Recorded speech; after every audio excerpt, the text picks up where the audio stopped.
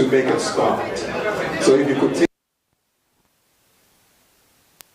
All apologies for the late start, but we're making a start in a moment.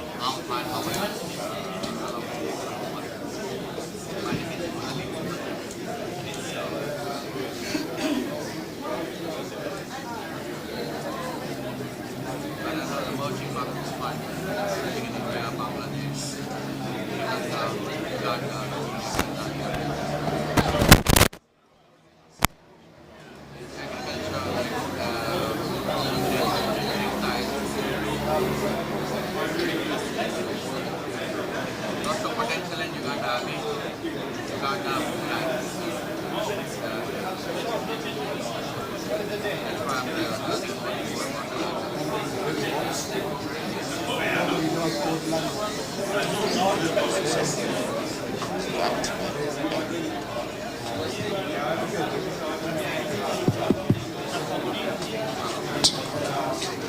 Good morning, ladies and gentlemen, and welcome to the UK-Uganda event. Good morning, can I have your attention? Thank you. My name is Badru Ntege. I'm going to be one of your co-MCs with my colleague here. My name is Daniel Owusu-Frimpong, and as Badru said, I'm going to be one of your moderators and MCs for today's event. We're going to use time very efficiently since this is a business event. I would like to welcome our chief guests. But before that, let's have our national anthem. So can I please have you all standing so we can have our national anthem. Welcome, Ambassador. High Commission. Play the national anthem, please.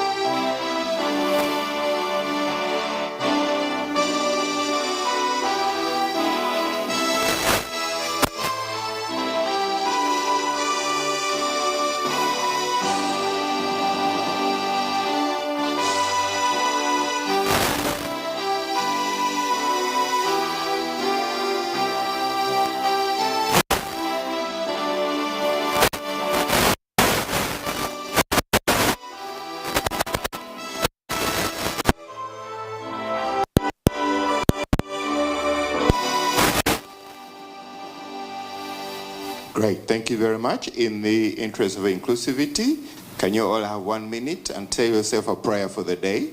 So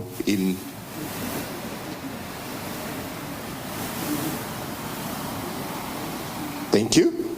And let's start the event. Can I call our chairman, Willie, to give us a few words? And we can proceed. Thank you. Thank you, Mr. Badru Ntege. Greetings everyone, namaste, habali. My name is William Mutenza. Right Honorable Taiwa, the Deputy Speaker of Parliament of Uganda. Right Honorable Kadaga, who is joining us soon. The Councillor Ramji Mayor, the Mayor, London Borough of Harrow. All protocols observed. As I said, my name is William Mutenza. I'm a proud Ugandan. I've been living here for over 30 years. We started this initiative. Allow me to first pause as we are sitting. Right Honorable Kadaga. Yes, ma'am.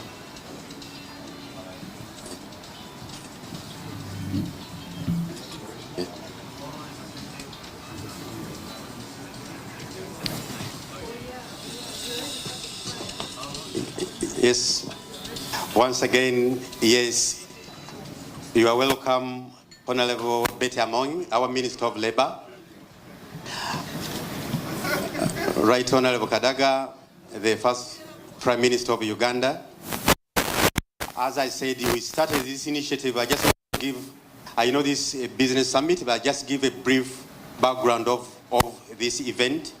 We started this event about 14 years ago. I'm very happy that, and I'm honored that the people that started this initiative are all here. This initiative was started with me and Right Honorable Kadaga here. So we are the people who started this idea, and we've been pushing it and growing stronger and stronger. So for me, I don't have a presentation, but I just want to assure you, I'm also a businessman, and I'm also investing in my country, Uganda. Those who are looking at investment in Uganda, please, Uganda is now the right place to be. You can never get any return on investment anywhere besides Uganda. But most importantly, the people who are here, we have almost some of the most important people that you would want to meet when you go to invest in Uganda. And please go through the brochure, and we would love to have as much networking as possible. And we want to, by the end of today, to have signed some deals. You are welcome. And I wish you a prosperous day. Thank you. Thank you, Willie. Ladies and gentlemen, we're here in the UK, and we have our honourable representation here from the High Commission, and I have the honour to introduce Her Excellency Nimisha Madvani, Ugandan High Commissioner to the UK and Northern Ireland. With a round of applause, please let's welcome her.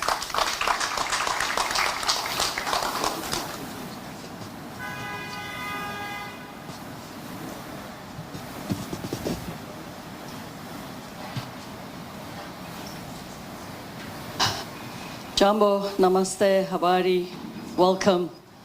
Lovely to have you all here. Lovely for me to be here for the first time as High Commissioner to this excellent event, though I have been with Mr. Mutenza in the past, as that's what we want to focus on, investment and trade.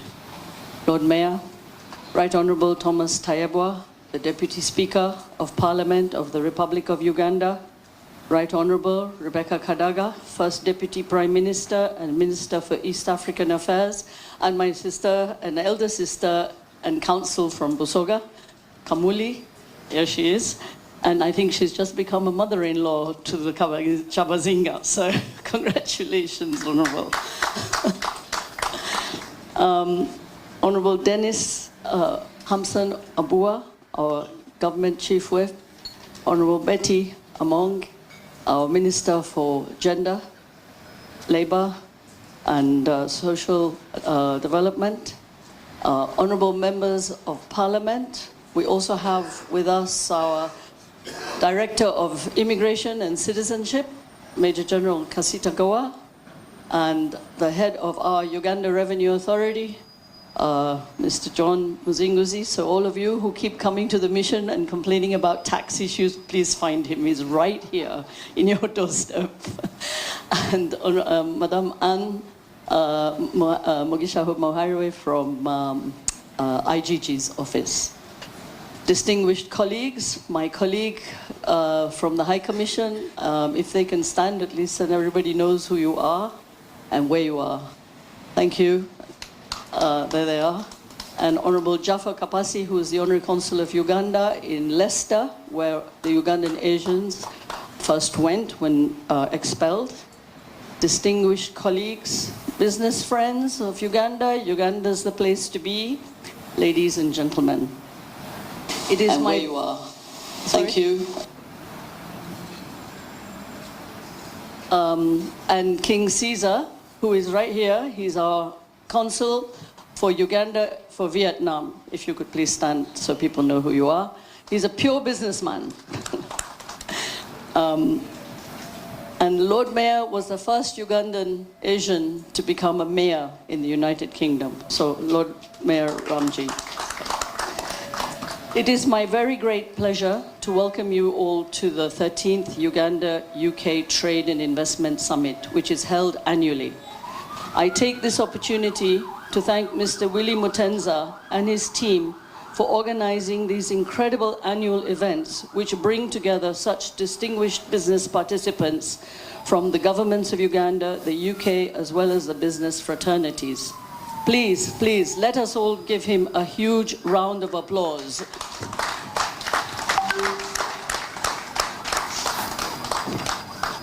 He is really dedicated. Trade between Uganda and the United Kingdom is increasing in the 4 months to end in Q1 2023. Total UK imports from Uganda were £98 million. This represents an increase of 40% of the same period in the prior. This is good news. Over the same period, the UK increased their exports to Uganda to £447 million, an increase of 84%. Is that good news for Uganda? I'm not so certain that is. There is a big trade gap and an imbalance.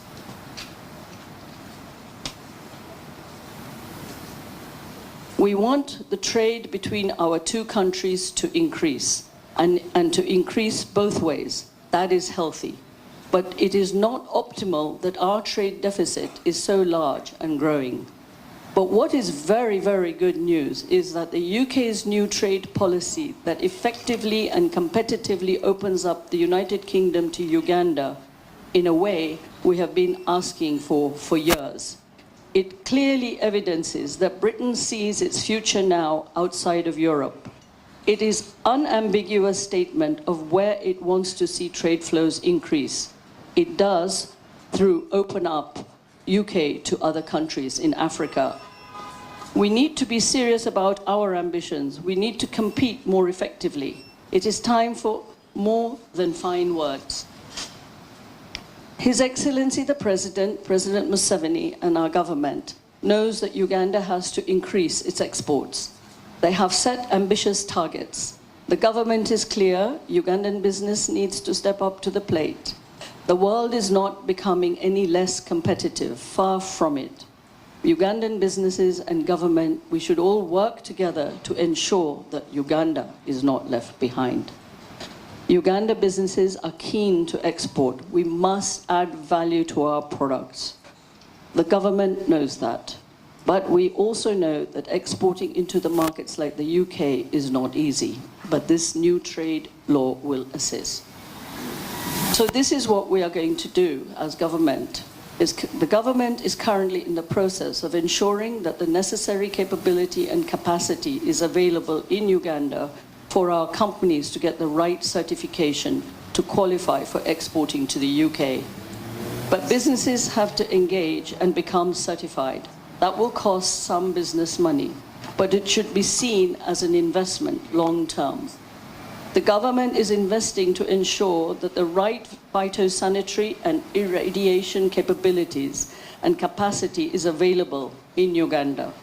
In this investment, we are being supported by the British government and are grateful for this support.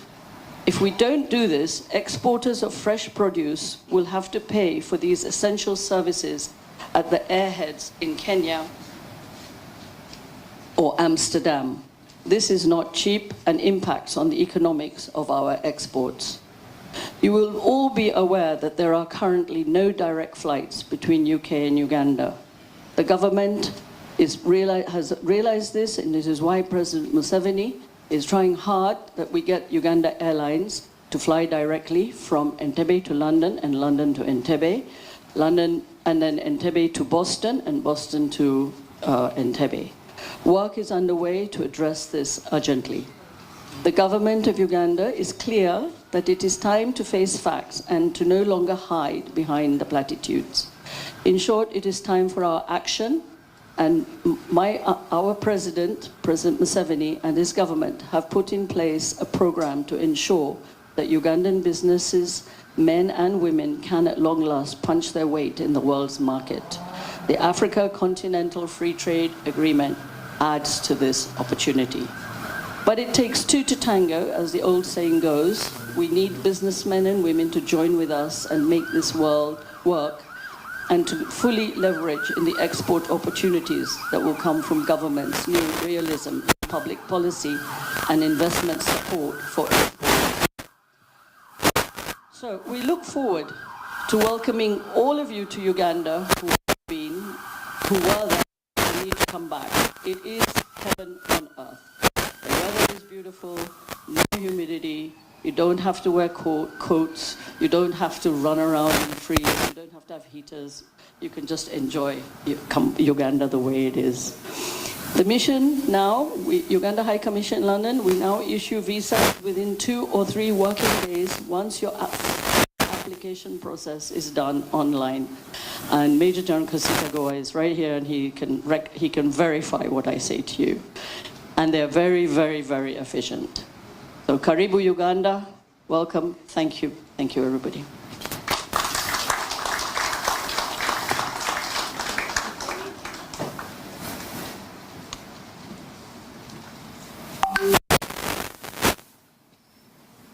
Thank you very much, Your Excellency. The assurance again is you don't need to be wearing so many clothes. Go to Uganda, and the sun that we have this morning will be there to welcome you. And do business. That's where your heart is. Ladies and gentlemen, from the London Borough of Harrow, we have the Lord Mayor in our midst, and he is going to give us a few remarks. Let's welcome Councillor Ramji Chauhan.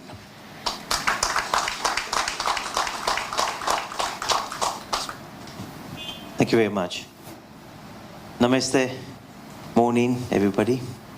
And it's a great pleasure to be here to stand in front of you for the first time as the Mayor of the London Borough of Harrow, the first Ugandan, I should say born, who came here in 1970 as a young boy, and now I stand here as a mayor, as an immigrant. My name is Councillor Ramji Chauhan. I was born in Kampala, Uganda, in October 1964. In the 1970s, when then the leader of the country was seeking to remove Asians from the country. I was evacuated with my father, mother, 2 brothers, 2 sisters to Britain, where we were welcomed. I stand here as a Ugandan refugee survivor, who in the 1970s, when then the leader of the country was seeking, I was sent to the UK, and not just that, our late Queen Elizabeth II, and now the King Charles III, reigns this country. I was elected, or shall I say, I was educated in a normal state school and went to college. I'm a Hindu, married, and have 2 sons. I was elected in 2010 as a councillor for the London Borough of Harrow in the Harrow Weald Ward, which is on the north side of Harrow. Being a councillor for the London Borough of Harrow, in which capacity I have already been for 14 years. I take a close interest in the ward and represent which a large area of green belt and common land at the north part. I have been a parent governor for the school of HN High School and Glebe Primary School in Harrow since 2006 to 2021. I sit on various bodies listening to discussions within the Council, especially the overview and scrutiny for several years. I have always been keen on maintaining the traditions of which this country has many worth ones. I have been attracted to the City of London, especially, and have met others who have the same values and quality of standards displayed here. I received the freedom of the City of London in 2018 and then joined a livery company, the worshipful company of the gold, silver, wire drawers. Hence my interest in becoming a freeman and a liveryman. My role as a councillor takes up most of my time, going to various committees and representing outside bodies as well. Also council meetings. Councillors always have to deal with issues, concerns raised by residents and seeking appropriate action from the council. I am honoured that I am the Mayor of the London Borough of Harrow, representing the King as a Ugandan. For this country, a survivor, a person who has given life and services to the community and to others to ensure that everyone lives and works in harmony for the goodness of humanity. I would like to say thank you, Conference, for inviting me to be here to say a few words on my life in the society and all Ugandans we can do and what we can provide the world is trade and exchange businesses. Thank you, Conference.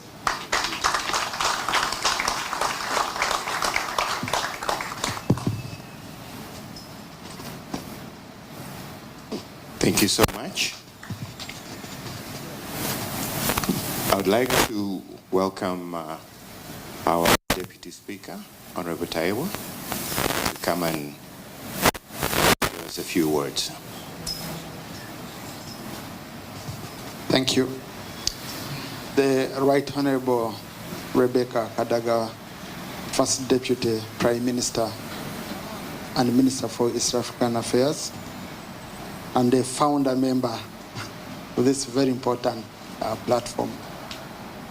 The Government Chief Whip, the Honorable Amson Obua, the Honorable Minister Betty Amongi, my sister Minister for Gender, the Mayor, Your Excellency, the High Commissioner,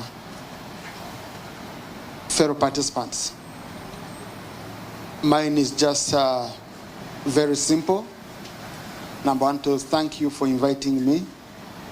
Number two, to inform you that our attendance as a high-level delegation from the government of Uganda is a testament to the good work done by Wire and the group and the High Commission in organizing such a very important event in the calendar of our country. But it is also to show you that we take things very seriously on our side, and we are committed as a government to open the potential of our country. A country of 45 million people estimated, a country that fits within a market of an estimated 300 million people, African community, and over 400 million people in the COMESA, and of course a country that does fit in an arrangement where by 2050 we estimate that more than a quarter of the world population will be in Africa. So if you are ignoring Africa, if you are ignoring East Africa, if you're ignoring Uganda, then you're ignoring your business and the potential for your business to grow. And that's a testimony we want to give. A continent of the young, because the future is in Africa. I don't think I have invested, I've done much, but I don't think you can get the return on investment you can get in Africa, especially with the world going the way it is going. A country that has built a very resilient economy, an economy which the British handed over to us and was depending on only I would say six items. That is 3 C's, coffee, cotton, and copper. And the 3 T's, tea, tourism, and tobacco. Yeah, can see my people are getting it right. But COVID came, we closed all borders, there was no movement, but nothing stopped going on in our country. That's what we call resilience. That's what we call having a country that is very stable. In fact, during COVID, is when the economy on most aspects was booming. That's when construction was going on, manufacturing was going on, yet all borders were closed, meaning the government has done a tremendous job.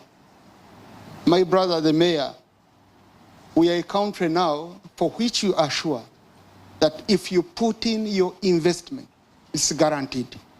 Everything that was taken away from Asians during those dark days was returned back to them.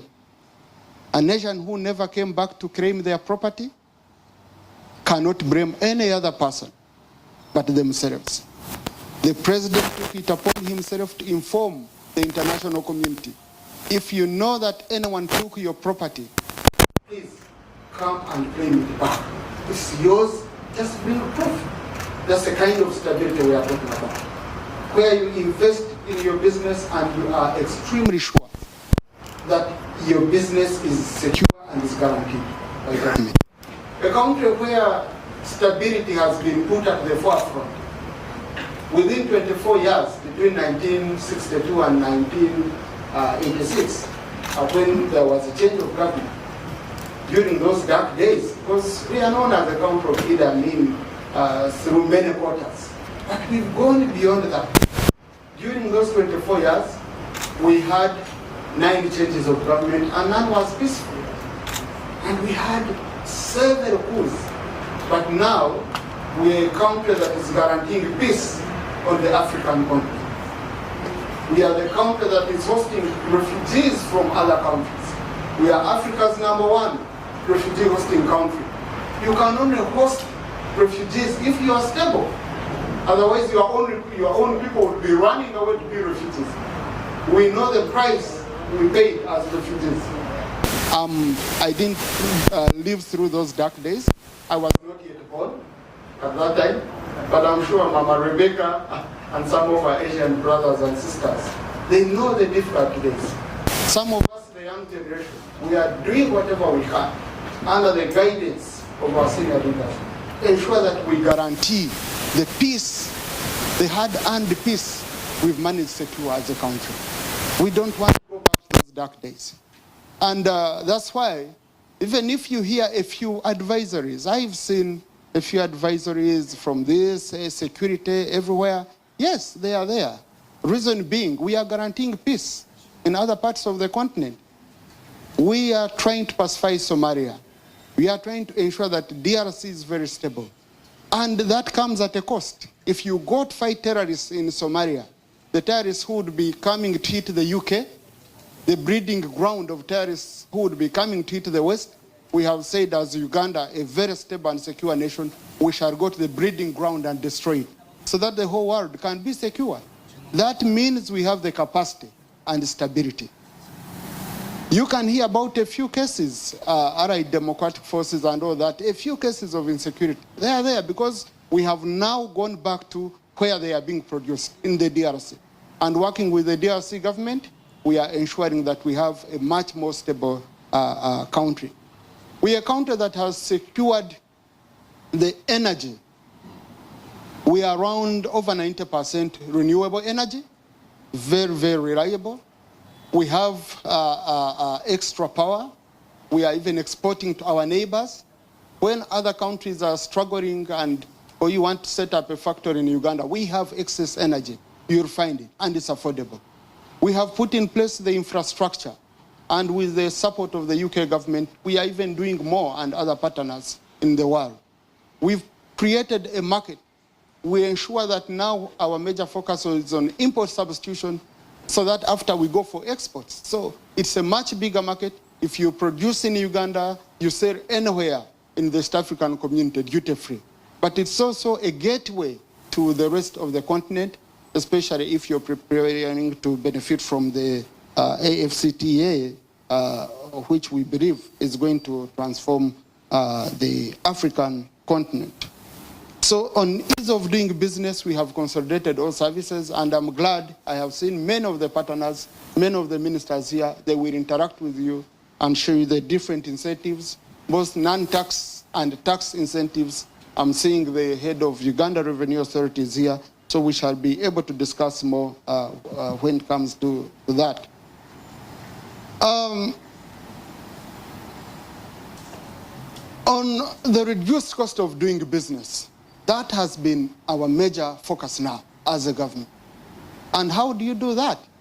Ensure you have efficient, reliable, and cheap electricity. Ensure you have cheap and reliable internet. Ensure you have the infrastructure. When you read someone says, no, Uganda is a landlocked country. We are not landlocked. We are land-linked country. We have linked with the rest of the continent. So we are not locked anywhere. So come link with us, and the moment you reach in Uganda, you'll have gotten a link to East Africa. We have ensured, indeed, we have developed enough human resource. I don't think you need to bring any expatriate to run your business in Uganda. We have qualified people. We have invested in our people. And now we are focusing on investing more and more in our people to increase their purchasing power. Fighting poverty is our major strategy, and I'm sure when you come and you join us, you work with the government of Uganda, and your investments grow, then you'll be contributing to the development of humanity and development of your business. I want to thank you. Thank you so much, Honorable. So now we are going to the next session, and let me just give you a few stories. My father always tells me that when poverty walks into a marriage, love does what? Goes out of the window. And then my former chairman, Dr. Eli, used to say that money is a coward. So we want the investors to know that Uganda is comfortable. Uganda is a good place to do business, and we have brought the people to make sure we comfort that. But also, if you've been following Uganda, you've noticed that over the last 2 years, His Excellency does not go anywhere without a business community. So as a private sector community, we've managed to make that connection with government, that there is absolutely no presidential trip anywhere without a private sector contingent. So that's how much effort the country is putting into making sure that we create a business community. So this morning, and I'm also going to tell you 2 interesting stories that as a businessman in Uganda, I have actually gone through. And having left the UK in 2000 to go back home, I can tell you that it is the right place to do business. But earlier on, I got a call from the speaker at that time. She might not remember that. It was in the middle of the first oil conversation about employment. And I got this call and says, "This is Honorable Kadaga. I would like to see you." And not knowing who I was talking to, I said, "Honorable, should I come to you or you come to me?" And she finally, "Mr. Ntege, if I came to your office, I would disrupt your entire area." That's when the penny dropped who I was talking to. So yes, she called, I went, and we spoke, and the issue was about employment and making sure that, because there's a lot of members of parliament having those issues. And what we agreed with the Honorable at the time, that if there is any issue that the members were bringing to her, she would send them to my office. And they'd clarify the issues before they went on the floor. And I even remember one time when all the members were sitting in front of me and the call came in. So for me, that's when I show that there's that deep effort. Because in all that conversation, nothing about employment went uncleared. So thank you. So the next person we have here is also, I'd like to talk about the Commissioner General. You know, in business, we have what we call high-value clients. We know what we do with them, yes? As business people, we give them the best care. So if you're doing business in Uganda and you do not have an interaction, positive or negative, with URA, you're probably not high value. But if you have a high value, you will have. And I have one as well, so I'll tell you that I've had these issues, and I got audience, and I actually got listened to. And it went back and forth. It wasn't easy. It's still ongoing, but you're given the opportunity to present your data back and forth. It's a case of patience, but yes. And I think the last interesting scenario was data missing from 2010. And the team were able to go to the bank and show the payment was made and that alignment. So yes, so URA is here. John, thank you so much. And we appreciate the work you're doing. But every time we get harassed, we know that we're high value. So as long as you're not getting URA harassing you, you know that you've not made it to the high value space. So I'd like to invite Madam Kadaga, please, to join us here, or would you rather stay where you are? Okay. I'd like to invite Honorable Betty.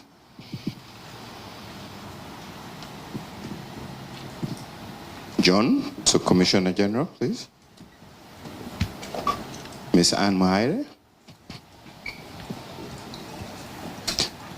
And since this is a business conversation, I'm going to kind of change protocol a little bit.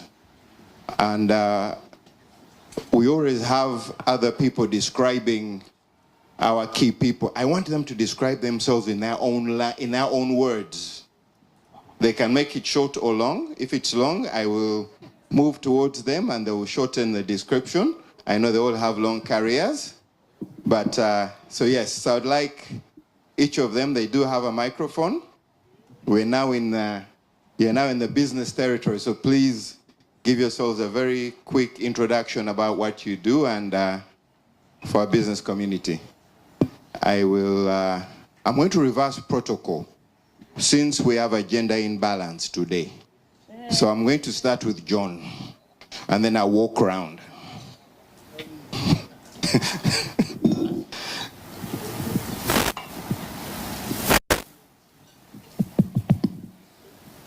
Thank you very much, Mr. Ntege. My name, I think the time of introduction may be too brief, but let me acknowledge my leaders, the Right Honorable Deputy Speaker of Parliament, Excellencies, the ambassadors, the Lord Mayor, Your Worship, the Mayor, Honorable Ministers, leaders of the captains of industry, leaders of the different agencies of government, all the investors, ladies and gentlemen. My name is John Msinguzi, and I serve as the Commissioner General of the Uganda Revenue Authority, the tax administration body in Uganda.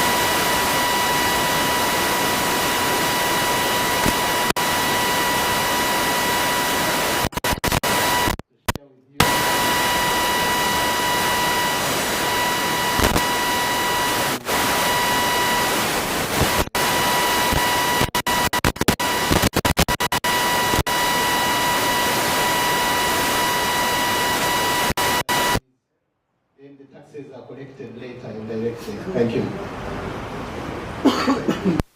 Thank you.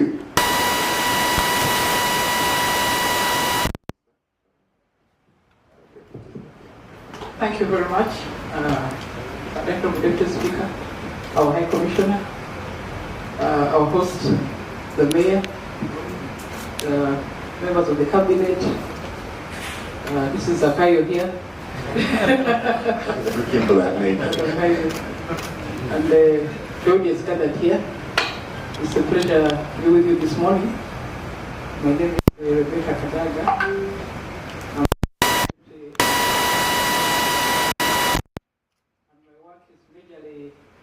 To ensure that the treaty for this African community is actualized. And this is, I'm in charge of the grouping of 7 countries. Burundi, the DRC, Kenya, Rwanda, Republic of Tanzania, South Sudan, and Uganda. So my work is to ensure that our 4 protocols that we have agreed upon, the customs union, promote our businesses, the common market protocol,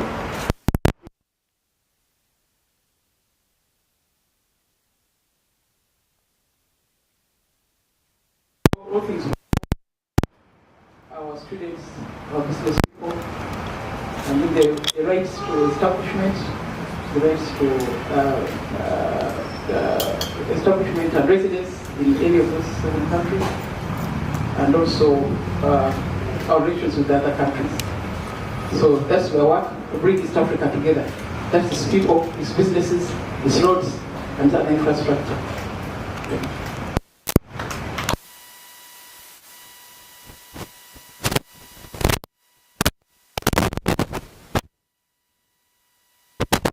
Gender, labor, and social developments, which handles the issues of women, youth, children, persons with disability, older persons, entertainment industry, culture, religious institutions, issues of labor, social security, and social development in general. So my role is to ensure that when you invest, that investment ensures inclusivity. That when you invest, I give you the right workforce, and we'll talk about it, how Uganda will be able to support the human resource that you will require. Thank you. Good morning, ladies and gentlemen. Protocol-wise, I should have spoken immediately after John, as I have to apologize for the glitch. Right Honorable Deputy Speaker of the Parliament of the Republic of Uganda, Right Honorable Speaker Emeritus, now the Deputy Speaker, now the Deputy Prime Minister of the Republic of Uganda, but also my learned friend and mentor in the legal profession back at home. In the interest of time, allow me to adopt the protocol that has already been laid. Mine is very simple. My name again is Anne Twinomchamhaire. I'm a Deputy Inspector General of the Government of Uganda. Mine is to just assure you that there is a conducive environment in the Republic of Uganda for investment to take place, and also to tell you about the work that we do. We have both the institutional and legal framework in place to ensure that whatever is done is in strict adherence of the rule of law and principles of natural justice. Thank you very much. Thank you. So you see, we actually have covered all circles and concerns that you need to come and invest in Uganda. If you cannot get assured here, then we have a deeper problem. But let us know if there's anything that you want you to achieve from here. I'd like to throw to the floor and really start with Honorable Kadaga mentioned the fact that East Africa is 7 countries. So when we're asking and inviting you to invest in Uganda, we're not just saying the 48 million people. I actually had the team look at our website. There's a website that tells you about the population growth, and we're doing a very good job in Uganda for creating the labor force. We're at 48 million, and if you look at it, I think every minute there's about another 10 people we add onto our population. So Honorable Amongi has a big job to lay the future for those. I'd like to start with Honorable Kadaga to present to us what you have. Please, a few minutes, and then we'll pick up the conversation from there. How much time? Sorry? How much time?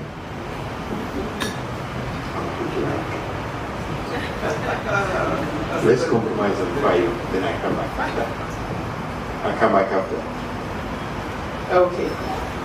So I have already informed you about the composition of the structural community. But being a Ugandan, I think I'll start by reminding you that Uganda is the pearl of Africa. It's the land of the source of the Nile, the land of the Rift Valley, the land of the Uganda Matters, the best national parks, and everything you can think of. So that is Uganda. Of course, there are more attractions in the region. Now, as I was saying, we have been able to do some work on the common market. We are trying very hard to ensure that our human resources are able to work and live in each of these countries. We still have challenges, especially on the professional level. It will not be very easy for one to go and practice in one of the other countries, but that's the area we're trying to work on to ensure that our people are able to go and work and live in the other countries. We are also working hard on the infrastructure, the common infrastructure. We have done quite a bit of the roads that link our countries. On the southern corridor, we still have a challenge on the Kyotera, Masaka, Mutukula, Chaka road, which takes us to Tanzania and Burundi. But we've done a very good work in creating a bypass between Tanzania and Kenya, where you can travel from Arusha, Kolili, Voi, Taveta to Mombasa. That's only 400 miles. But if you take the ordinary route from Arusha, Namanga, Nairobi to Mombasa, you drive almost 700 kilometers. So we've been able to cut that distance by creating a bypass. On the Uganda side, we have also created another bypass about to be completed from Kapchora to Swam, Italy to Eldoret. Also shorten the distance between Uganda and the capital of Nairobi and the other cities. So we're also working throughout the region to improve on the infrastructure. On power, we have used the transboundary resources to generate power for our region. The Kagera has been very, very instrumental in this transboundary resource. We have the Kikagati Morongo hydropower project, generating 14 megawatts, shared equally between Tanzania and Uganda, 7 each.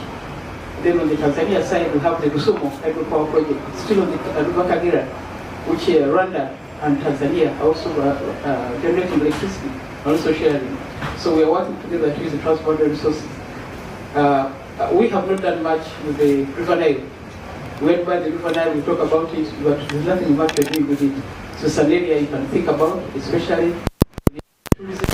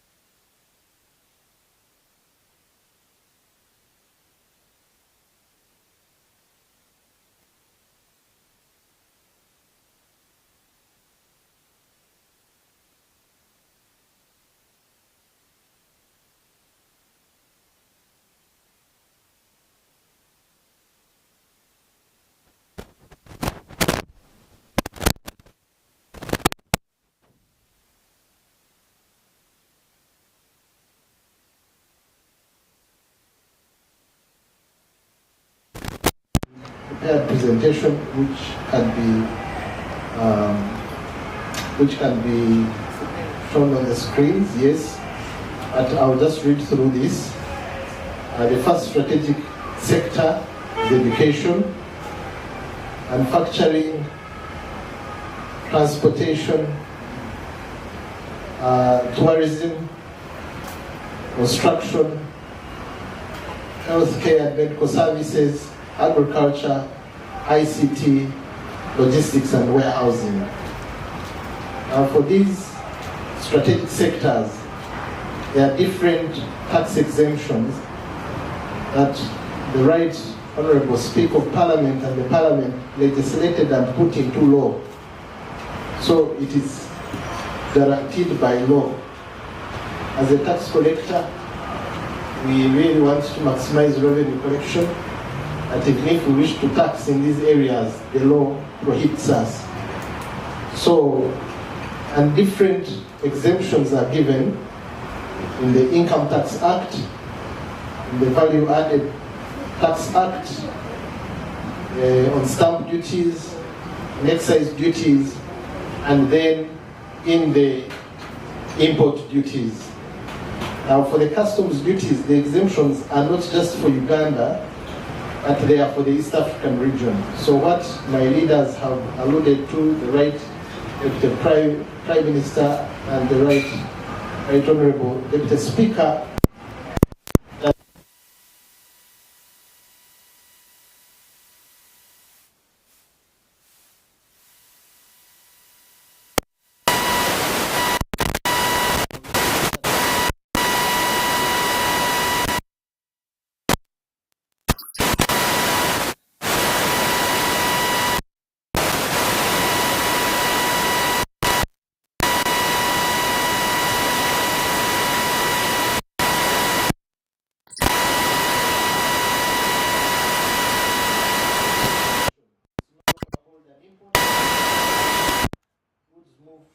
as if they were produced in those very countries. Now, the next area where the exemptions and incentives are now in the particular tax heads. And why I want to speak about certain tax heads, I know they are of interest to the Ugandan community here in the UK, but also to the investors from the UK who would want to invest in Uganda. One such area where we have generous exemptions is in the rental income.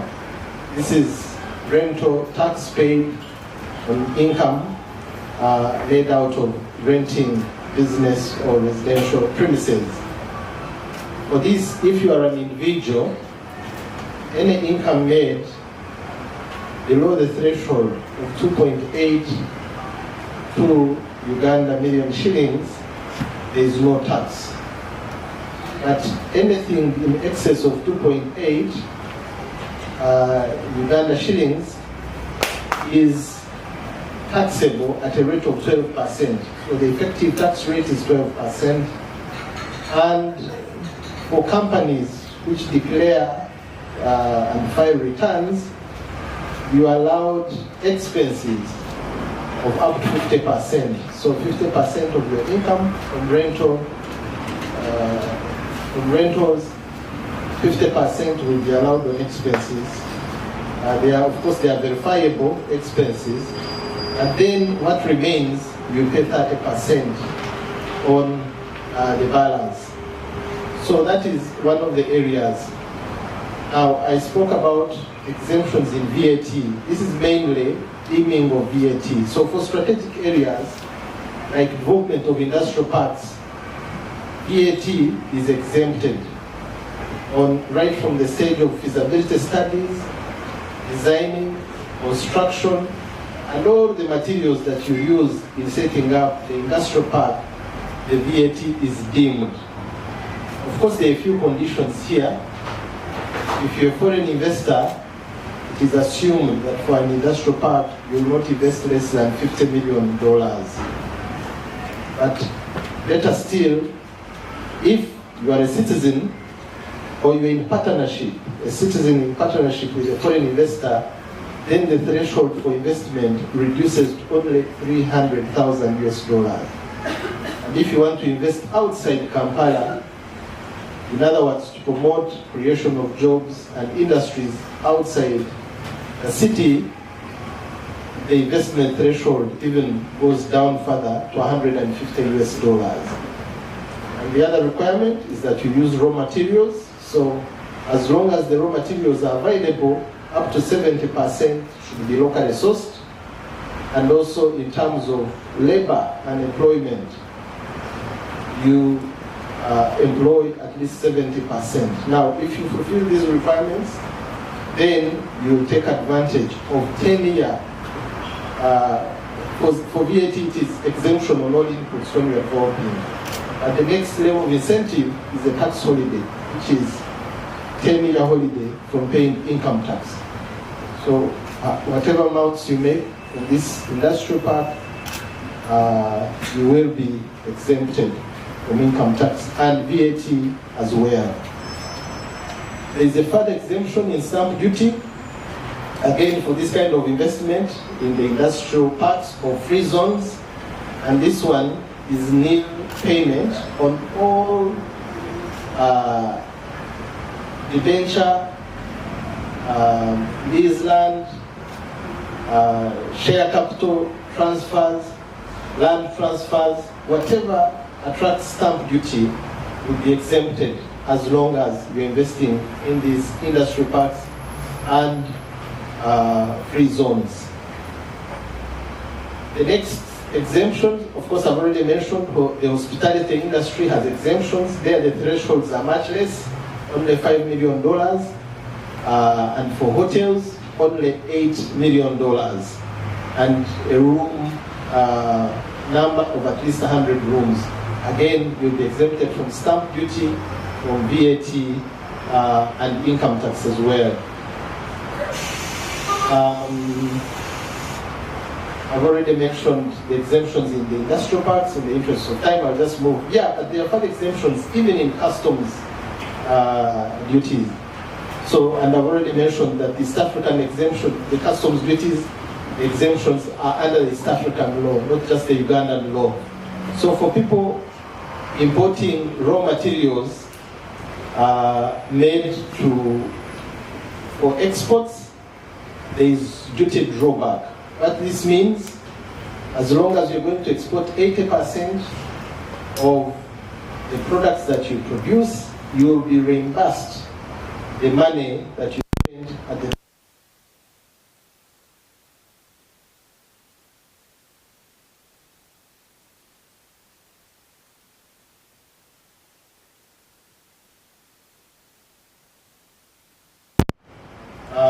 for manufacturing of textiles. If you're bringing in raw materials or intermediary products, there is zero remission of duty. Again, this is at the East African level. For manufacture of motor tires, if you're bringing raw products like stranded wires, zero tax, duty remission. Inputs for manufacturing cells and batteries, zero tax, and so on and so forth. I'll make reference shortly where you can read this in detail. Tourism as well has a number of exemptions. Vehicles for tourism, buses, land cruisers, whatever it is, as long as it's for that sector, zero duty at import. Boats as well for the tourism sector. A number of other inputs for the manufacturing sector are all zero rated. We'll read this one later. But for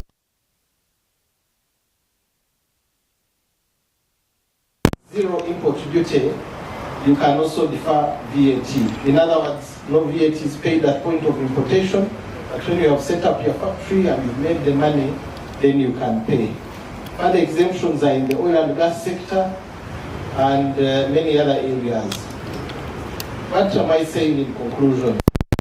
The government of Uganda is very deliberate, and with the support of the East African community, they've made investment in the region very, very attractive. Lots of tax exemptions, lots of administrative support when you're an investor. One-stop point for registration of your business. You find there the tax people to register you for tax. You find there the URSB to register your company. You find there Umeme people to connect you to power and so on. This is under the investment authority. Now for all this information and more that I have not mentioned, you can get it on our website. Just go there, on the main page, you'll see a bolded header of incentives for investors, and you read all these different sections of the law. We are also available on all other channels of communication, Twitter, WhatsApp, email, and so on and so forth. And I will be glad to share this for your own reference later on. Thank you. Thank you so much. There's something that came out in the last budget about microfinance loans being tax deductible. I'm excited about that. In terms of if you are running a business and you borrow from a microfinance institution, the interest is tax deductible. That is very true. I heard this somewhere, but in rushing I didn't mention.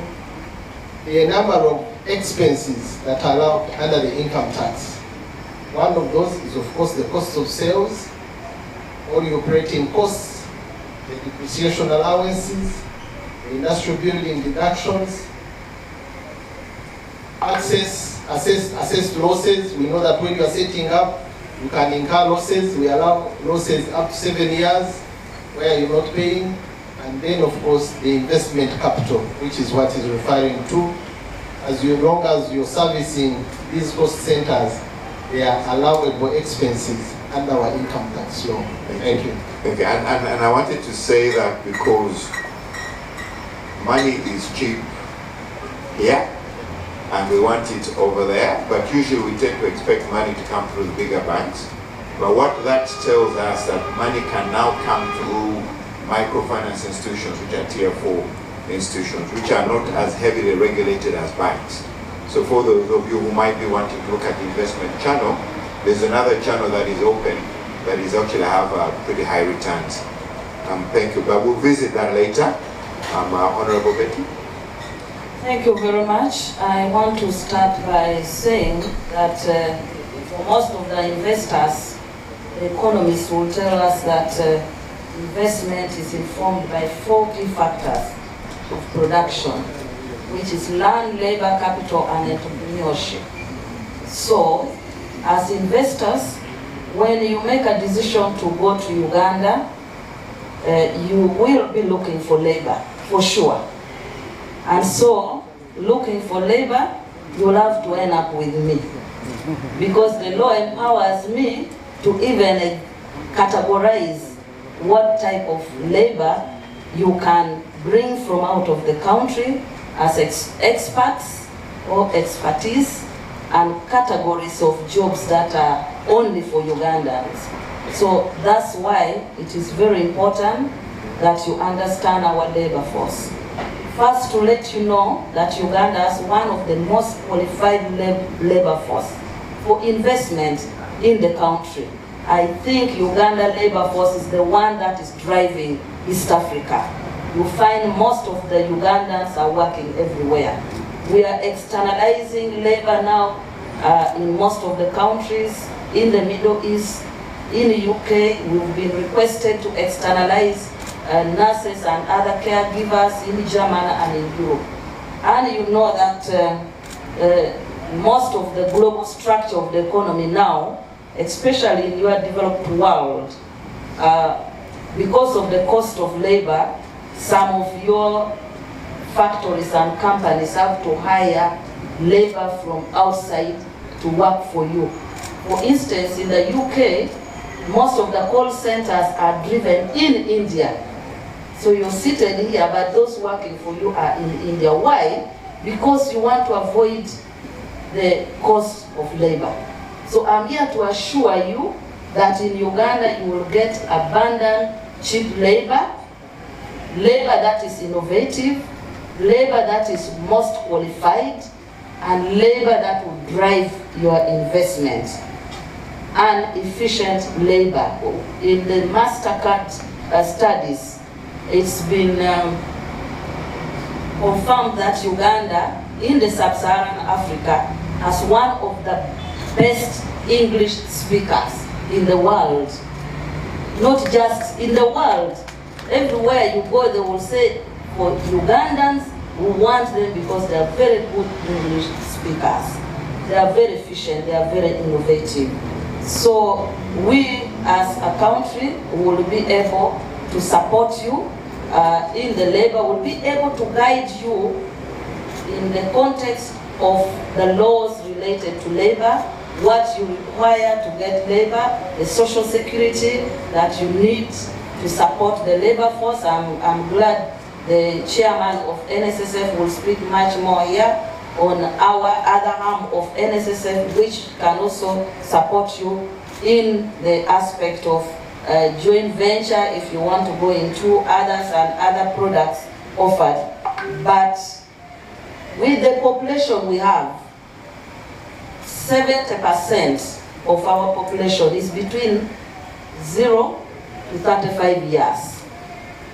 This categorization of the population of Uganda are the population that will consume your product. That is why most of the companies that will go to invest in South Sudan, in DR Congo, in Rwanda, in Burundi, they will have an headquarters in Uganda because of the labor force that is that first of all has valuable contribution, efficient and qualified. So with the large working population age that we have, it increases the pool of labor that you will have. It will drive the economic growth of your investment and company. It will increase productivity. It will, for us as a country, support us in accumulating savings. Because once you have those that are employed, you support me in the saving of the country, because our saving for the workforce environment is compulsory. Once saving is increased in a country, it drives economic growth. It drives the country into the middle income economy, and it will support for me the employment of the youth that I look after. We will bring you fresh ideas. The energy will foster innovation and entrepreneurship, will increase and have consumer demand for your investment and fuel high productivity for your investment. So for me today, I'm here to tell you that if you want opportunities in the value chain for your investment, the labor force, come to Uganda. The laws are very friendly, the human resources are there, and we'll be able to support you. Thank you. Thank you so much. Honorable is my minister for my local business because I run a recruitment business, but what she hasn't told you is within East Africa, our Employment Act is the most employer-friendly act. So, and that I have on record because I've experienced it in the entire region. Now at this point, before we go to the, I don't know what, I'm going to use a diplomatic name. I was going to say to the Deputy IGG, but I was going to say to the police. I wanted to go to the floor just in case anybody has any key questions that we have for our team on the front. Does anybody have a burning question at all? Especially investment based? Is there anything we've missed?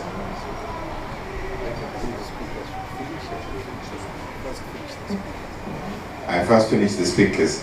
Now the option was maybe there's a question that might be prepared on the other side. Okay, since we have nothing, please proceed. Thank you very much. I prepared a very brief presentation. If you have it, Wheeler, you could kindly display it, just a few slides. So to add on what my co-speakers have said, Uganda is a democratic country that has robust institutions with separation of powers. The Inspectorate of Government is one of those institutions that is in place to offer checks and balances of what has been said. When all has been said and is done, then we come in to ensure that it is done in strict adherence to the laws of the country or policies that are in place. I know that I was asked to talk about the ratings that have over the years been provided by Transparency International. Mine is to demystify that, to tell you, to give you, to paint a picture for you on what is actually on the ground. The Inspectorate of Government is an independent institution that is a creation of the Constitution of the Republic of Uganda. We have a number of laws that operationalize the constitutional provisions. This independence means that we are not subjected to any control or supervision of any institution or government body. Our work is independent. What do? We investigate any instances of corruption that have been reported. We cause investigation. If we suspect or if through the whistleblowers that come to us indicate that there is reason for us to look into something, then we cause investigation. We arrest if you're a government official or work for government or not directly working for government, or you have any way that you are misusing public funds, then we can arrest you or cause your arrest, and we can also prosecute you in the courts of law. So there are laws that have been enacted for this, and we have the Inspectorate of Government Act that we work with, the Leadership Code Act. If you're a leader, if you're a government leader that has assets or income, or your liabilities are not commensurate to your norms,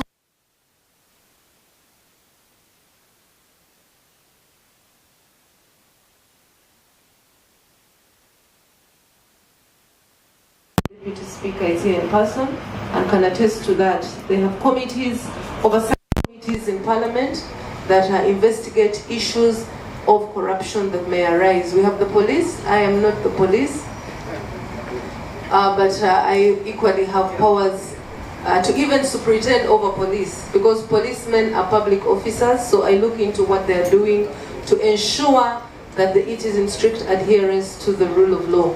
At other institutions, we work closely with other institutions and leaders that are here, but key to accountability institutions are what you hear is called the Public Procurement and Disposable of Assets Authority. It's an authority that deals with procurement in the country. We work with the Auditor General's office. Many times we have ordered for audits on organizations or institutions that we think that need to be investigated. Also, in addition, Uganda is a signatory to various international anti-corruption treaties. Key to that is the United Nations Convention Against Corruption, which outlines preventive measures, criminalization, and law enforcement. This has been domesticated in our laws. You may have heard the Dodd-Frank Act, United Nations Convention Against Corruption, where Uganda subscribes to this act, which is aimed at promoting transparency in the extractive industry. We have the African Union Conventions on Preventing and Combating Corruption, the East and Southern African Anti-Money Laundering Group, which helps to combat money laundering through coordination of other regional bodies that are in place. Let me now specifically tell you what the Inspectorate of Government does briefly. Promote and foster strict adherence to the rule of law in the extractive.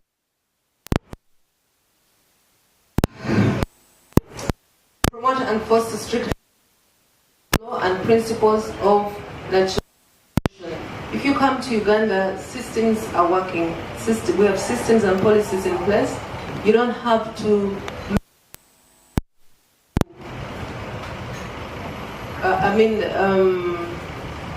to lead you to. If you go to the website, if you want to invest in Uganda, you will know that you have to get in touch with the Uganda Investment Authority, and where guidelines are laid down on who you are supposed to contact. Sometimes we've had problems with people who try to use middlemen and they get problems, they get wrong people. Systems are functional. You just go to the particular office that is in charge or that where a service is required, and it shall be offered. Also, key to our function is to eliminate and foster the elimination of corruption, abuse of authority, and public office. To promote fair, efficient, and good governance in public offices, as well as to supervise the enforcement of the leadership code. In Uganda, we have a double mandate. Whereas we fight corruption, we are also the ombudsman of the country. The office I work for is the ombudsman of the country that creates relations between the public and the private sector. So if you're an investor coming to my country and you have a problem with any government official, then that's where we also come in. Also, I already elucidated on the investigative body or arm that we do. So we investigate any act that has been done by a government official, by a public official, any omission. Why, if you, for example, have requested for a license, but there are some delays that are unjustifiable for you, then we come in to find out why there is that omission, advice, decision, or recommendation by any government official. So also it's our role to stimulate or educate the public on what we do. Can I now just briefly talk about our strategy, because I see that you're looking at me and probably want me to stop at this point. But I will give you just a sneak peek of our strategy as the Inspectorate of Government and some of the interventions that we have done.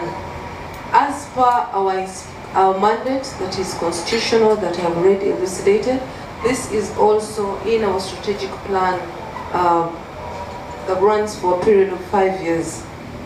Number one is to enhance prevention, detection, and elimination of corruption. How are we doing this? Spot checks. If you're an investor in Uganda and you set up your business, will appear at any one time to see if business is being conducted through the right channels, but also to have a picture of what exactly is happening. We go beyond the documentation that's just provided to ensure that our citizens are protected, but also that as an investor, there are no loopholes or roadblocks that you are encountering in getting to our offices. These are unannounced, we just appear. We conduct investigations in actions that have been reported, but also where we feel that we should come in, even if it has not been reported. To promote minimum standards of behavior and leaders' code of conduct. We have a lifestyle audit and guidelines have already been put in place. I explained this, that if you're a government official or if you are a leader in any capacity, but your lifestyle is suspicious, is not commensurate to what is known for you to earn, and that is one of the ways that we're using to combat and prevent corruption. So we follow through and conduct investigations. We register complaints and also collaboration with other agencies to ensure that our investors that are dealing directly with those institutions do not find any problem. And lastly, to increase stakeholder engagement for effective execution of the mandate. I have provided information on where you can find us. It's easy, I hope it will be displayed, but there are social media handles, the Inspectorate of Government. You can find us online, and we have a hotline that I also displayed where you can get information to us. The bottlenecks, one of the bottlenecks or the challenge that is caused by you investors yourself is bribery and extortion by purported agents and brokers appointed by investors. You appoint them yourselves because you don't want to go through the right channels and you find problems. Please use the right channels. There are offices or institutions that are established. So investors, you face demands whereby unscrupulous people ask for bribes or kickbacks from agents or brokers who purport to work for government officials during the process of obtaining licenses. That's a very key problem that we have encountered, or that the investors have reported to us, but we always encourage them to follow the right procedures. Avoid shortcuts and you will enjoy a conducive investment climate in Uganda. Thank you. Thank you so much. And that is very critical that the government has moved into digitizing most of the processes. So, and most of the information that has been shared is digital. But I wanted to bring in Honorable General Goa here, who is responsible for all our work permits. So, just give us a... Thank you very much, Mr. Ntege. Good morning, everyone. Allow me to ride on the protocol that has already been adopted. Right Honorable Deputy Prime Minister, ma'am.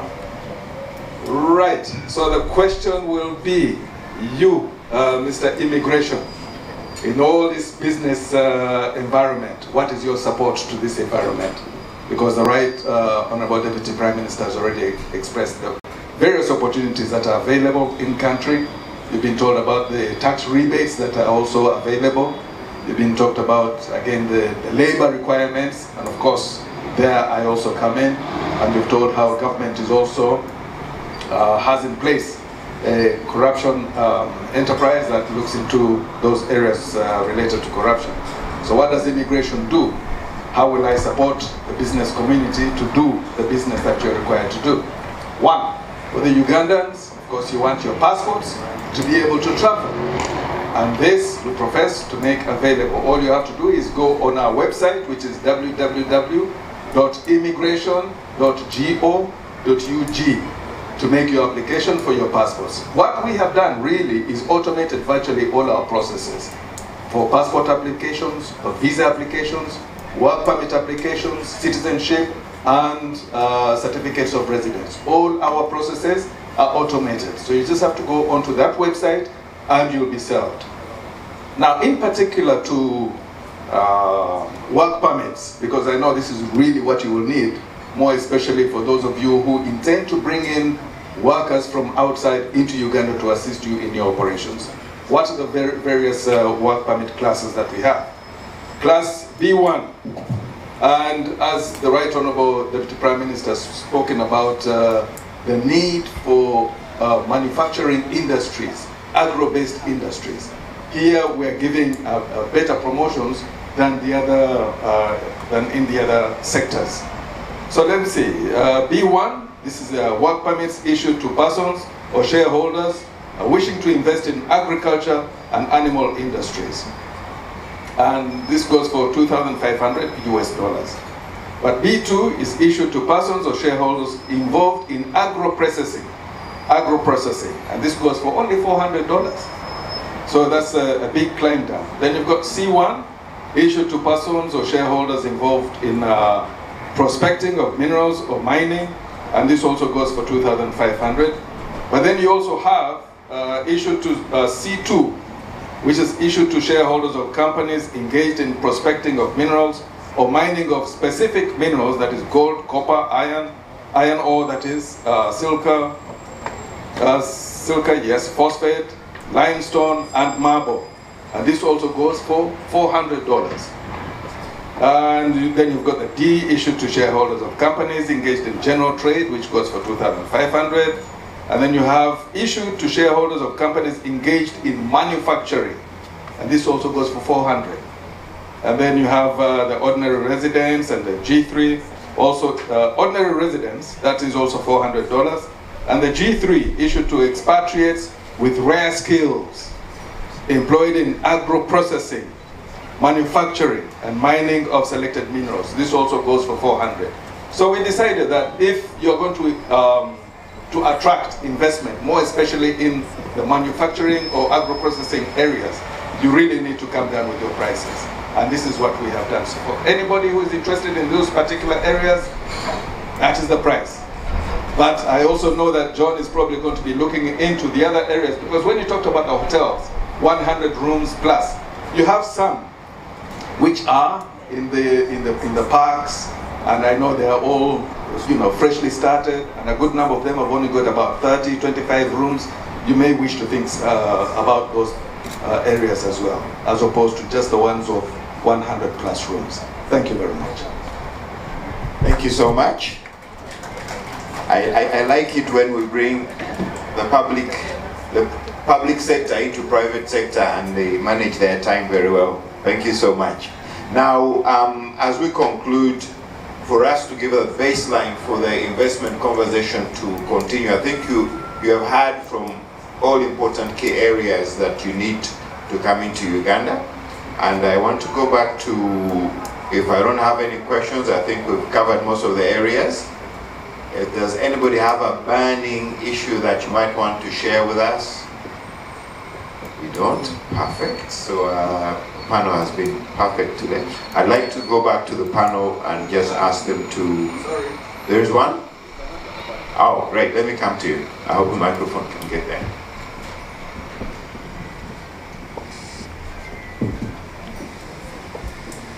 Okay, so please introduce yourself and make the question brief. My name is Sheila Nakiriza. I'm part of the school governor board, and we're always trying to see how we can help communities and families to prosper in our local communities. So I would like to ask that in regards to investing in Uganda and the laws that are made in favor for the employers, what are the laws that are there for the laborers? So like the wages, do we have ways to know what they should be earning for certain things and to ensure that employers are not abusive in their treatment of them? Thank you. Any other question? Sorry. Thank you very much. My name is Edwin Musime. I'm the Director General of Green Economy East Africa and Chamber of Young Entrepreneurs Uganda. My major question, both on behalf of the world interested in investing in Uganda and to those of us that are still with very strong vested interest in Uganda, the question is, I just read somewhere where they were telling us London on Saturday is going to be hotter than usual, which is going to be about 33. Question, in all the investment conversation we're having, where are the green growth protocols going to come from in terms of building a more sustainability economy that is driving towards a net zero economy?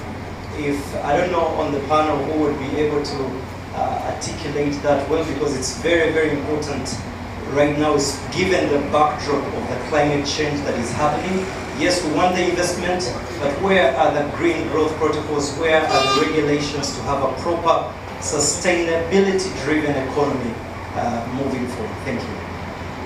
Great. I will push that to the panel, but I'm sure by the course of the day we'll have an answer for that one. I just want to clarify back, that was minimum wage? Was that the issue that we were asking about mainly? The labor right. Okay.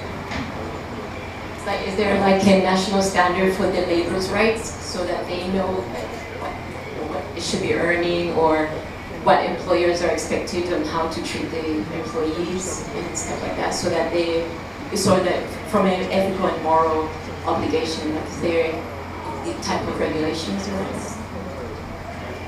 Great. As I take it to my line minister, I will also just respond to that one, since my business is about employment. Is the question of minimum wage has always been open, and I think the Honorable Minister will touch on it.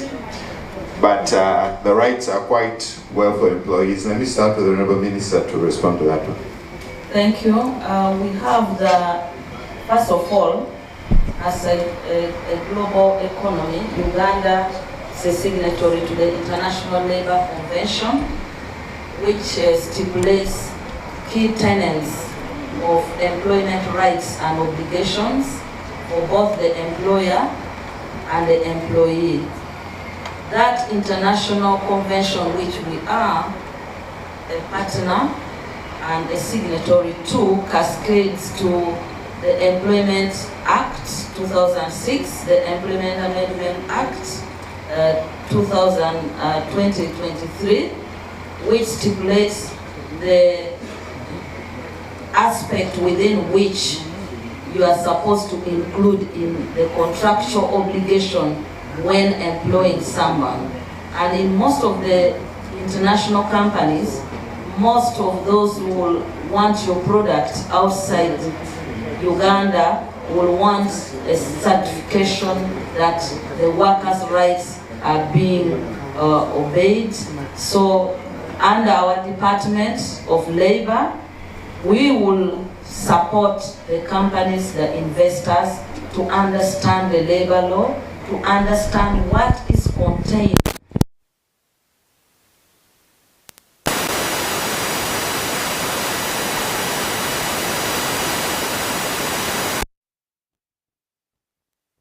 minimum, I don't want to say minimum wage, because the minimum wage which we have is obsolete, about 1960 something. But in the Act, we have specification of what you need to provide.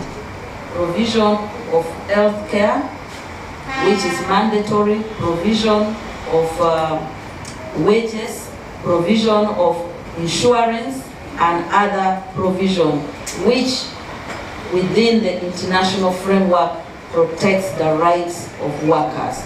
The details, when you come, we will be able to give you, but to assure you that the rights of workers are fully covered under the Act. We have the policy, we have the guidelines, we have the regulation that will ensure that the minimum that a worker will receive will be able to cater for what the labor of a worker is worth. And the categorization of labor in terms of expertise, in terms of the category of workforce that the person will be engaged in. So please, we adhere to both the international labor laws and the Employment Act. Thank you. Thank you, Honorable. Let me bring in just Latima here to talk about, we talked about insurance and medical insurance. The chief insurer is here. Thank you, Badru. My name is Latima Mukasa. I am the board member of Private Sector Foundation and also the chairman of the Uganda Insurers Association. So medical insurance is it's in the private sector. It's the fastest growing. Medical insurance right now in the private in insurance is the fastest growing sector in insurance, which means the demand is there. But we're also fully aware that government is in the advanced stages of launching the National Health Insurance Scheme, which will involve all the entire population of Uganda. I think there are some details which government is still working on who will pay for it, who pays how much, and so on. But it's good to know that it's in the final stages. So the workers will be protected. But apart from that, there are several private, international providers of medical insurance, like Prudential Insurance, which is based here in Uganda. Thank you very much. Thank you, Latima. I want to go to, John, please, before I go to Honorable, please.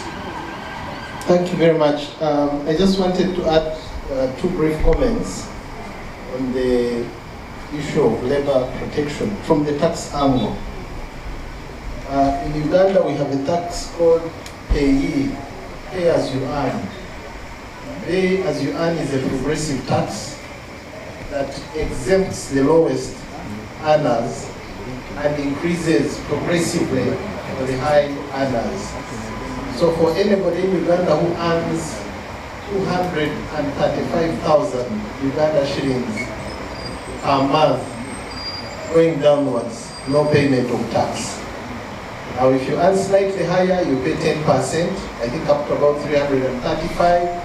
If you earn up to 410, you pay 20%, up to 10 million, 30%, above 10 million, 40%. So in a way, that is to make sure that you only consider those who earn the least. But also a brief comment on the green economy, which Musime asked. Uganda has just passed a new law that exempts, effective 1st July, exempts import duties from all electric and hybrid cars.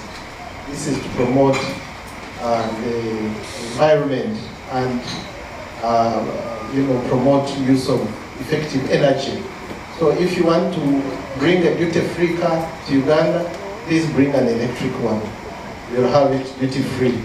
But also, there is a ban on old cars. So any vehicle above 15 years, please don't bring it to Uganda because it's contraband, it will not be allowed. But if the car is above 9 years, there is an environmental levy, and this is 100%. So you can bring an old vehicle 10 years, but be ready to pay an environmental levy over 100% of the value of that car.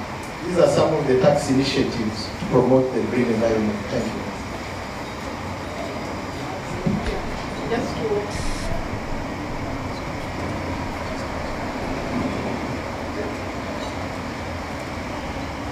just to compliment what has been said about the green economy, I want to confirm that under my stewardship, the Paris Agreement was enacted into our domestic law in 2021, and it's in force. It's under the sector of the Ministry of Water and Environment. Regulations are being prepared.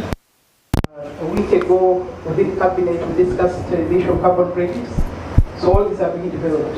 Concerning the infrastructure, the buildings, they are under the charge of the Ministry of Housing, but they're equally enjoying to observe the green economy. So we are of course, totally open to come. Thank you. On that note, I read, more questions, okay. Let me take them first. I'm going to borrow 5 more minutes because I was told that time, but we really need to get to hear the voice of the guest. Thank you very much. My name is David Nsuga from Promote Uganda. Honorable Minister of Gender, I'm glad that you are mentioning the externalization of the nursing services in Germany, but information is available that that service is highly demanded in this country, in Canada, and in the US. In addition, of course, to nurses, there is also a high demand for electricians, I know for instance in US, and carpenters. Maybe you can throw some light on what your plans are. And of course the other question is, aren't we running a risk as a country of actually externalizing most of the skills that we need, particularly the nurses? Thank you. Thank you, sir. One more question. The last one I'm taking.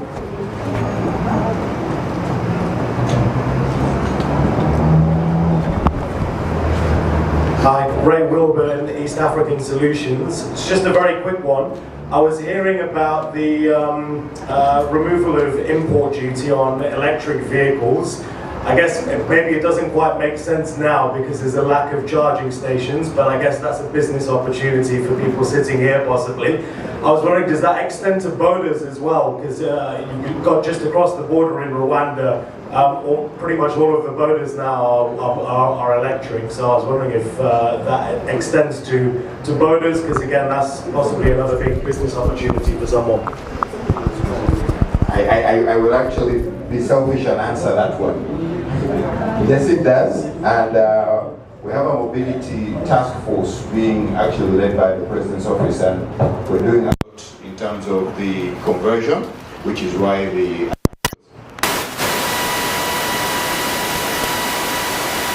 opportunity for charging stations.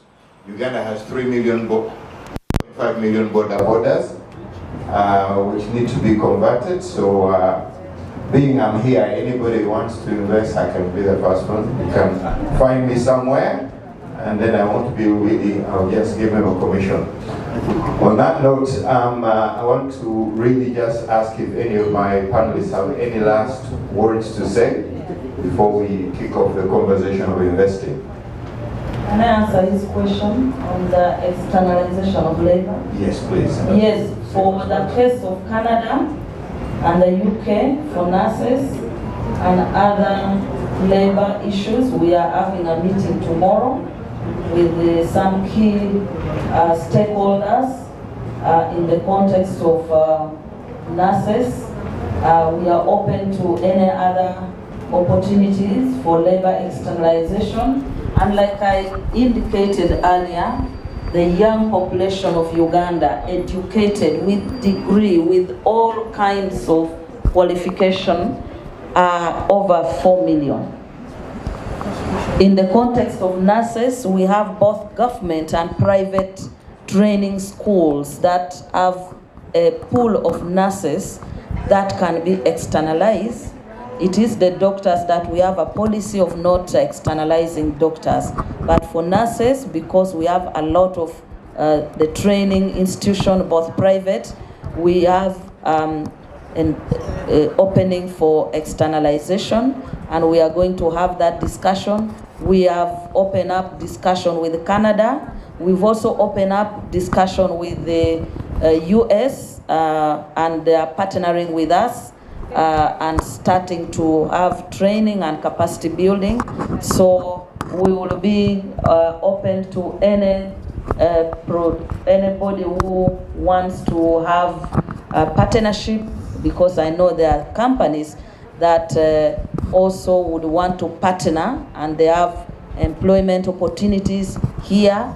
If you're there, please reach out to us, and we'll be through our embassy or when we are here, and give us your contacts. But tomorrow I will be having a meeting with a team of stakeholders who are interested in externalizing labor here. Thank you. Thank you. Minister, if I can carry your bags to that meeting, I'll be interested. I know why you will be interested. Okay. I will get you.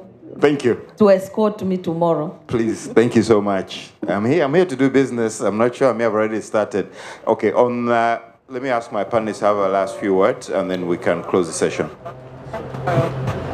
Thank you very much. On the green economy, I just wanted to add that the pilot city for the first electricity charging terminal will be Jinja City.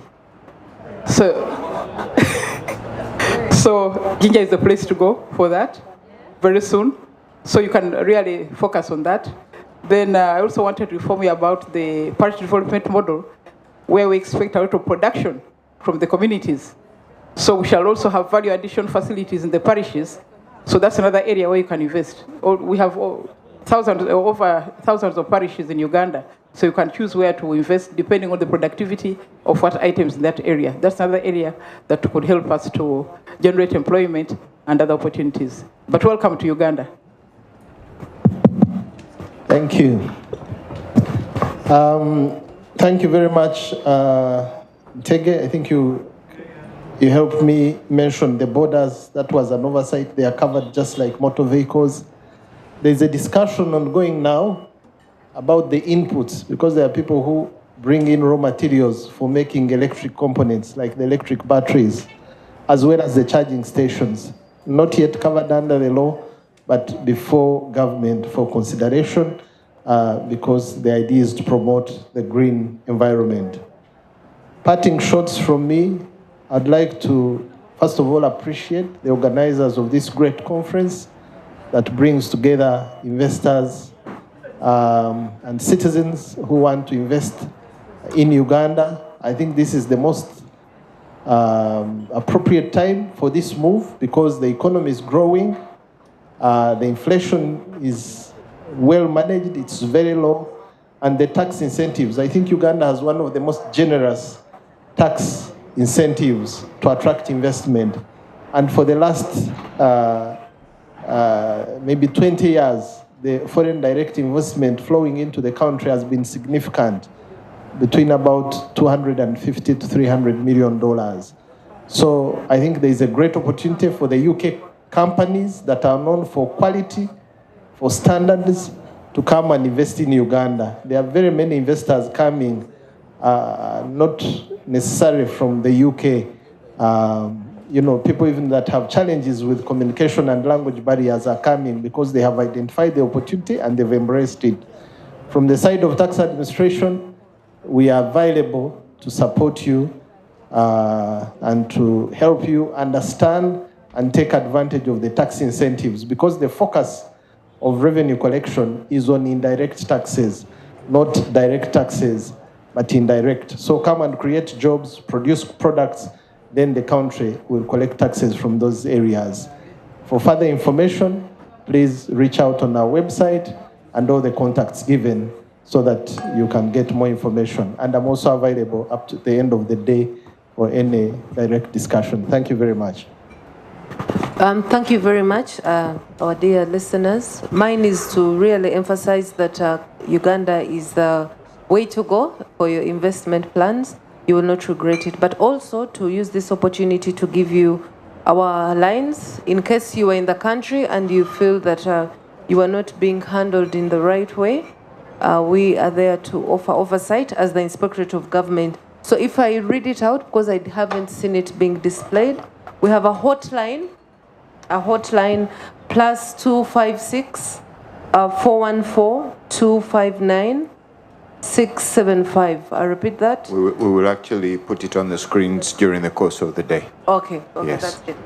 And you can follow us on our social media handle at IGG Uganda. And the email, I'm told it will be displayed.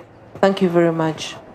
Thank you. I want us to please give a hand clap for our panelists. We don't take it lightly that you come and give us your time. Thank you so much. Thank you. I'd like to hand over to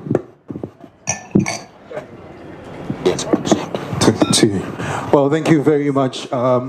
We've sat down for quite some time, so maybe on the green motorbike border, I will ask you to just move around, network. We're having a coffee break for about 20 minutes, then we'll come back to our discussion. We'll be looking at some of the challenges and opportunities for delivering major infrastructure projects. We'll be having time with our legislators and, of course, question time as well. So for the next 20 minutes, network, have a coffee break, and we'll be back. Thank you.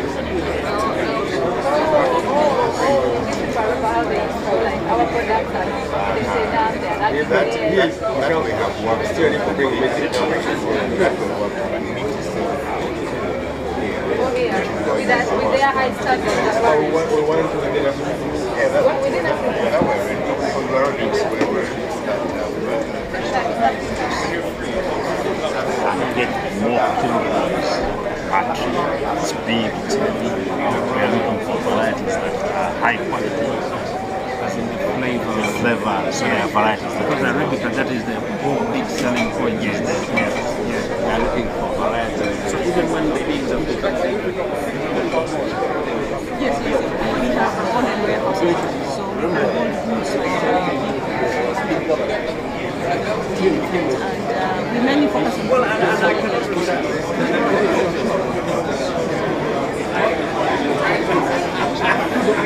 Sits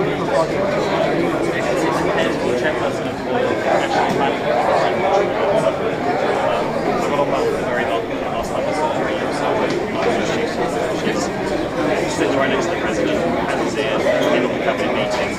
Very good message to you. Sorry.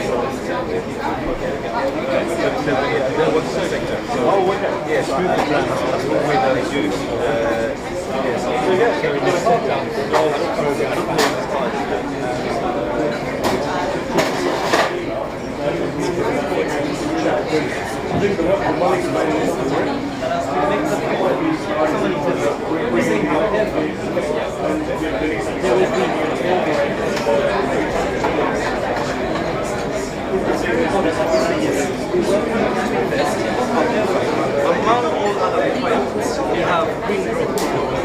We need to ensure you adhere to ABC. Yes, our labor might be affordable, and I don't like the word cheap, really, affordable, but it's very important that we take care of our families well. Sure, I mean, really, look at the buildings. Representation and then be able to give that right insights, they'll be able to then to govern the policies. I've seen that in that nest of passions.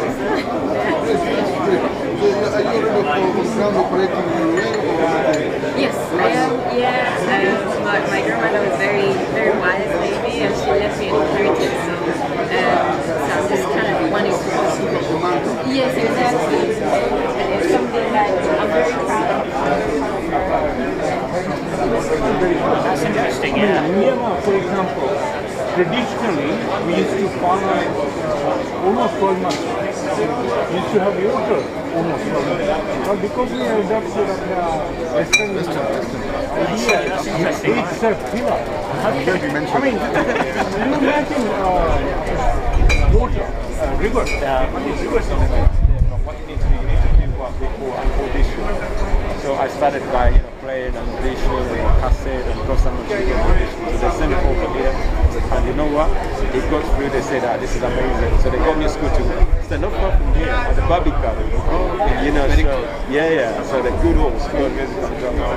So from there, The reception. Okay. Right. Thank you so much. Bye.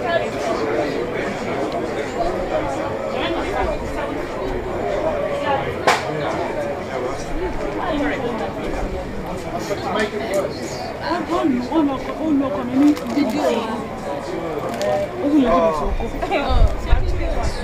This Chinese company that's been gone. Yeah? No, sorry. Excuse me? Yeah, confidential conversation. Sorry. I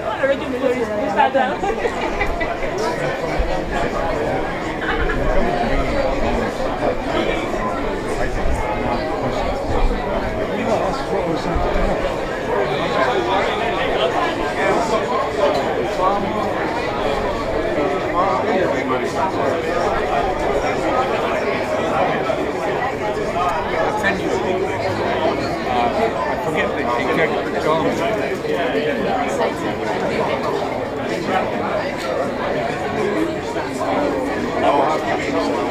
Yeah, no worries.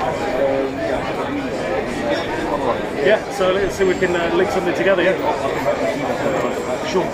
Oh, I've got, actually, I'm probably not going to carry this around with me, but it's nice here. If the pen will take on this paper, I don't know. Should get one number for WhatsApp. Yeah. As you say, you can. Are they still procuring this is just something, and another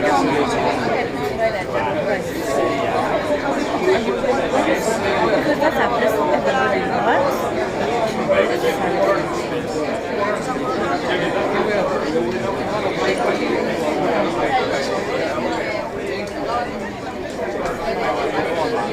She does. Yes. Help her.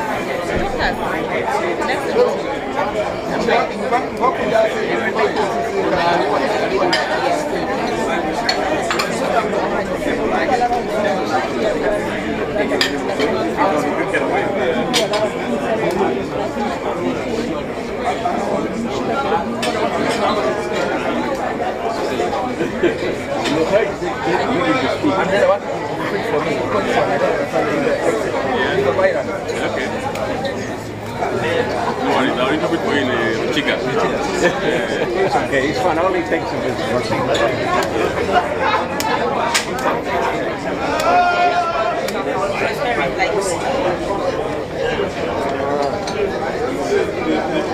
Yes, and it had like flowers and stuff. Okay, okay, thank you.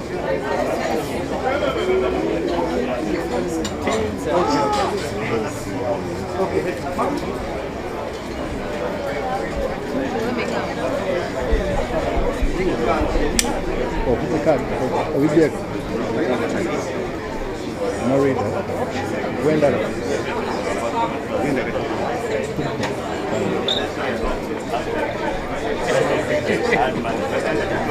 No, so what? So what are the cards? Uganda major toilet.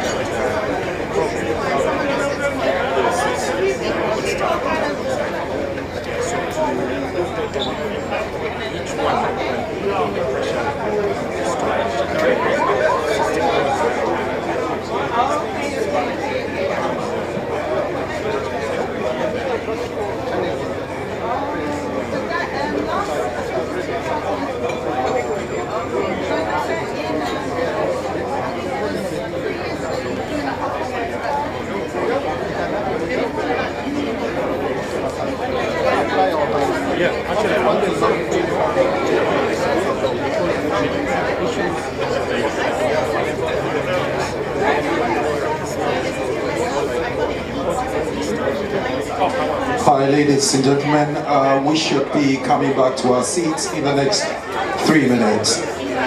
We should be coming back to our seats in the next 3 minutes. Please get ready. Thank you.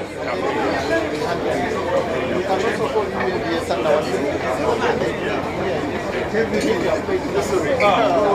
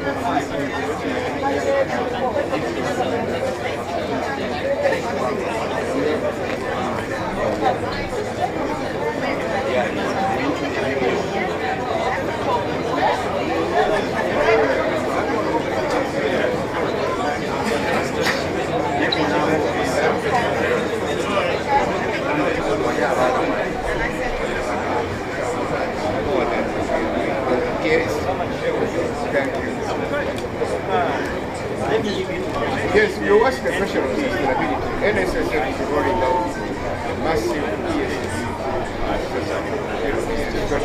So all the houses they are all going to be certified as green houses, including special So we have issues with Qatar about pension towers, but one of them green buildings. Wow. That's what we have. So that's it. We will be discussing with you as mobile. Yeah. But it's a good question. It's a very simple. So the one for the lifestyle.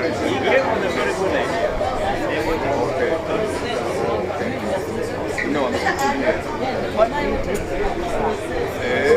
we'll get time. Yes, we'll meet. Yes, I wanted to talk about the chief whip. Because he did attend yesterday.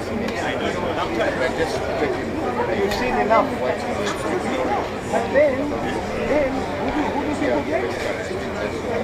A bit of time. And we now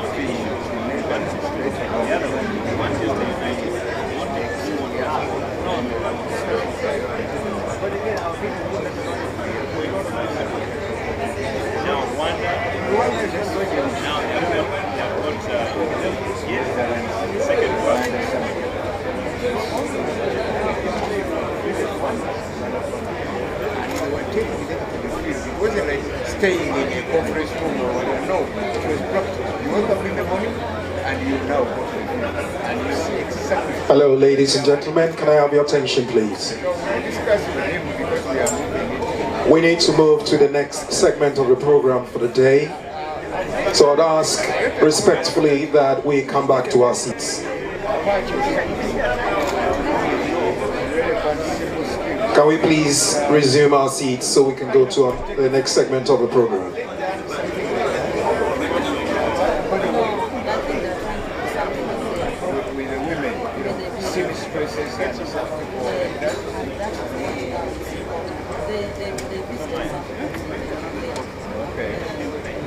Can we respectfully resume our seats?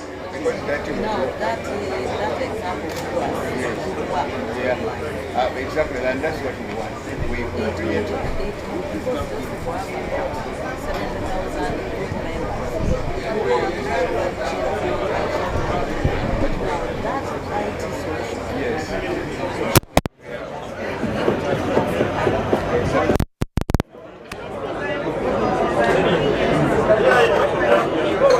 Members,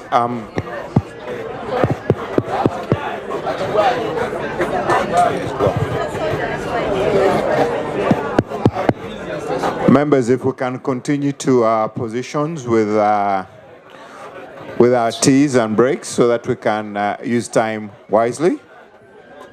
And maybe the panelists can actually go up and we can start the conversation since the skin's still here.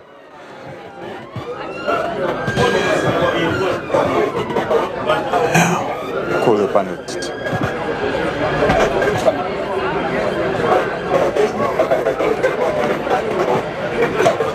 So can we now invite respectfully the Country Director, Department for Business and Trade, British High Commission, Mr. Louis Arinatwe. I think I got it right.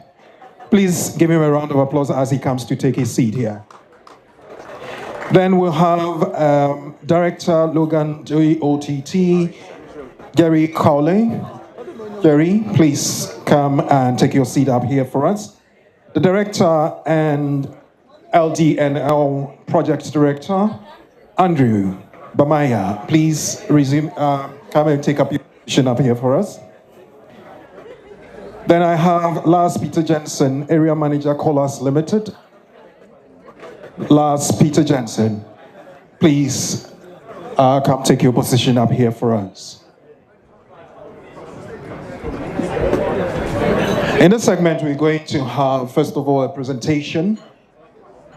And we're going to look at, or the speaker will be outlining the UK export growth strategy, FDI in Uganda, and fostering long-term investment and economic growth. There will be a brief overview of guidance, assistance, and services to help British businesses grow and sell to Uganda, East Africa, and the whole of Africa as well. Definitely, there will be the advantages and disadvantages and hurdles of entering new markets. So let's have a clear and open mind because that presentation is really going to help us. So with that, I will introduce my first speaker for this segment. And as I mentioned, he's the Country Director, Department for Business and Trade, British High Commission in Uganda, Mr. Louis Arinatwe. Uncle Louis.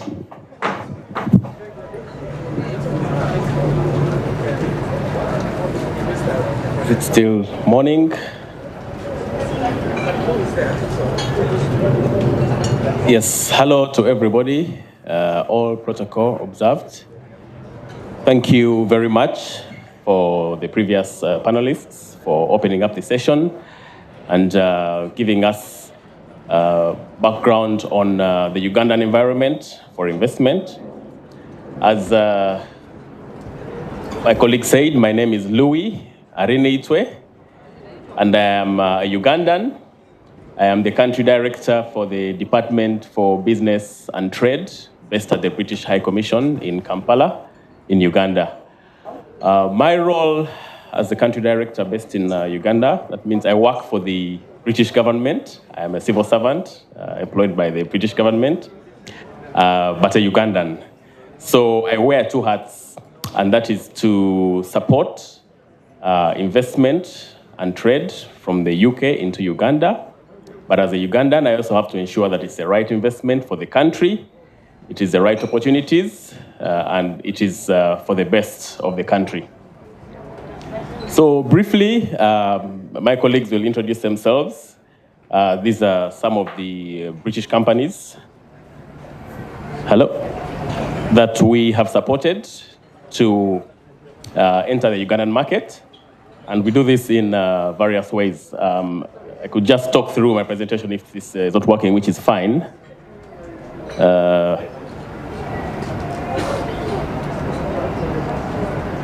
Yes, okay. Hello, yes, so briefly, just a quick outline of who we are, what we do at the Department for Business and Trade, our mission and role in supporting UK companies to come and invest in Uganda, focusing on high-value campaigns and support to British companies. And then we shall have questions in case anybody has some questions and clarity. So at the Department for Business and Trade in Africa, Uganda is one of 21 markets out of 153 markets countrywide. So in Africa, we are based in 21 countries, in all East African countries, except Burundi. And so we have an East African-wide network under the department, and we work with our colleagues across to support identification of opportunities across the East African region. We have been focusing on a number of key areas. We identify with priorities for the government of Uganda as well as private sector in Uganda. And currently, major areas of focus, without leaving out the rest, we've been supporting especially agriculture and agriculture technology, infrastructure development, renewable energy, and health and education space. We also have a lot of interests and close sight on professional and financial services. We've had about discussions on labor and labor externalization, and we are also working with various sectors, government agencies and private sector, to identify opportunities in those areas and support British investment into the market in Uganda. Some of the success stories, I have my colleagues here. Jerry will talk about the Lagan Industrial Park, the Kampala Industrial and Business Park, that is being constructed by Lagan Group, with support from the UK Export Finance and the British government. We have also supported the solar power irrigation scheme with a UK company called Nexus Green. And we have also supported through Lagan, through Colas, with which Lars will speak about, is an development of Kabalega International Airport. And we also work with private sector, where we have supported and worked together to link a UK-based agricultural technology exporter with a local Ugandan investor to set up agriculture processing, storage, and high-value equipment in the country. How do we support UK companies? We identify business opportunities in Uganda through both government and private sector, and work through our networks to identify the right UK partners to come and invest in Uganda. We organize business development visits and trade missions in various sectors to identify opportunities for both private and public sector. And we do this across the region, not just in Uganda. We also work to build strong networks with private sector in Uganda. We recently had an engagement with the private sector-led companies in Uganda, and also private sector British companies that are operating in Uganda, to work together, link them together, form partnerships and joint ventures to identify the right opportunities for investment. We also have a wide network for Department of Business and Trade across the Africa continent and across in the UK, where we work together to link businesses, identify regional opportunities, and we also follow up on identification of market access barriers. That these are what we identify as some challenges in doing business, where we work with the government of Uganda, private sector. The previous panelists talked about, one of the panelists was from John, Uganda Revenue Authority, where the British government is working together with URA to support, provide training, provide the right, and make sure that the URA is very well trained and very ready to ensure that they provide the right environment for investors to come and invest in Uganda. So that is just in a nutshell what we do as a Department for Business and Trade. We are very keen to support UK private and government investment into Uganda. And we are very happy to help. And we will be looking forward to engagement with both UK private sector companies and also Ugandan businesses to make sure that we promote investment into the country of Uganda. Thank you very much.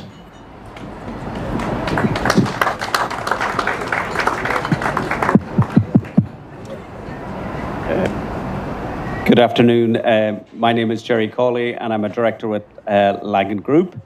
And I just want to take the opportunity to congratulate Willie and his team for putting together this conference after quite a challenging conference last year, where because of the news at the time, everything had to be suspended. So it's nice to see everyone back again, and it's nice to see that it's still a success and that there is still a huge interest in Uganda. I'd also like to thank the delegates for bringing the Ugandan weather here to London, because we have had quite a miserable summer. So we've gone from being miserable to all baking alive. So it's a change. Lagan, as a company, looked around to expand its investment opportunities a number of years ago. And we looked at the East African area, and after some reviews, decided that given the stable environment that was there in Uganda, its prioritized projects, and its friendly and working environment, we took the view that this was somewhere we wanted to get involved in. So we've been involved with Uganda since about 2015. A lot of hard work in the earlier years, understanding the country, understanding the culture, understanding what were the priorities and how would we go about it. And invaluable to that was my colleague here, Andrew Bamanya, who will talk after me, as a regional director, who, as a local Ugandan and living in Kampala, helped us find our way through all the various intricacies of the government, etc., to secure a project. And secure a project we did. In 2020, we started the Kampala Industrial Estate. It's a 2,200-acre site to the west of Kampala.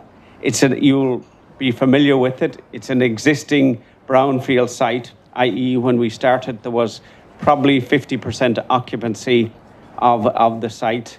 And it was a working environment that we were asked to engage, go in and improve the infrastructure.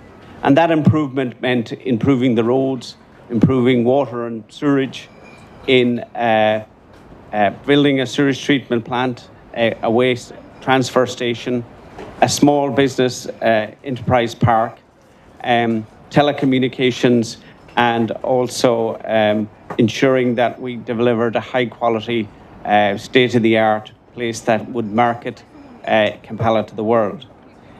It is a project that has not been without its challenges. We were lucky in that with the support of the UKEF, we could bring some funding to the project, and that made it attractive because we could offer design, build, and finance. So for the government of Uganda, that was a very attractive offering. And at the time, interest rates were very good, so we could secure a very low interest rate that made it even more attractive. The project, as I say, has been ongoing for some time, and we are actually working through it at the moment, and it's beginning to come to a close. There's a bit of time to go yet, because, to be honest, it did have its challenges. Working in a live park with a lot of investors worried about any works being carried out affecting their business is difficult. We also had areas where we had to look after the locals who had settled in various plots and had to be compensated and retrained so that they didn't lose their livelihood. And so we had quite a complex livelihood restoration plan that dealt with those project-affected peoples. And that's been very successful. There's been monitoring compensation, there's been financial training, and there's also been employment with our company as well. The park, as we develop it and continue to develop it, gets more active. The usership of it has moved from 50% at the moment to probably about 70 to 80%. And that continues to grow as we open more areas of the park and as we make it more acceptable that businessmen use the opportunity to start their business. And in one of the presentations that I had, but unfortunately we haven't had time to get it moving, we did a snapshot of the growth of businesses over the last number of years since we started. And it has been about 30% of the overall project. Another key feature that has been very important to us when we're developing this park, is ensuring that the social and environmental needs are addressed. The park is 2,200 acres, as I say. It borders the Lake Victoria. It's got an element of the National Forestry element to it as well. The River Namamve runs right through it. So it is actually quite a sensitive area as far as the environment is concerned. And the funders were especially concerned that all these issues were addressed. So before we even started the project, we had to do a detailed environmental, social, and environmental impact analysis. And that took 9 months before we stopped, which covered everything. It covered flora, fauna, aquatic life, and indeed, it covered the social issues as well as the health, as well as HIV awareness, and all those issues, relocation of people that had to be addressed. The vein of my life was a small snail that was about 1 inch, and that was last seen on the shores of Lake Victoria in 1951. One recorded instance of a snail, but there was a concern that it was out there somewhere along the shores of the River Namamve. We did a lot of searching. To date, we haven't found him, but maybe someday he'll come back. So we're progressing, and it's going well. It's great to see the park being utilized. We believe by the end of our activities, it will be a home to 200,000 to 250,000 jobs for the locals, and it hopefully will be a model for parks throughout Uganda, because I believe UIA are very keen to roll out these parks and see them utilized across Uganda. So that's a very quick run through the issues. I'm sure if there's any questions, we'll try and deal with them. If I could, before I pass, can I also just quickly thank our partners, DOT. It's a combination of international Lagan and local partners, DOT Services Limited. And it's a partnership that has worked very well, because again, they bring the local knowledge about dealing with all the issues of permitting, supplies, materials, etc. And we hopefully bring along the international experience to allow them to grow and expand within their own country. But it's been a very successful partnership, and we're delighted to be hitched with DOT, and long may it continue. So I'll hand over to Andrew now, who may have some further comments. Good afternoon, everyone. Andrew Bomanya, as my colleague has mentioned. I am the Regional Director for Lagan Group Limited, but also double as the Project Director for the Lagan Dot Namamve Limited. Just like he has ended, we've partnered with our local company called Dot Services, and the synergies between the two companies are seeing through the success construction of the Kampala Industrial Business Park. He has taken you through, in general terms. I don't see any gaps left, apart from if you have any questions, I'll be glad to take those on. Thank you. Good afternoon, everybody. So my name is Lars Jensen, and I'm not working for Lagan. I'm working for Colas, and of course, in Uganda, the name for tarmac road is a Colas road. So we've been around for a long time, and this time around we came in 2015 and identified a project that we decided to develop in collaboration with the Minister of Works and Transport in Uganda, and this was the construction of a second international airport in Hoima. And it started off being the Kabale International Airport. Then it became the Hoima International Airport.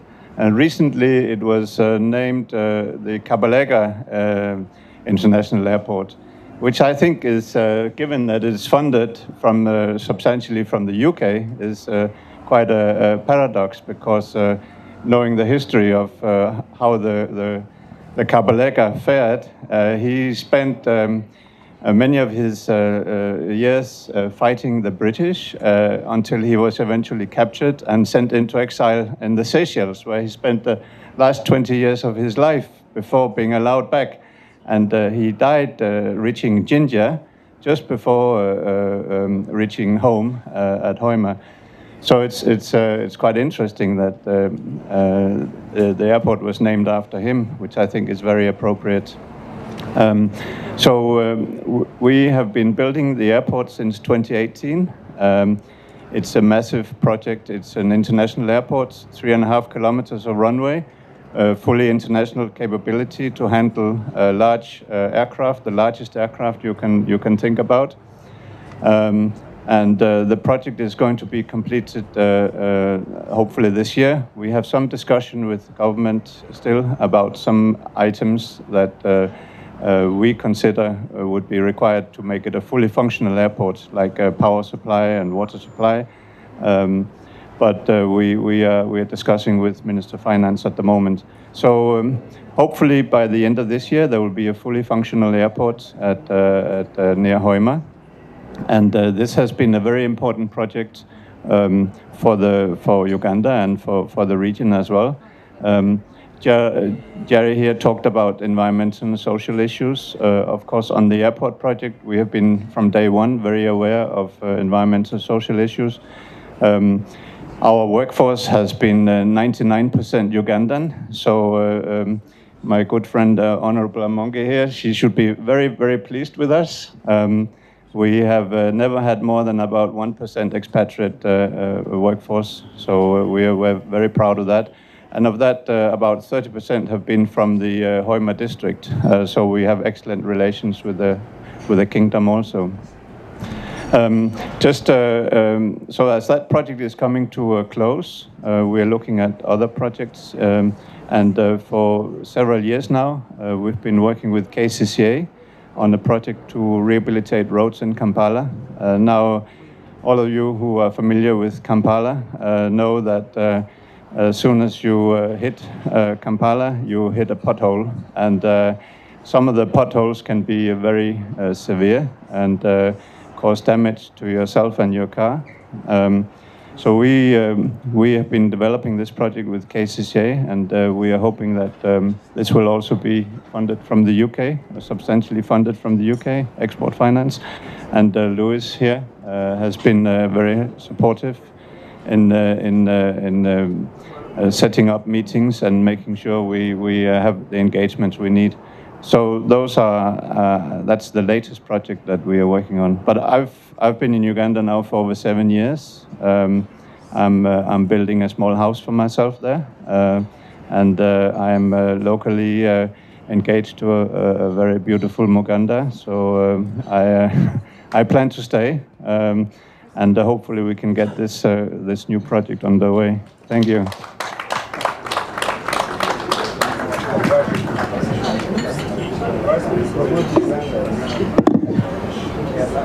Well,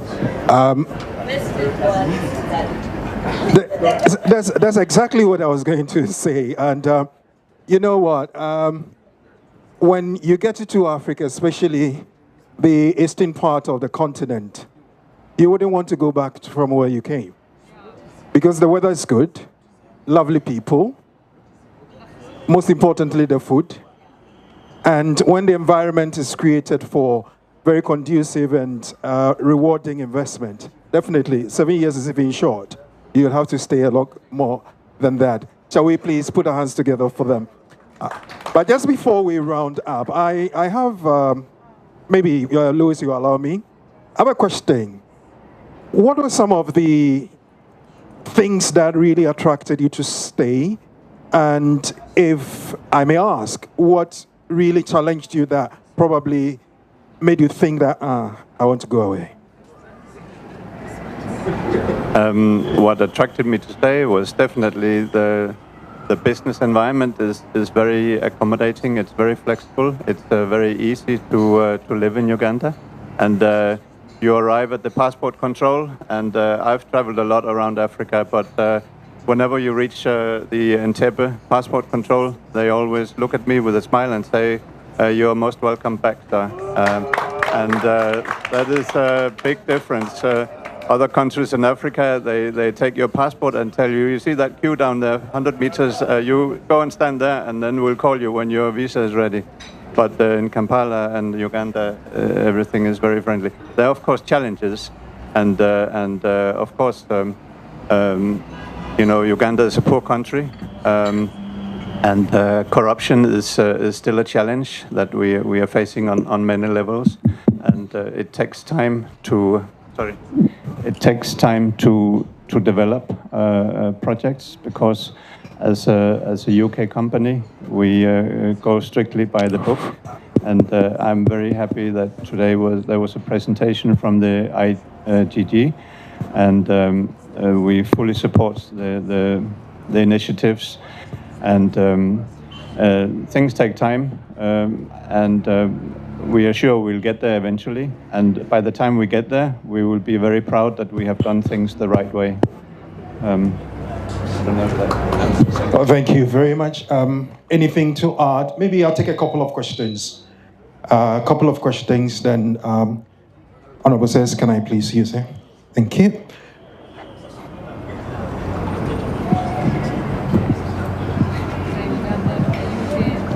Yes, sir. Just introduce yourself and put your question.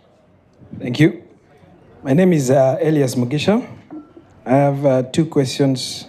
One going to Peter Laz, and one going to Dot and Lagan. Laz, I would like you to speak about the loss to GDP because of the productivity and delays in traffic. I know you've done a feasibility study, so I would like you to give us a picture of how much we're losing to GDP because of the poor roads. Secondly, I would like you to discuss on the Kabale Airport. I am aware that the designs have been done, owned by the employer.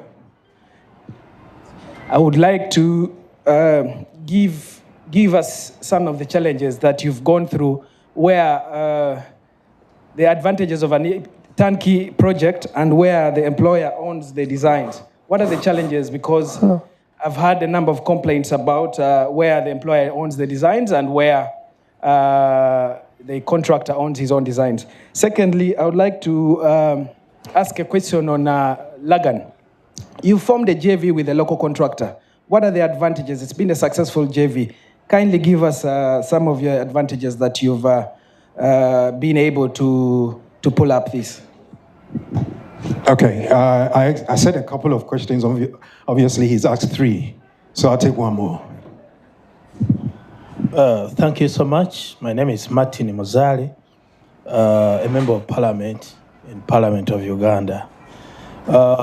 Basically, I want to commend the gentleman working with the UK trade for the many investments actually that we currently have in Uganda.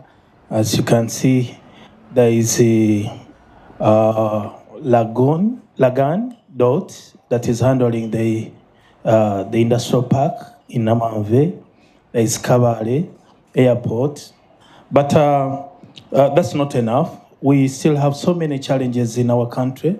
There are so many other areas where we need investors, and I'm happy for this kind of engagement that we are here basically to talk to the investors and to tell them that back home, the environment is very conducive, everything is okay. We've got institutions where you can have everything. We have UNBS, we have URSB, that is for registration of companies. UNBS is basically to approve your product. So therefore, and UIA, the Uganda Investment Authority, which basically gives you all that is there in terms of investment.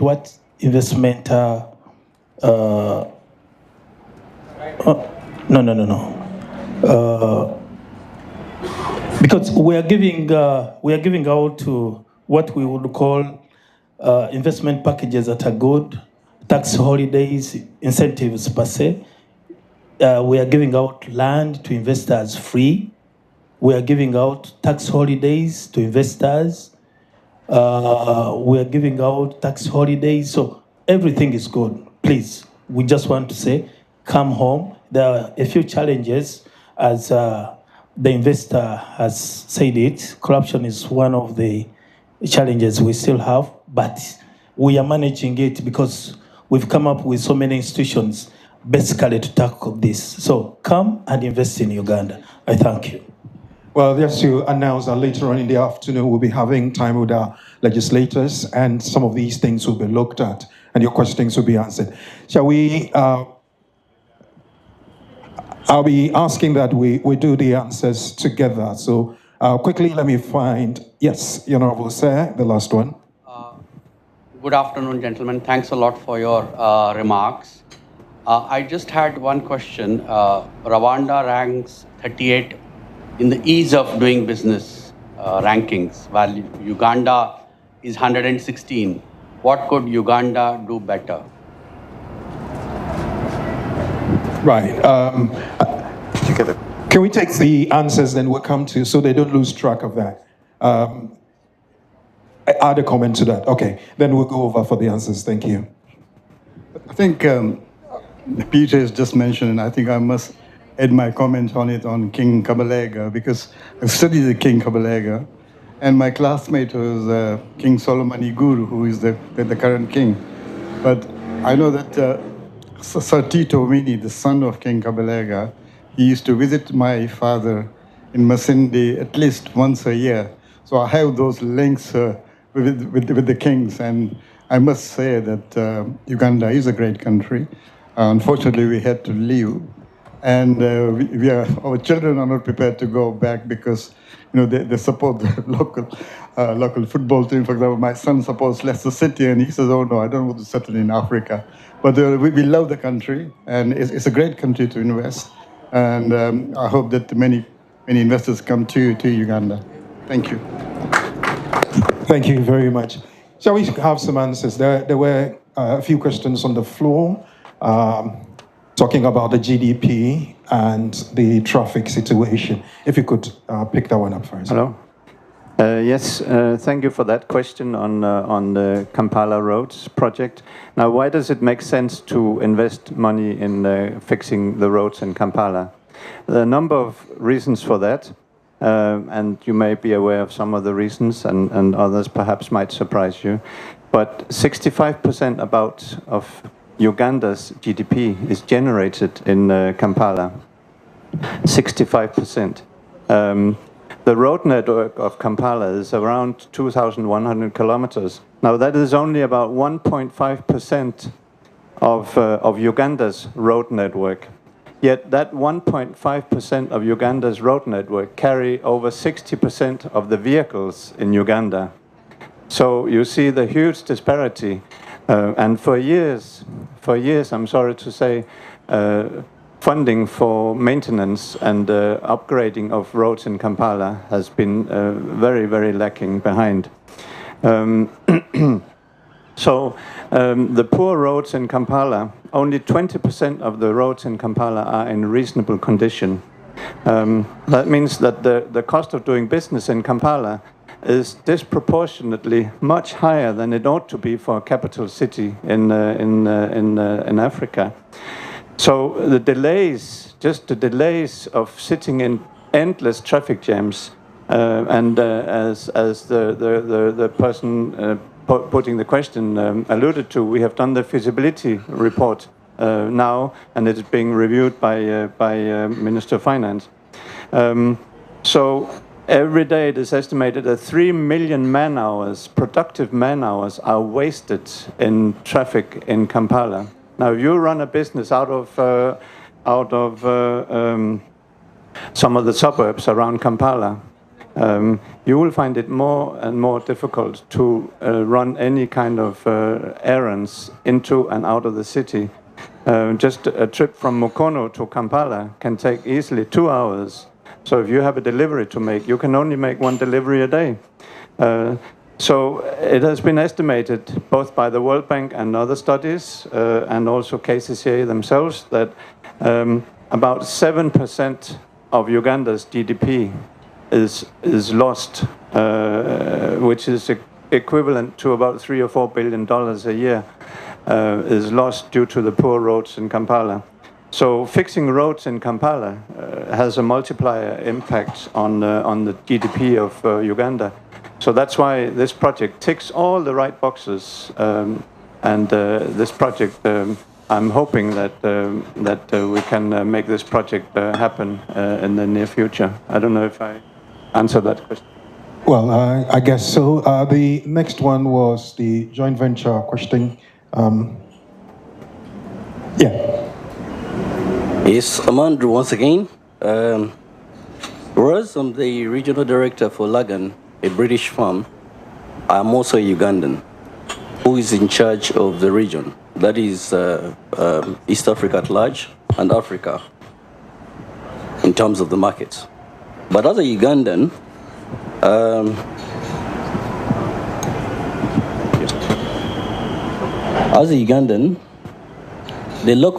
the companies, the joint venture, two companies, Lagan Group and Dot Services.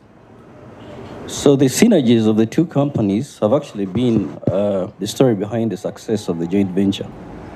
The local player, who is Dot Services, has helped us understand the laws of the region, the culture on the ground, the local markets in terms of potential, and the local stakeholders' engagements. On the international scene, Lagan has highly participated, and on that part I will let Jerry compliment on that. Yeah, I think as Andrew was saying, having a local partner is essential when you're entering a new market, because we all can work our way through the systems, but having an understanding of the systems over the years, which Dot had, makes that easier. And also understanding the local market. And it also came to the fore when we were enveloped in that strange time that was COVID, when everything seemed to shut down, and yet we wanted to continue.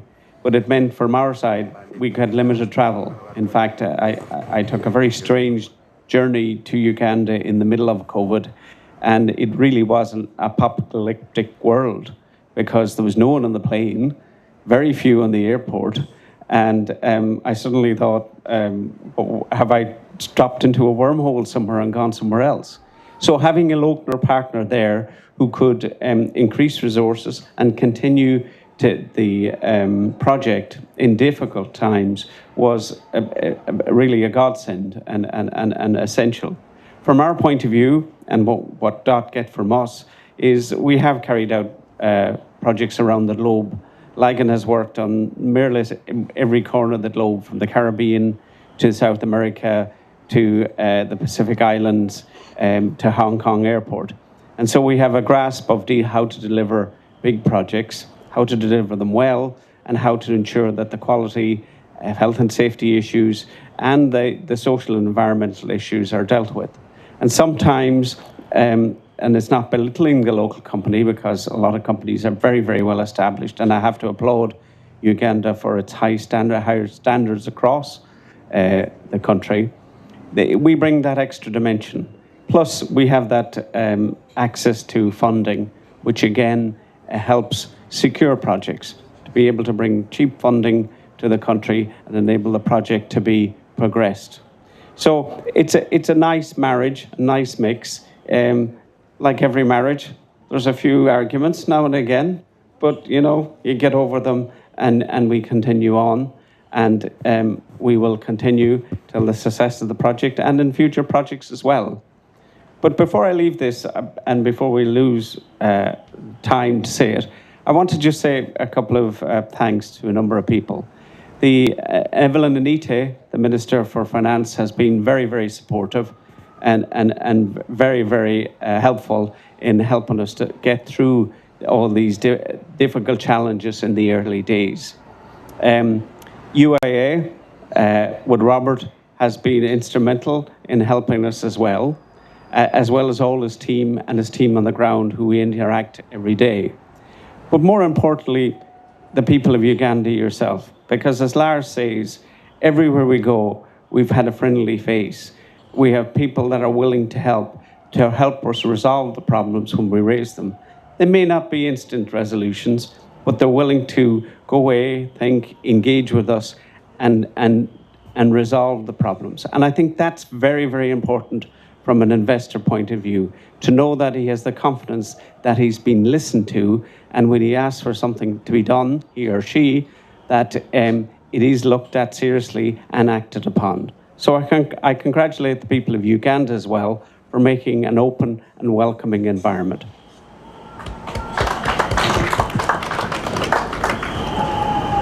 Thank you very much.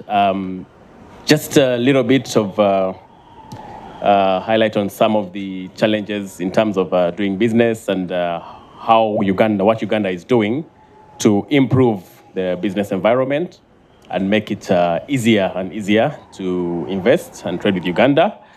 One of the major things that I know the government of Uganda with support also from the British government is to reduce the cost of doing business.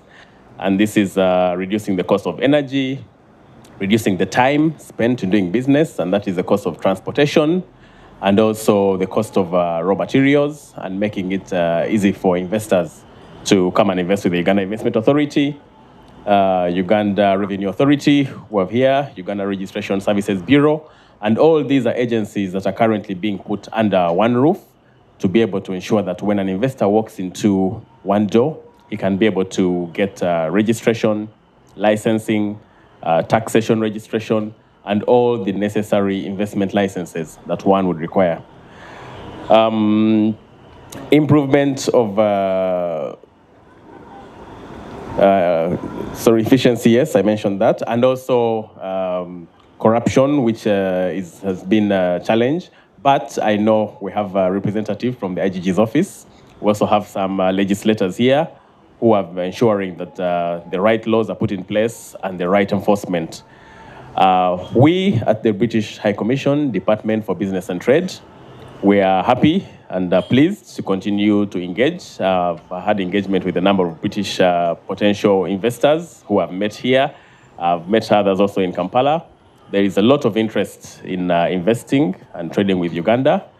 We are looking forward to continue to support you. It takes time, like Lars said. However, this is also to ensure that the right projects, the right financing, the right products, the right quality are all put in place to ensure that we get the best out of the business relationship between the United Kingdom and the government of Uganda and also private sector. Thank you very much.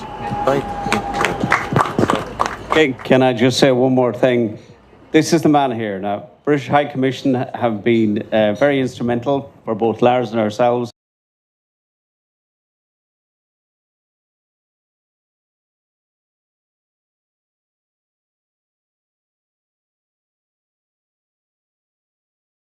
And tapping for money. Thanks, Louis. Well, once again, shall we please appreciate our panelists for a good job done. Let's put our hands together for them. Thank you very much.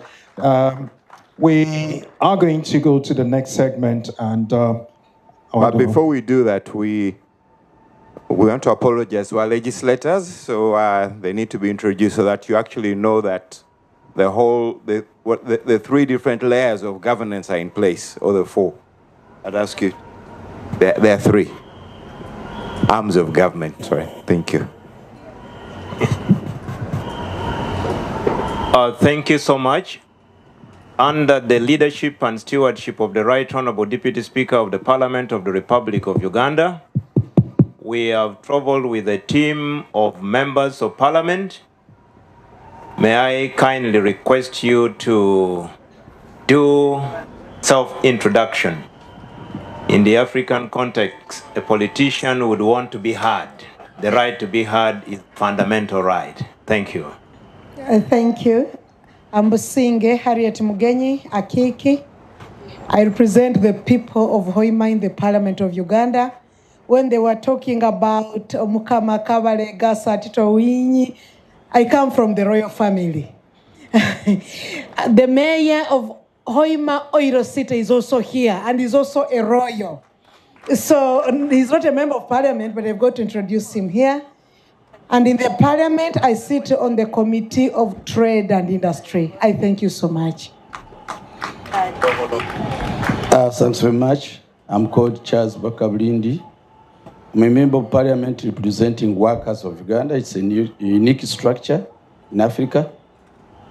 And I'm a former minister in charge of sports. I sit on the committee of COSASA, accountability. You have been hearing about it. And also sit on the committee of gender, labor, and social affairs. I thank you very much. Good afternoon, ladies and gentlemen.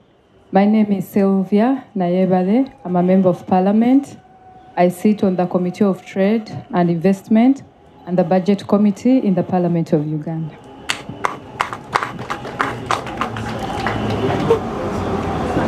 Good afternoon, everyone. My name is Martin Muzali.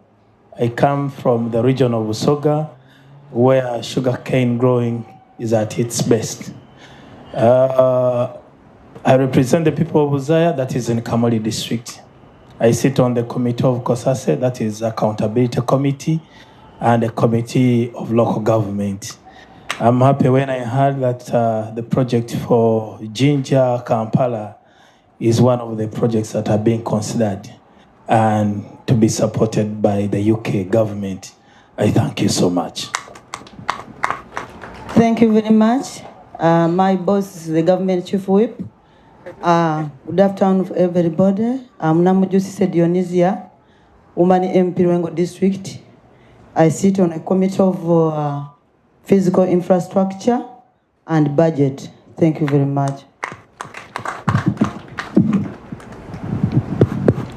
Thank you. I hand over back to you. Thank you very much. It makes life very easy for us because the basis of every development and policy is the representation of the people. So if the parliamentarians are here, we can bear our hearts out and say, this is what we want, especially those of us in the diaspora. So honorable legislators, when it's time for our interaction, make sure you open your heart to carry a lot back home and do it for us in the diaspora. Next up, we're going to have the next section, and that's a discussion on infrastructure, finance, oil, gas, and energy and opportunities in Uganda. And I'm going to call on Elias Mugisha to please come up and help moderate that for us. Elias, please put your hands together for him as he comes.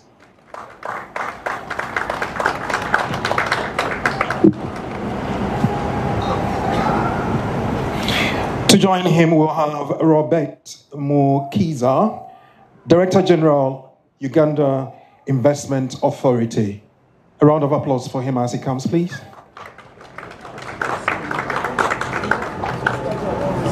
Next, we have Nick Oliver, Business Development Director, NMS Infrastructure. Please appreciate him. Michael Mugabe, Managing Director, Housing Finance Bank, HFB. Michael, thank you. Then we have Vivek Mittal, CEO of Feed Africa, leading developers, investors, and financiers of private sector-led infrastructure in Africa. Vivek. So, gentlemen, the floor is yours.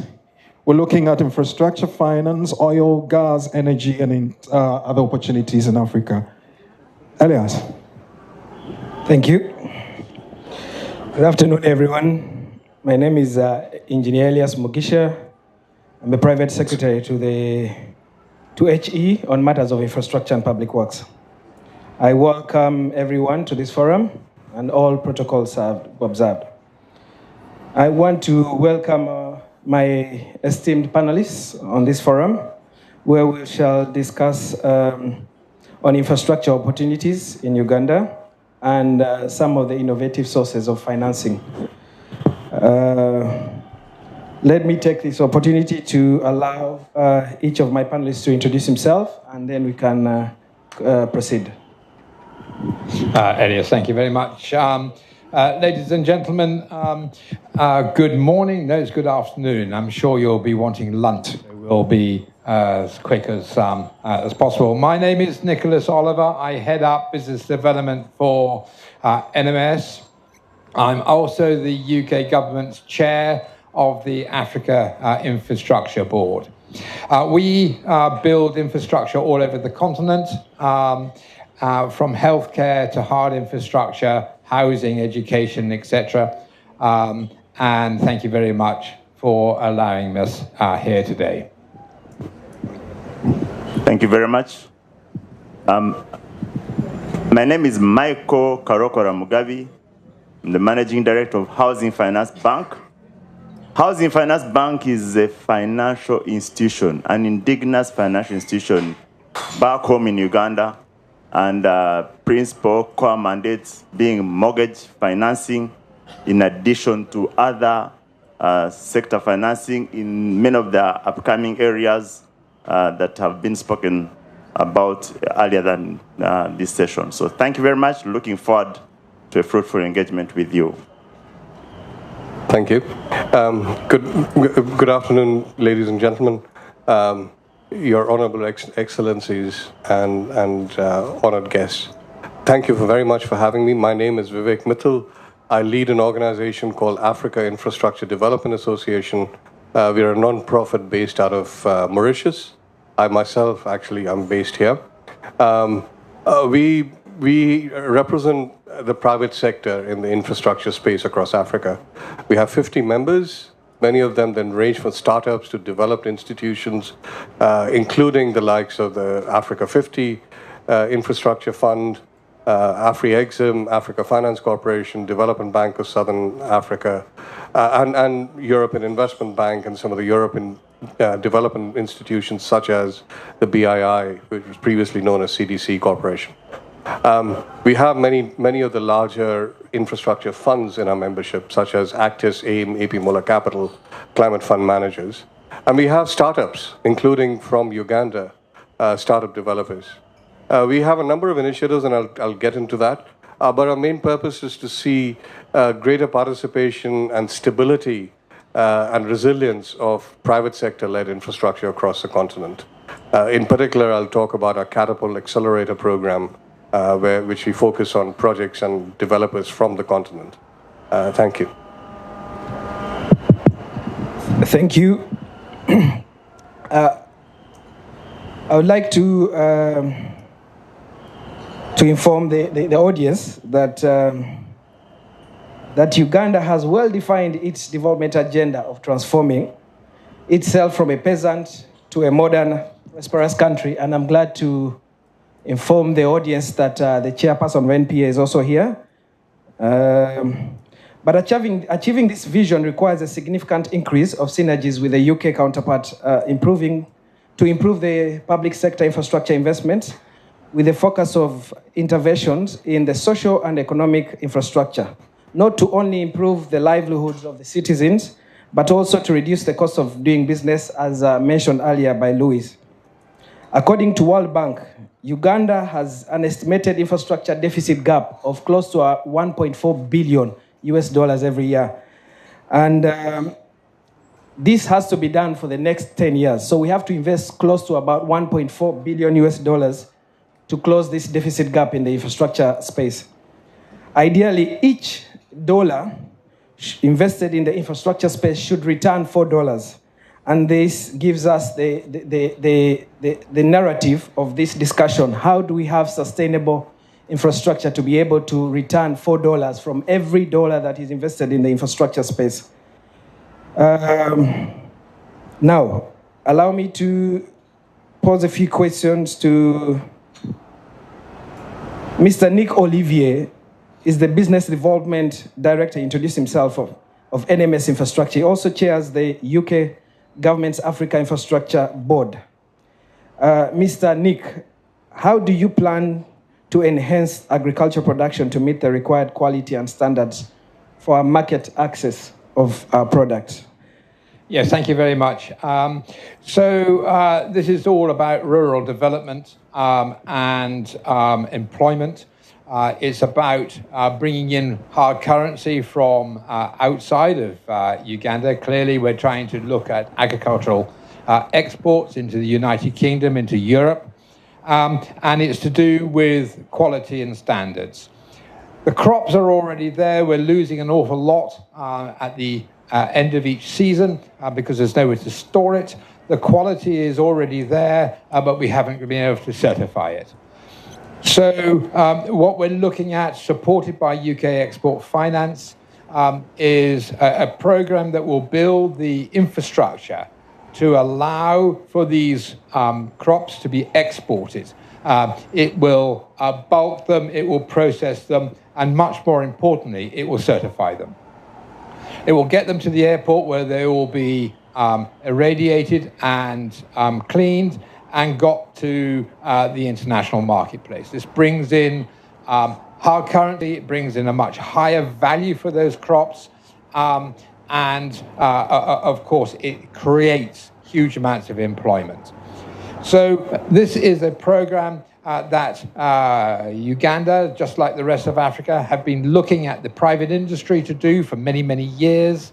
Private industry has not come up to the mark, primarily because of funding, and so the government has stepped in. UK Export Finance supporting that, supported by the British High Commission and our High Commissioner, Kate Airy, to produce this sustainable project going forward. I think there's about as much as needs to be said about this. It's, as I say, it's all about saving the crop, creating employment, creating currency coming back into the country in a sustainable way and a self-supporting way. Thank you, Nick. I'm also aware that you are trying to develop some infrastructure in the post-harvest handling and export enhancement. And I'm glad that my senior colleague, John Musinguzi, has done a study on this. But yes, can you give us some of the challenges that Uganda is facing in terms of the export enhancement centers of agriculture value chain development strategy? Yeah, I think a lot of this is to do with training. It's to do, I'm afraid, with funding and finance.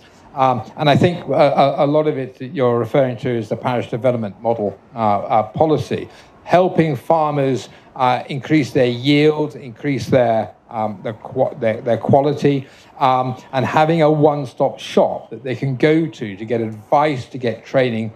And this is what we call the zonal offices. They will be spread all over the country, looking very hard at how we can help farmers export their product. We're not looking at the domestic market. Others are doing that. We're concentrating on adding value to that crop and getting it onto the shelves, for instance, in UK, where the value is highly increased. Thank you. I am aware that you plan to form a joint venture with Alvan Blash on the post-harvest and how much are we losing in terms of value for not handling our products before we put them on the market? In terms of, you're aware that we have deficiencies in terms of post-harvest infrastructure silos. So how are you intending to work with Alvan Blash to come up with a solution in this regard? Well, I think there are two areas here. I mean, on the silo side, on the grain, we all know the problems that have been seen over the last couple of years with aflatoxins, the withdrawal of export rights into the local market areas and the regional market areas. Aflatoxins do great harm. So there is a case of providing the right infrastructure so that the farmers can get the crop under shelter, into shelter, and process it and look after it in the right way within the timeframes that are allowed. I think on the other side, on more on the export side rather than the regional and food security side, we're looking at saving the crop. If we just save what is lost, and that's between 40 and 50% of what is grown, And if you look at the amount of value that agriculture brings into the economy, you're almost doubling your take just on day one, let alone as we increase yield at the same time. So, yeah, it's very central to the whole of this the process in being able to save that crop, because that by itself brings in the income needed to pay for the whole system in the first place. Thank you, Nick. I think I'll move to the next panelist. Mr. Michael Mugabe is the Managing Director of Housing Finance Bank and will be giving his remarks on enhancing some of the social infrastructure, in particular, the housing space. Mr. Mugabe, there is a huge deficit gap in the housing space. And what's the current deficit gap in the housing space? Thank you very much, Elias. And listeners, let me contextualize housing. We all know the importance of shelter and housing. In Uganda, currently, with the population of over 40 million people, we have a significant gap in housing. We just have about 6 million units, under 6 million units. And our deficit is quite, but of these 6 million units, let me say this, about 80% are owner-occupier. Does that worry you? No. A significant percentage of that, close to 90%, are in the rural areas. Only about 50% in the urban centers are owner-occupier. Now, we have a deficit of close to 2.4 million units. How deep is this problem? And for me, to you, investors and potential investors out there, that then underpins the opportunity, the size of the opportunity out there, that with 2.4 million units, with an urbanization rate of 5.2%, one of the highest on the African continent, then the size of opportunity for you, who is a potential investor in the room listening to me out there, then becomes real. Now we have that gap, and that gap increases at an average rate of 200,000 units annually.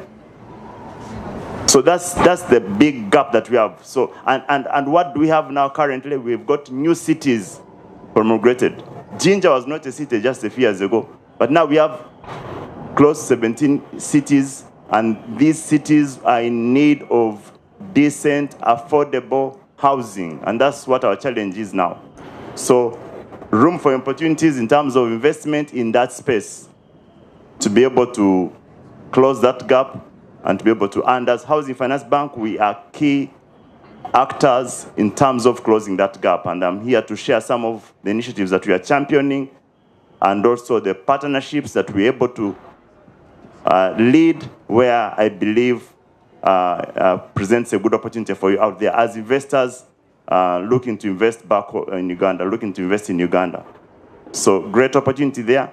And let us say that housing is one of the entities or sectors that guarantees you good return.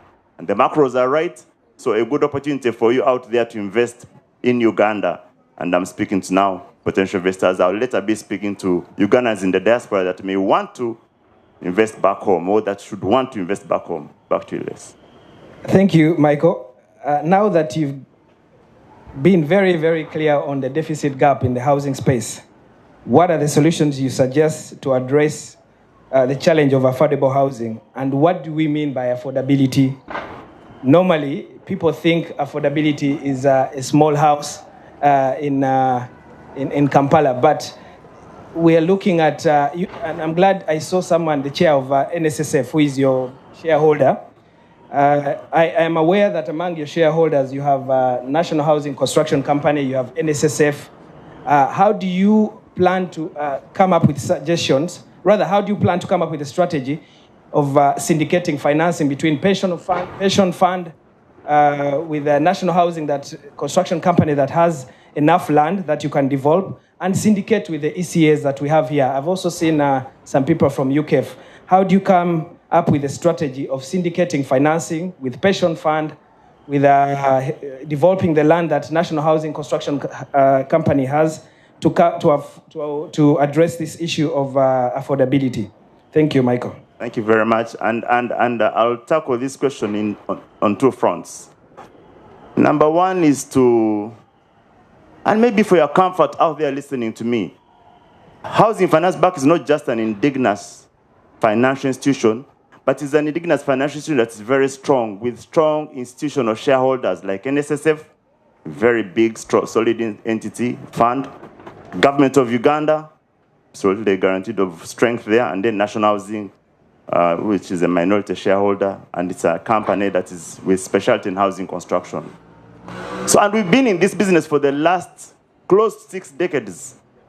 So I'm talking of a strong financial institution. The gap exists, and I've contextualized it. How are we closing, or what initiatives? Now, as Housing Finance Bank, we are looking to initiatives that will first and foremost address the supply side. And that's why I appeal to you that as potential investors, investment in real estate is quite good investment. But you'd want to be guaranteed that your money will come back. You know, you don't want to lock in your money and don't have to have it back. And here we are as a bank that will then guarantee you of that return on investment. How do we do that? That we can structure financing or co-finance with you, real estate, but beyond that, we'll finance off-takers. So when we partner together, we'll increase the supply side of housing, which is a very key input, because the deficit is in the availability of the units. And now we are saying we can't finance to support the growth of those units, the multiplication of those units. But beyond that, finance off-taker. So we are looking to, and what we are witnessing now are investors in the affordable estate, affordable real estate, affordable space. That's where we come in to say we can partner together. But we can also give you financing. Now, let me speak to that individual Ugandan here in the diaspora. You have interest in investing back home, we can finance. We can partner with you. We are the link. Housing is one of the entity sectors with a long value chain. So we structure partnerships with lawyers, valuers, and different entities so that we're able to close that gap and support the financing. In terms of land, the search, we had now land information system, so government has streamlined all these initiatives that we have previously handled. So you're able to assess, have visibility of your interests, and here we are as the bank that will structure that financing.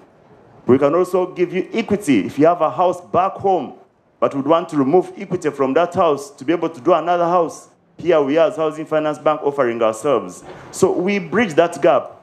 And we're not saying let's not be distant. To you listening to me out there, we can walk that gap for you, remove the pain points, and there are indeed many pain points you've had, by structuring that financing that will indeed close the gaps for you, including financing for land that's not entitled. We can be able to see how we work with you so that all these initiatives that have previously been a hurdle for you are closed. And I believe initiatives like this will help us to not just close the gap, but for you out there, invest back home so that you're able to see how you then tap into that investment. But beyond that, as a bank that has got strong shareholders, we already have, for instance, NSF, and I'm glad the chair is here. They've got very solid sustainable housing that they've done in the prime plush of Lubowa. We finance offtake of those units, already have a memorandum of understanding.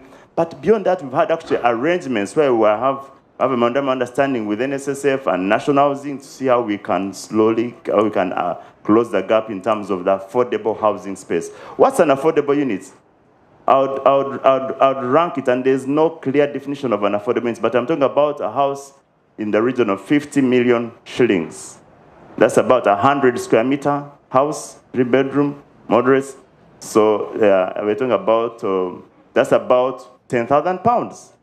And I'm looking at financing Ugandans with a region of about 1 million shillings, about $300, pounds rather, or $300 or 200 pounds. So with that kind of income, we can talk to you. beyond that, what has the bank done? We looked at demand side. And that's why now Ugandans listening to me in the diaspora, we can finance you to do your house Mpola Mpola. Zimba Mpola Mpola, you've heard of that. So we are saying, can we address demand from that gap from the demand side? So if you have your house, you have a dream, please don't fail to talk to me. We have a booth here. Dorothy is a good friend of the diaspora here. She's here with me.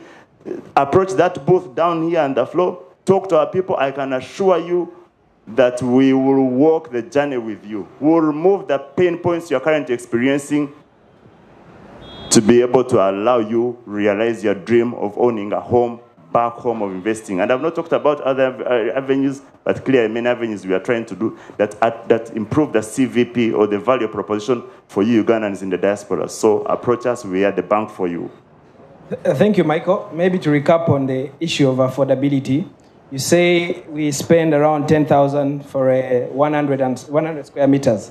That's roughly about $100 to $200 per square meter if you're going to spend 10,000 for a 3-bedroom house. Secondly, in the real estate, we find that for you to break even in the real estate, you can't go below 10 to 15 years. So are you saying that you're able to buy equity quickly and I'm returning my investment before the 10 years? And secondly, you have the pensioners. So are you confirming that the off-takers are there? So if I invest in the real estate, the pensioners will be able to take on these houses?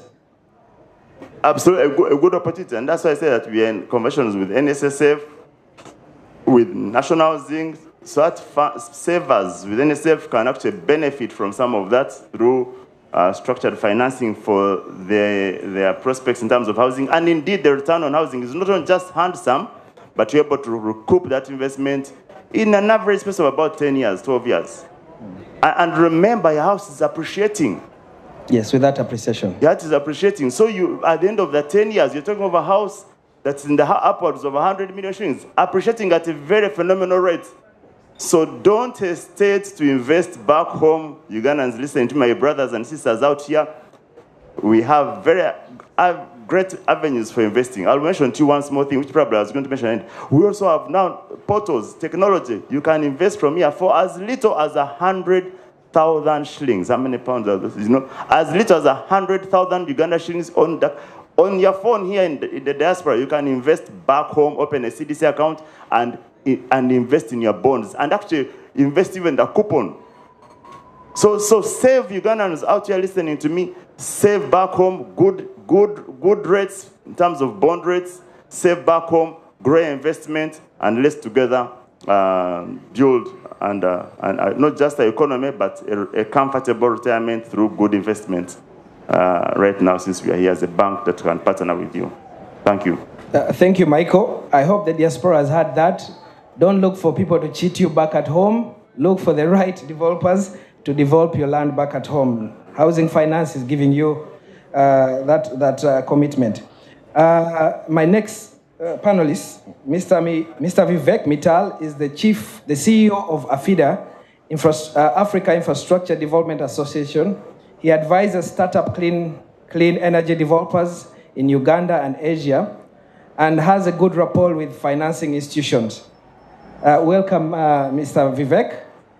The question to you is, you've worked with many developers in the power sector. Could you mention some of the DFIs and advisors that we could talk to in the power sector to be able to mobilize cheap capital for the small startups in the power sector, especially the off-grid? Thank you. Cheap capital.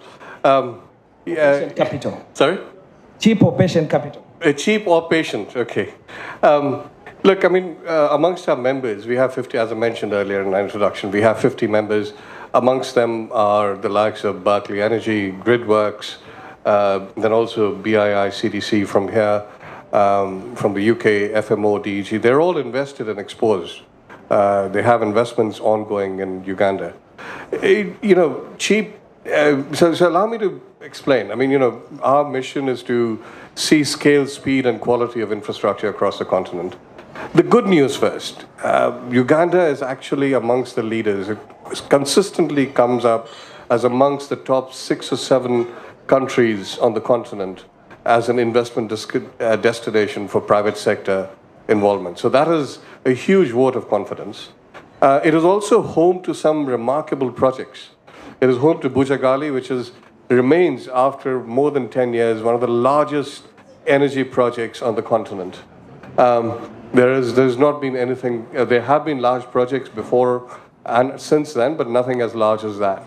It remains home to probably the only profitable electric utility on the continent, which is saying a lot. Umeme has consistently been able to charge clients, offer a service that the clients are happy to pay for, and return an investment to its shareholders, not something that other utilities manage. The reality, however, is that these projects come in at a capital cost. So not cost of capital, not interest rate, but they come in at a capital cost which is very high. So allow me to explain that. The weighted average cost of capital for infrastructure anywhere in Africa, including in Uganda, is about within 1% of the weighted average cost of capital anywhere else in the world, including the UK and the US. However, tariffs tend to be 2 to 3 times higher. So what explains that? That comes from the point of view of projects come across once in a while as one-offs. They'll always be expensive. What we need to get to is a state of replicability and replication. So my message to most countries, and as well as to Uganda, is there are 3 real issues to tackle over here. We actually have a mind map of 21 different levers of change, which will create speed, scale, and quality of infrastructure. But let me focus on 3. And the 3 are respectively, one is right-sizing the ambition of the economy. Allow me to explain. Today, an economy, a well-functioning economy of the size that Uganda is, about $40 billion of GDP, will probably use 5 times the energy that is produced in Uganda. And that means that the rest of the economy that is not getting modern electricity is making up that energy somehow else at a more expensive rate. That is analogous to the traffic jams and the high cost of transport, for example. That's costing the economy. So there's a 5x shortfall right now. The other thing is in 20 years' time, just to keep pace with the doubling of population, just to keep a modest growth in real GDP per capita terms, the economy has to quadruple. That's just mathematics. And that mathematics says that the economy has to quadruple. What does a 4x increase in GDP in the next 20 years look like? How is that GDP going to be produced? Where is it going to be produced? What are the ingredients for that, including education and health, including infrastructure? Now, when we right-size that ambition, then my members can see not a once-in-a-while opportunity to build infrastructure projects, but a regular supply of scalable opportunities. So that creates its own dynamic, number one. The second area is we do a lot of work to create investment-grade opportunities out of these projects to get that low-cost finance that I mentioned. We make these investments sound for the savings of Japanese, Canadian, German, UK citizens, their savings, their pension funds, their insurance premiums. Why can't we use the pension funds, the savings, and the insurance premiums of the very citizens who are going to be using this infrastructure, i.e. Ugandan teachers and army officers and doctors and nurses? Bringing local capital into play is very, very important. There are gaps. It is a complex process. It is not impossible. The third area is we are actually seeing a bonanza of green transition globally. There is huge economic. There's about, in the last 20 years, about $5 trillion has gone into the green economy. How much of that has come to Uganda? Not very much. How much of that come to all of Africa? Not very much at all. In the next 20 years, we're going to go to an average of $1 trillion a year of investment. How much of that can we capture in the Ugandan economy, going towards that 4x growth of GDP? So these are the questions we have to answer. They're very answerable. We have the resources. We have training programs. So the only thing I'll mention is how are we doing this? At a feeder, given that we have 50 deep-pocketed members, my association is always looking for money. We are a non-profit. But we have training programs. We have something called the Catapult Accelerator. The Catapult Accelerator, we have 12 companies so far, first-time developers of infrastructure projects from the continent.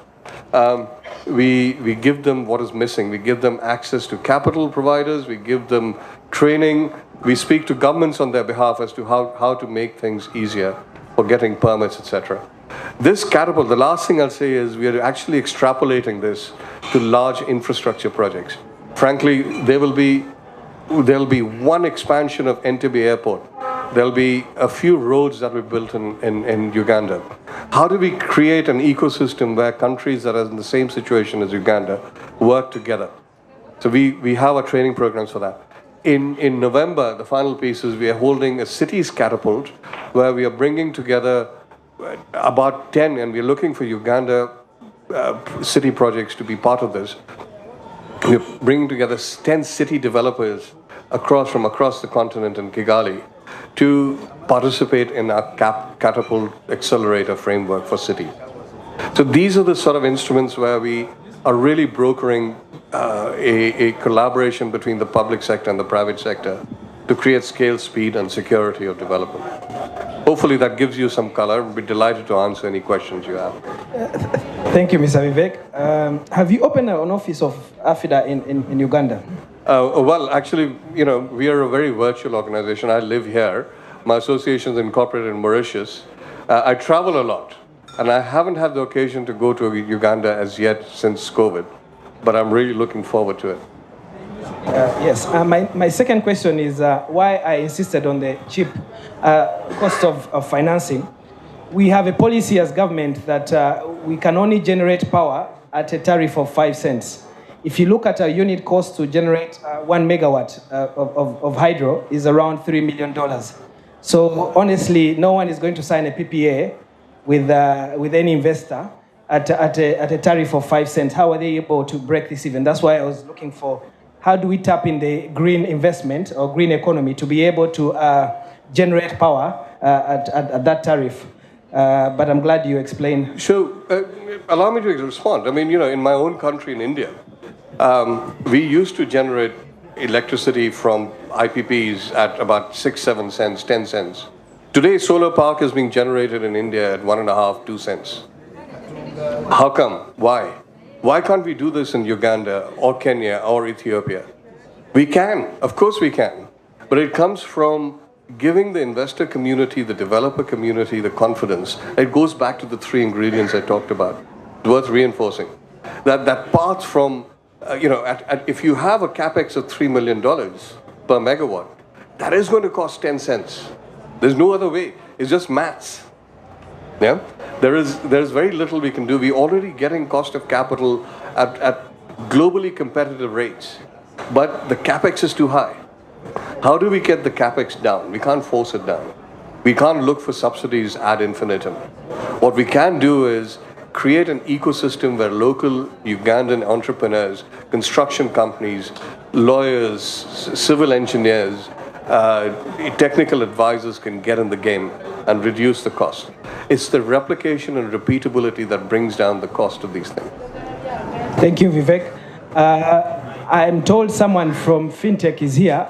I also want to inform the audience that we are building the national backbone infrastructure and doing the last mile. So there are opportunities in the building data centers across the country.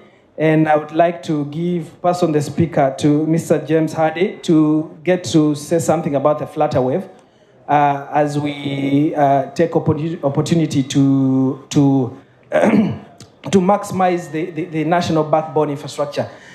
In doing this, we have brought down the cost of bandwidth.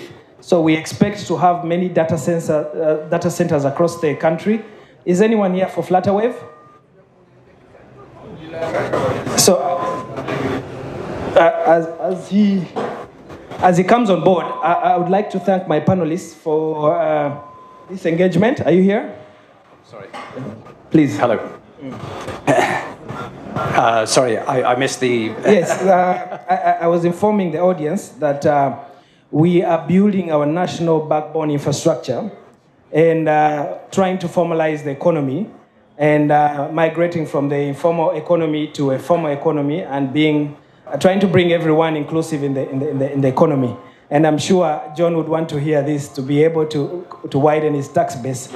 How do we take advantage of this national backbone infrastructure and that we're bringing the internet cheaper to everyone, entire country? And how do you tap into that as Flutterwave to make payment solutions cheaper and the fintech? Yeah, sure. I mean, I think obviously we're all aware of the power of the internet to bring people into the formal sector, because apart from anything else, it also enables digital payment, and so you can move away from cash. You saw the explosive growth of China between 2000 and 2010 was really built on the back of internet penetration and internet growth, and the widespread adoption of digital payment systems. And so I think within Uganda and Africa generally, but certainly within Uganda, the expectation would be that internet penetration itself equates to significant growth in the digital payment sector, because it enables all of the opportunities that sit on top of the internet. I think the key, of course, is to ensure that the mobile penetration is particularly high as opposed to necessarily desktop, because what you discover in almost all countries that are developing countries is the mobile penetration will be 90 to 95%. So anything enabled has to be Momo, has to be some form of digital capability which can operate off mobile, and ideally through SIM as well. Thank you. We're beginning, after the COVID experience, we started seeing people migrating from retail to online marketplace. And this, I'm sure John is trying to see how to tap into the e-commerce. How do we widen our tax base with these payment solutions, the digital payment? We've seen gambling, we've seen online marketplace, YouTube. They're getting this money, but we're not tapping from it. How is Flutterwave going to help Uganda to be able to tap into this e-commerce and widen our tax base? So I think let's start from first principles as to how e-commerce grows in countries, and I was previously head of Europe, Middle East and Africa for Alibaba. So I spent a lot of time looking at the question as to how you can really grow e-commerce and how do you grow it fast. I think you have to fundamentally you have to solve three problems. You have to solve the logistics problem, which actually underpins all of e-commerce. You have to solve the trust problem, which is often, and certainly in China, was solved through escrow, through Alipay building an escrow system. So you have to solve the trust problem, and that's really the marketplaces themselves building escrow systems to solve trust problems, so that if I buy something from you, the money is not actually released until I've received the goods. And that was really the underpinning of what allowed Alipay and Alibaba to dominate eBay. In 2003, eBay had an 80% market share in China. And AliExpress and Alipay generally had about a 5% market share. Within 4 years, because they had built an escrow system into the marketplaces, and so therefore they had solved the trust problem, e-commerce had exploded in China, and everybody who was using escrow was solving the problem. So the third piece of it, you've got logistics, which you have to solve. You've got the trust issue, which you have to solve. The third piece is that you have to solve payments. And really, you ultimately need to ensure that the widest possible range of payments are available for online payment, whether that's through card, whether that's direct through the bank or anything else, because ultimately consumers will have preferences and they will also have individual capabilities, and these need to be maximized in order to maximize e-commerce. So it's as simple as that. Flutterwave is Pan-African, focuses cross-border and within African countries, and really is trying to enable anybody within Africa to pay anybody else for anything. Thank you. I think now we can open the Q&A session. I think we're running out of time. Are there any questions from the audience? One or two questions?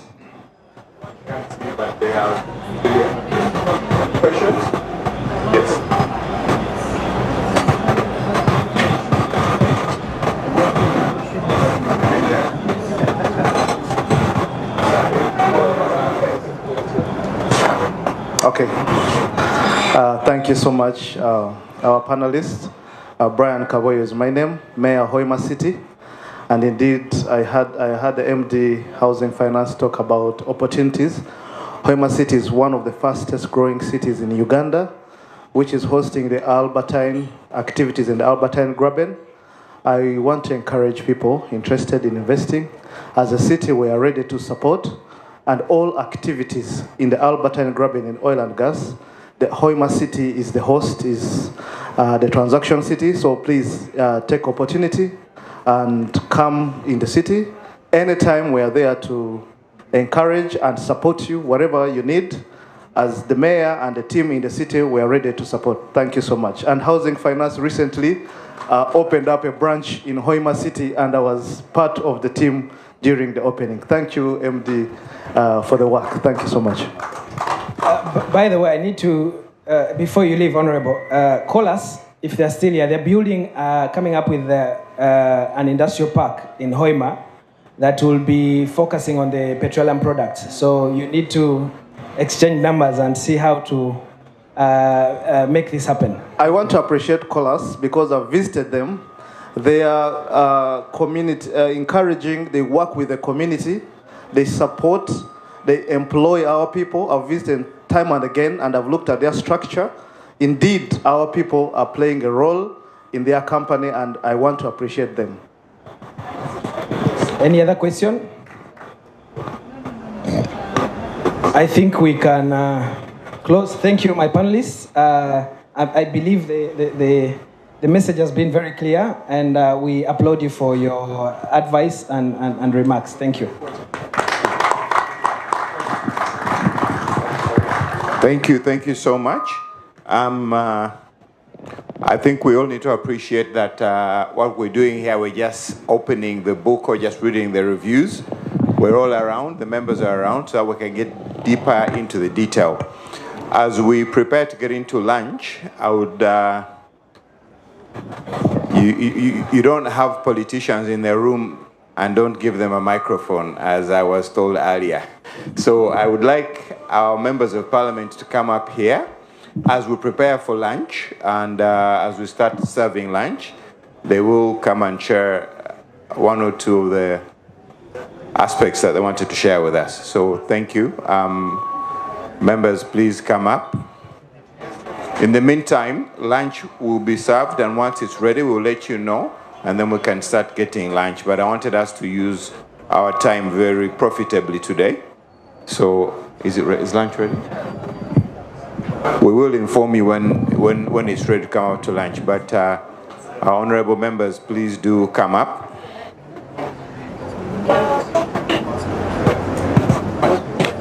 Thank you.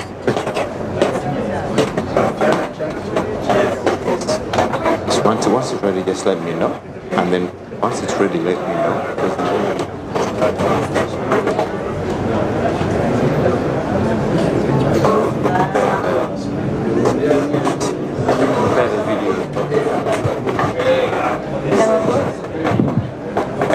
I think your boss needs to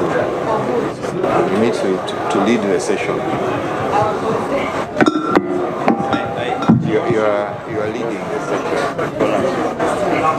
You can lead. No. Do you want us to do? They ask you to lead the session.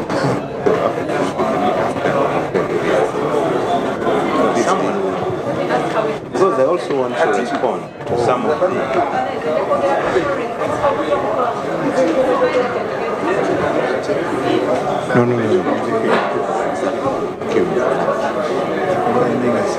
Are we putting in another time with this on Facebook, or are we asking questions?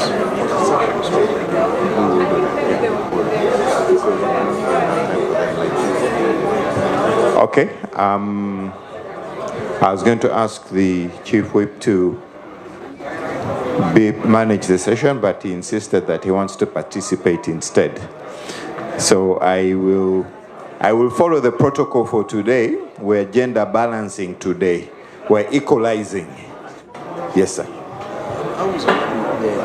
there are certain questions which we already received, and they were told us the times. I want you to run it freely.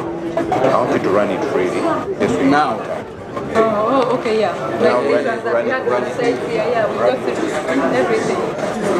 I don't know. Somebody. Fine. It's probably the cameras. Okay. Let me hand over to. We start with the boss, then the rest will follow.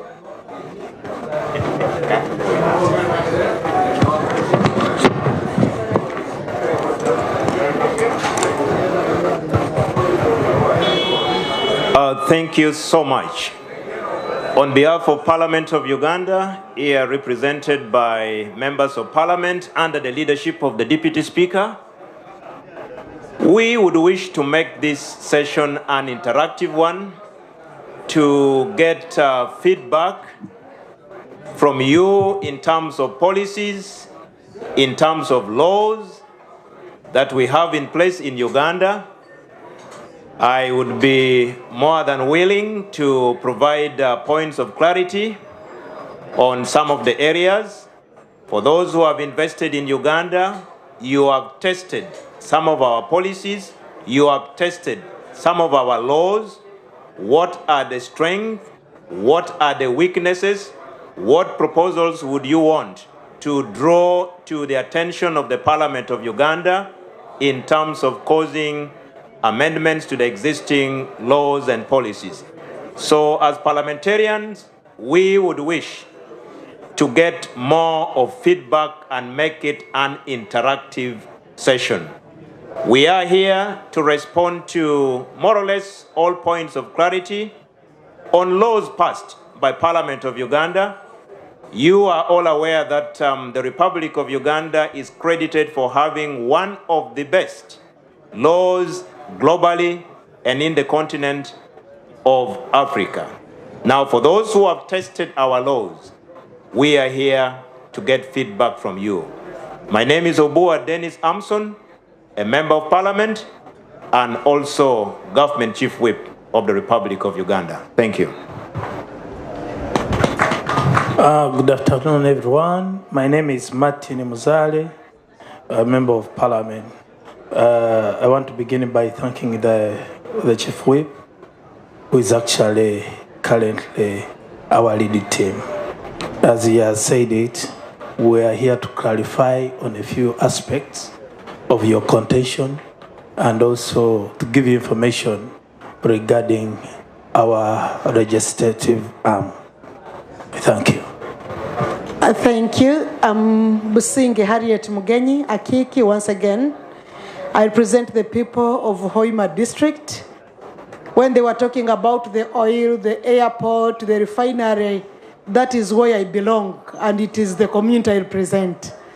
But basically here, personally, I want to look at how we can play into politics. We, as people in the diaspora, how do we take part? Because automatically the political climate affects how we invest and what we invest. I thank you. Thanks very much. And I want to thank the Chief Whip and the initiator of this important forum. I'm called Charles Bakablindi. We are talking about investment. We are talking about how we can attract foreign and those who are coming back home. And when we talk about investment, we are talking about factors of production, labor, capital, and land. Of course, you are very much welcome to Uganda. Land for investment is available. And I've been hearing people talking, are your laws good? Are they employer-friendly, investor-friendly? Are they friendly to the employees?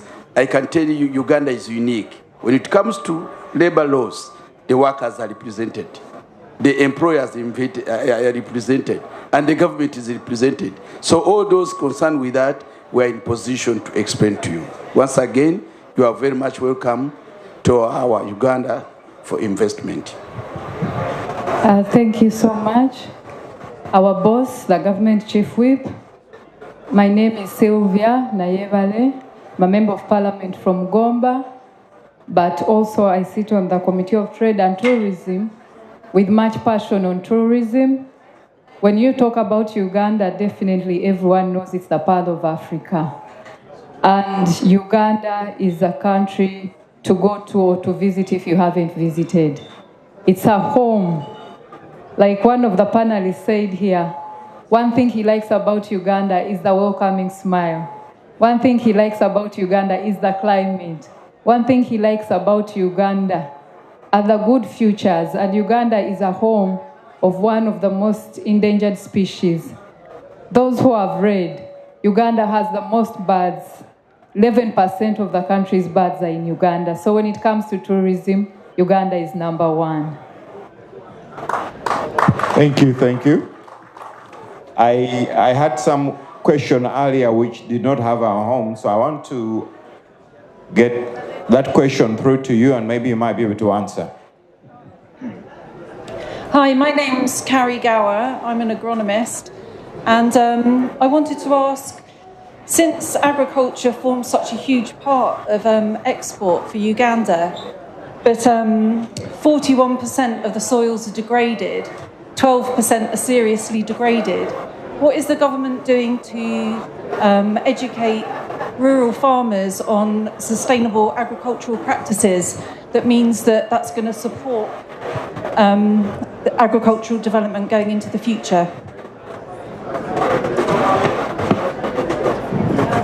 Thank you. Anyone on the floor can answer that one, because I'm sure advocacy starts with a parliamentarian. So I hand it over back to you, freely, members.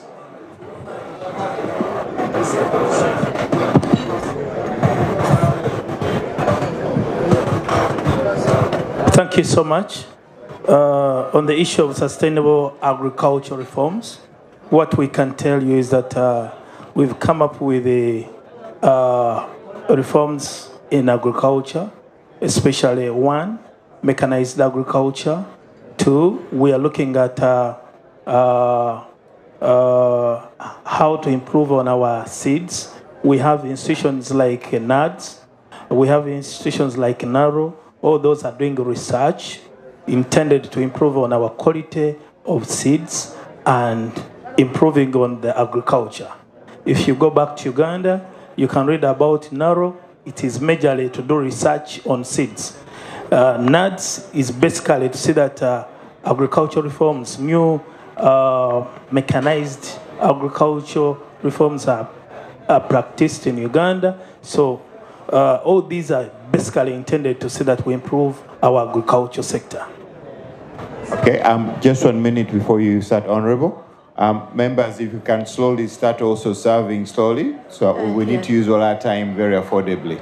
Okay, on the same, just supplement on what Honorable has just said, we know that land is very, very critical when it comes to agriculture. Automatically, Uganda is blessed to have very good soils, but we use the land to cultivate. What our country is doing is to make sure that our people are stable on their lands. We have laws in place to make sure that there is equitable distribution of land, especially to the weak ones, the weak gender, the weaker gender, the women, because definitely we know that it is the women who do most of the cultivation. You find that the laws in place puts into place that everybody has a right to own land, at least in Uganda, and that has been done illegally to make sure in the confines of the law, all our people can easily access land to be able to cultivate, to be able to practice agriculture. So I believe we are yet there as a country, but everything is being done to make sure that we have equitable accessibility to land ownership and land use. Maybe if I may just add something little. You know very much that society is dynamic, it's not static. Land is not elastic. The population is increasing. We are now working on the mindset of our people. Initially, traditionally, we are not commercial. But because of these reforms and people wanting to maximize the profits, we are coming with all changes where people have to adopt the new methodologies. Thank you so much. Maybe just to add a little, she talked about the soils. Government is also focusing on the soil input. It is also focusing on the manufacturing of pesticides and fertilizers to enhance the fertility of soil and to enhance with the farmers. Carrie, have you been satisfied answered or not yet? I see you. The microphone is there. Let me hear your voice. Earlier in the year, I spent 3 weeks visiting lots of different smallholders across Uganda, and you mentioned narrow and the seed development, but a very concerning thing that I found was that a lot of people didn't understand hybrid seeds. So they were saving seeds from hybrid plants and then experiencing total crop failures. I only spoke to one farmer that understood the difference between open pollinated and hybrid seeds, and that coupled with poor soil management is causing a huge problem. And I struggled to find information on projects that were happening across the country because I was hoping to go and visit and see what was actually being done. So I was interested in how do you access that information? I did email Narrow a few times before I went, but I didn't get a response. So I just found it really difficult to find out what was actually going on, what extension services were available for rural farmers.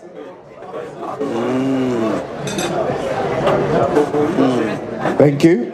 Members, do we have anybody else with a question to our legislators? Yes, I see you there, sir.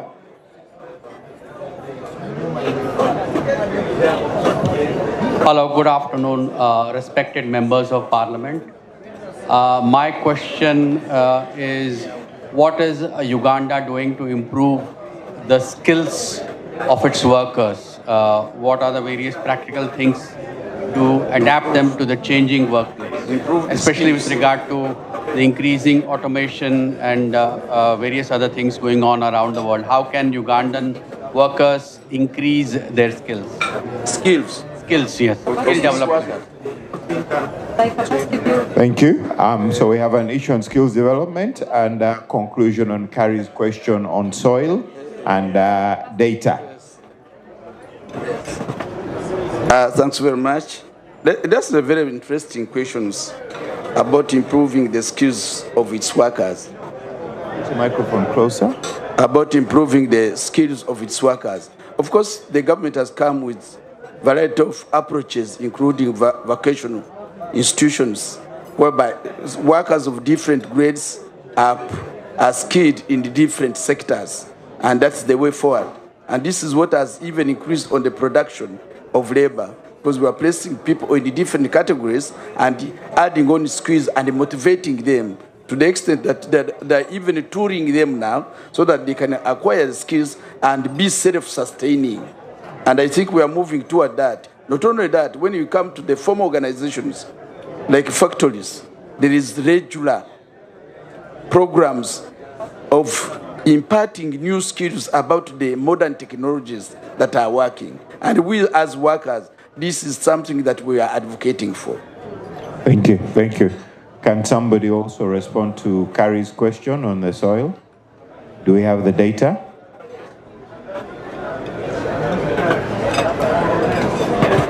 Thank you so much. On the issue of data concerning agriculture, my advice to the investors, we have quite a number of organizations, but most critical is Narrow, where you can have all information that has been researched on the various varieties or species in Uganda, soil composition and texture. That's where you can get all this information. Just go to Google, Narrow, you'll get everything that you want about Uganda soils, about Uganda species. On the issue of skills development, what I want to tell our potential investors here, that Uganda as a country, by the way, we have a big population that is of youths. If you want skilled labor, we have acquired it. What we can tell you is that our boys, our girls have been trained in various skills. Don't be worried in coming to invest in Uganda, because one, there are two things. One, we've got cheap labor and it is quality labor. So we have all the skills. in our children. So just come and invest. Honorable, let's use the word affordable labor. Cheap is a bit. Okay, just thank you for the correction. It's all about the optics. With that, I think, members, we have anything else we want to do? Because I wanted to hand over to Madam Ayebere. Honorable.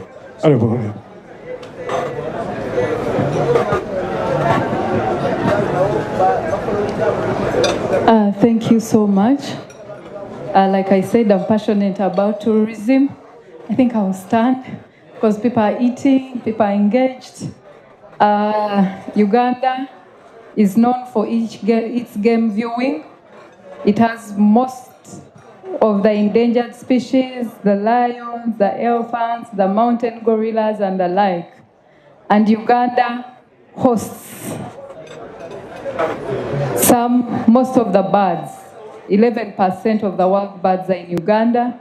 When you talk about the rivers, when you talk about the mountains, when you talk about the good foods, when you talk about the climate, everything is good about Uganda. So I had asked them to play a small video for our investors as they come to invest. Tourism is also very pertinent, important for relaxing, for enjoying with family.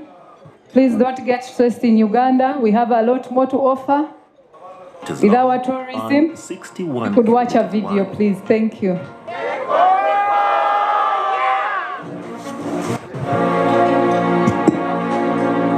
Okay, with that, I would like to first and foremost thank you members for agreeing to have a working lunch. And also let's thank our honorables. They'll still be available later if we need some more questions. But thank you so much for agreeing to join our working lunch too. Please don't forget to join lunch and have some lunch. Thank you so much. Enjoy lunch. Long and 61 kilometers wide.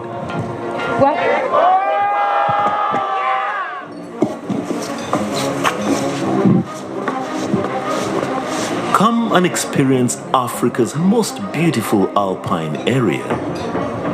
With every hour and every altitude gain, the landscapes, colors, and views are ever-changing. This UNESCO-protected national park contains unique biodiversity and breathtaking sceneries such as the mountain zones, mossy zone, numerous waterfalls, tropical rainforest, mountain lakes, and eternal snow. Culminating at an altitude of 5,109 meters, the Margarita Peak is the highest point in Uganda and the third highest peak of the whole African continent after Kilimanjaro and Mount Kenya. This mystical and demanding mountain range is located on the foothills of Queen Elizabeth National Park, one of Africa's most popular game drives, and a few hundred kilometers from the Bwindi impenetrable forest that inhabits the endangered silverback mountain gorillas.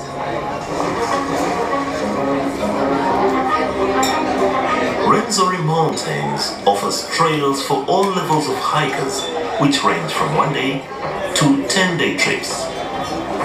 The shorter trips are not as physically demanding and still showcase the amazing beauty in the art of nature, including rare vegetation, rivers, and numerous waterfalls.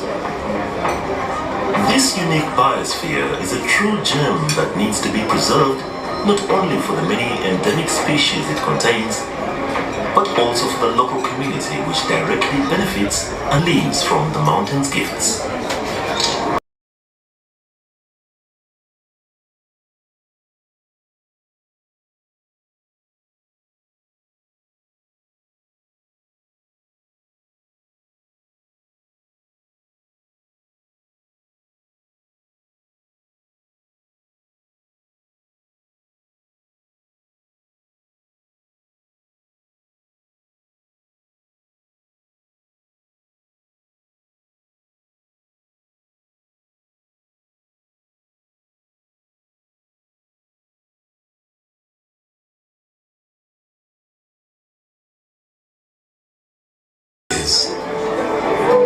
The kind of beauty that you can only find here.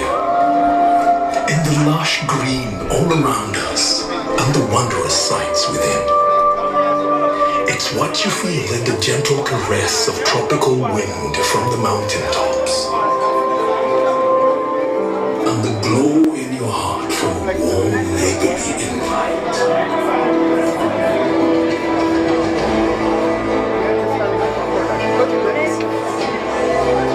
It's in the distinct aroma of our cooking to the taste of food that takes you on a journey.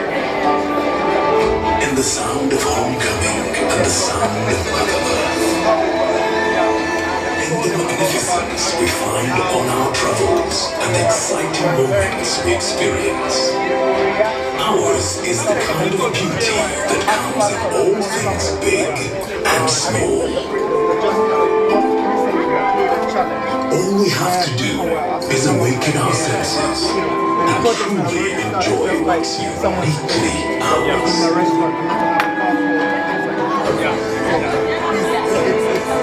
Second, I like things like that. I wanted to talk positively. Sounds to me like he's on to a very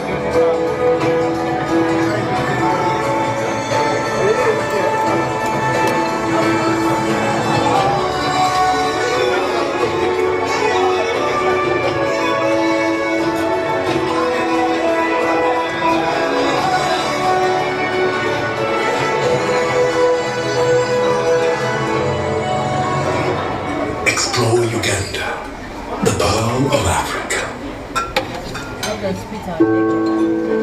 Every waking day is a reminder just how beautiful this. The world record has been broken by almost exactly 2 seconds. Here's Joshua Cheptegei of Uganda. This is superb running. I've shared my story with the world, with you, but you've only seen the half of it. Because to truly know and appreciate my story, you will have to see it for yourself. My home, my Uganda.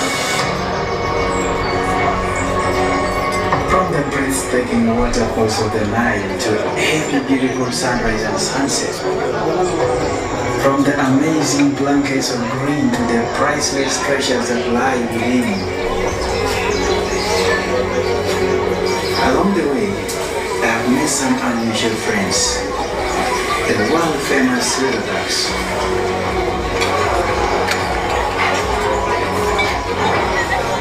When I see them, I behold Uganda's treasure.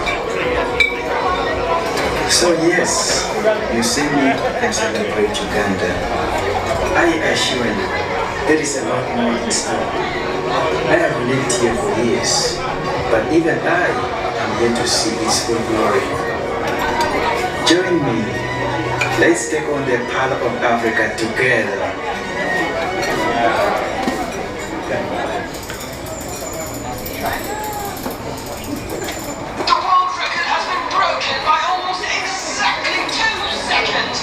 Joshua Cheptegei of Uganda. This is superb running.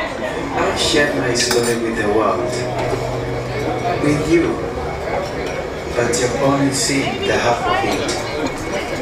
Because to truly know and appreciate my story, you'll have to see it for yourself.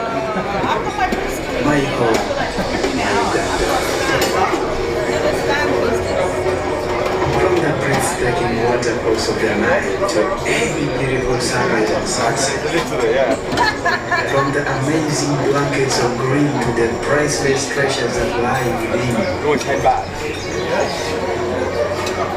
Along the way, I have met some unusual friends. The world-famous Silverbacks.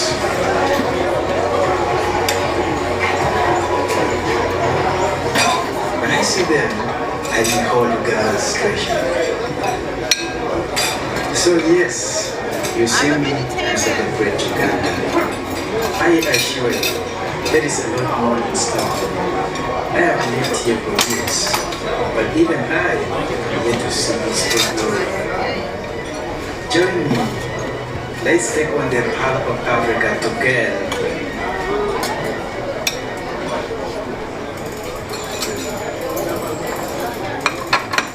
The world record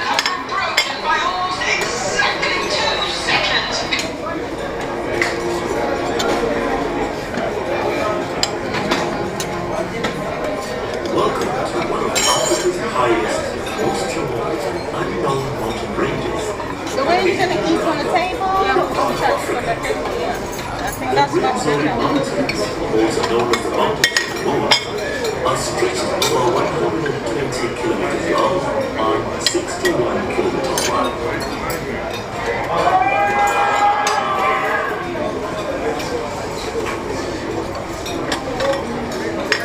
Come and experience Africa's most beautiful alpine area.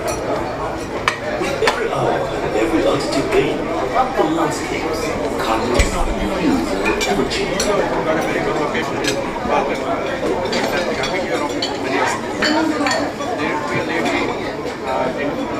The Amari project consists of the rehabilitation and upgrade of 4 very important substations in the transmission network. These substations are important because they will allow the absorption of renewable energy coming on stream imminently from hydropower. And these electrons will flow across the network and support access to new customers and economic growth for industrial businesses in Uganda.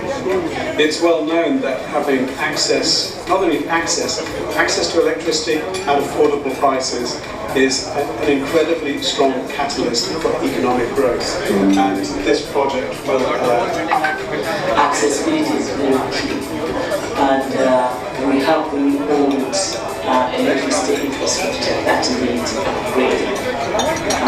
That includes post transmission lines, but also related substations. So GreenWorks is going to help us upgrade the rural substation, Bayanga substation, Nirama Hills, and Kenya. This covers a long stretch of southwestern Uganda. The Ugandan government has been incredibly insightful and forward-thinking in working together with GridWorks for what has been several years in development. And I'm really, really happy to say that we have a very, very strong working relationship with the Ugandan government across all of the agencies and all of the departments to bring this project to where it is today. Uganda is open for any kind of investment. We're very open, we have incentives, and we are very welcoming people. And the GreenWorks is one of those. The rest of the world has benefited from private sector capital and transmission infrastructure for several decades. And I think it's only right that the African continent has access to the same form of capital, which is badly needed to drive and support economic growth across the region.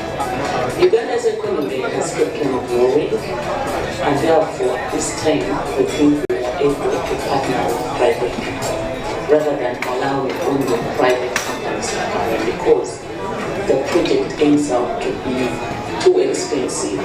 But where government partners with private companies, the project becomes manageable. This project is obviously important in the context of Uganda, but outside of Uganda, the rest of the continent is looking at this project. Many of the countries that we are working in as GridWorks, our counterparties in government are looking at this project and saying, wow, this is what we can do to unlock critical infrastructure projects in our countries. So the rest of the continent is definitely looking at Uganda.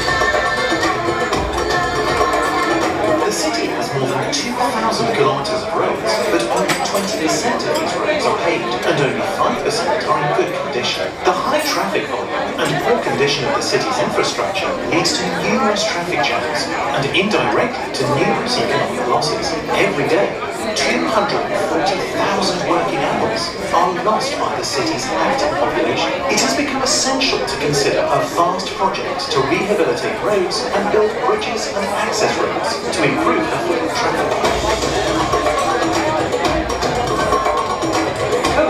In partnership with local contractors, is proposing a major project to transform the city of Kampala. The project will transform Kampala by opening up the city through improved access, reduced congestion, and the roads will have proper sidewalks, drainage, streetlights, and in some cases special lanes for buses and bicycles. As a pioneer in the field of transport infrastructure, COAS has been building on its expertise and know-how for over 100 years. Our mission? To imagine and build innovative and responsible mobility solutions. This vast transformation project involves the rehabilitation of 200 kilometers of roads in 5 districts of the city: Central, Kawempe, Rubaga, Makindye, Nakawa. With the paving of approximately 800,000 tons of asphalt, including 100,000 cubic meters of recycled materials, the construction of a steel flyover at the Rosebery Junction, 3 pedestrian bridges, as well as the implementation of infrastructure for intelligent traffic management. Finally, the project includes the maintenance of these infrastructures, as well as the repair of the city's drains, the creation of pedestrian and cycle paths, and the planting of trees, for a total amount of €250 million. Attractive finance for the entire project will be provided through the UK Export Finance. This project is in line with our global CSR approach and based on 8 commitments, and the benefits for the local population are multiple. Between 450 and 550 locally recruited employees will benefit from training in line with our safety, quality and operational management requirements. And we expect more than 95% of our staff to be Ugandans. Our group is also working to promote diversity and gender balance within our teams. Sustainable development and respect for the environment are also among our major commitments. Here, the use of innovative products, such as cold mix, is favoured to reduce our carbon footprint, and the recycling of materials is used as soon as possible in the production of new and replacement materials, both infrastructure and asphalt. Finally, this transformation project is accompanied by the renovation and creation of facilities to improve the living conditions of the population. We expect the project to start end of this year if all goes well. Our ambition for Kampala? A major transformation project to promote the economic development of the city and improve the living conditions of the population in a sustainable and responsible manner.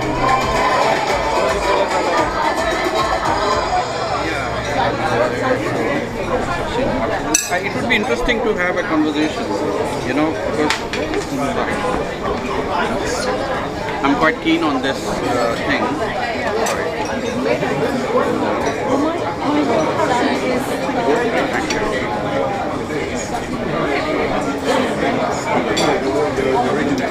You said, are you basically an agricultural consultant? I'm actually, so basically I live in Bakewell now, in the Peak District. Oh, yeah. And one of the things that I'm looking to do is to acquire land for farming. Yeah. I know farming is out of vogue in the UK now, it's not considered viable. Yeah. But you have, people can do different kinds of farming, sunflower, lavender, different kinds of things. So I would really be interested if you could help me in that aspect. Okay, well, that would be very interesting. Not just Uganda, but also this kind of thing. Because I'm very keen to buy some land and do some agriculture. Yeah, okay. Well, I guess knowing what it is you want to do is the big question. The technique of to sustain the land. My name is soil quality, soil preservation, conservation, the suitability to various crops. All these are key. We've been for the last 29 years the leader to offer and provide quality, affordable and sustainable housing. And as a trademark of the homes, we're here to test you the products going forward, particularly areas in partnership, collaboration, and investment. We have the mandate, the national mandate,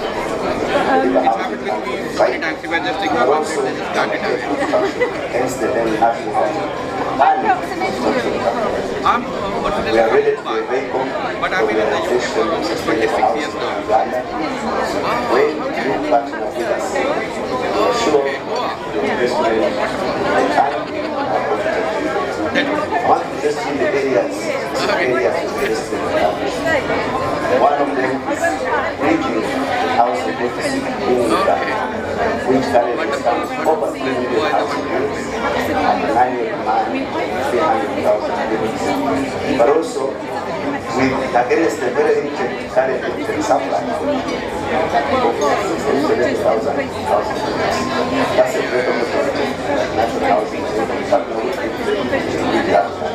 We also have a partner with the development of the commercial infrastructure. We also have a partner in developing the industrial parks. We have been presented over 15 cities of Uganda, and this will take a broader spectrum. Industrial hardware, residential hardware, support. We also have opportunity to undertake some upgrading and redevelopment. And so we are trying to move out finances, right partners who have technology that can help us deliver. I want also to interest you, especially those who are ready to acquire homes. We have products that are ready and offer. These include apartments, also have good quality products in Bala Estate, Namongona, free units. We also have 2 3-bedroom units with good apartments in Bala, and as mentioned, of national service. In other parts of this country, going forward, coming to next year, I also want to request you that you are a booking on our new products that will be coming down the line. Among the new groups in area partners, we have ranged from 1 bedroom to 5 bedrooms to 10,000. We'll also be having apartments in Porto, and so here to make a passionate call for the Western world, this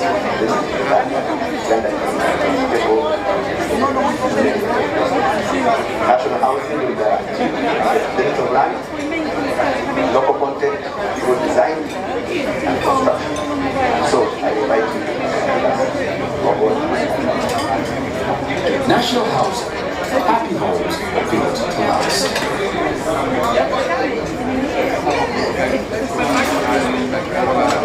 Yeah, they need to do crop rotation, they need to do so many things. Did you meet the Ministry of Agriculture?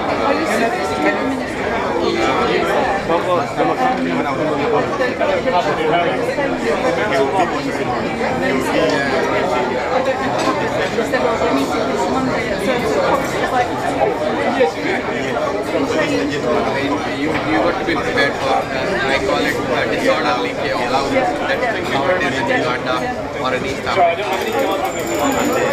Because things don't work too tight. The world record has been broken by almost exactly 2 seconds. Here's Joshua Cheptegei of Uganda. This is superb running. I share my story with the world. With you. But you only see the half of it. Because to truly love and appreciate my story, you will have to see it for yourself. My home,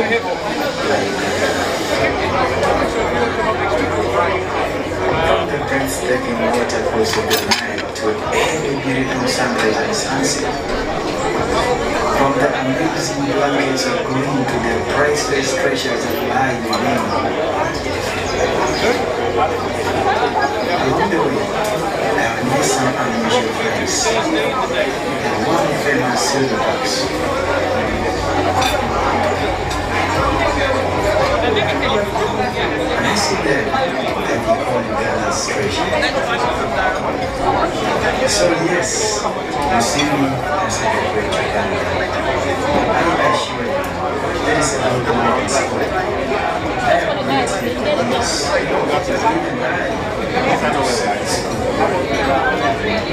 Join me. Let's get on the car of Africa together.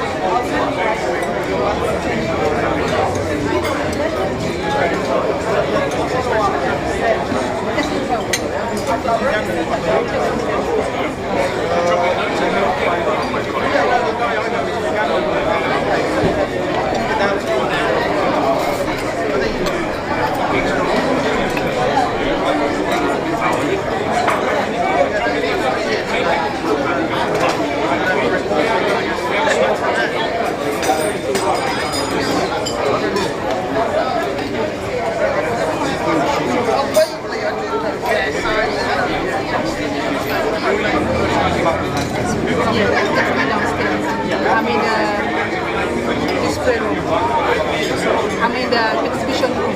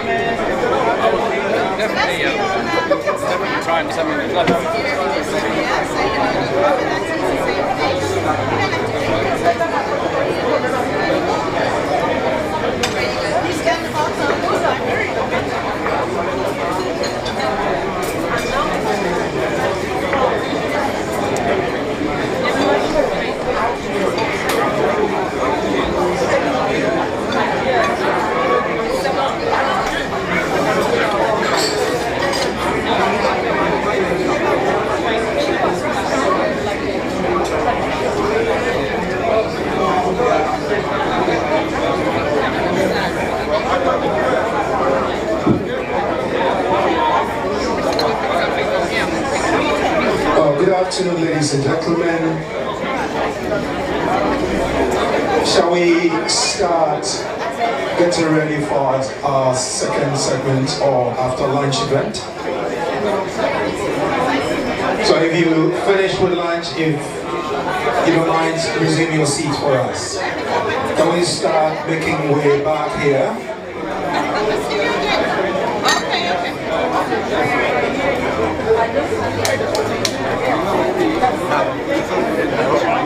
I would want to believe that everybody has had something to eat and something to drink as well.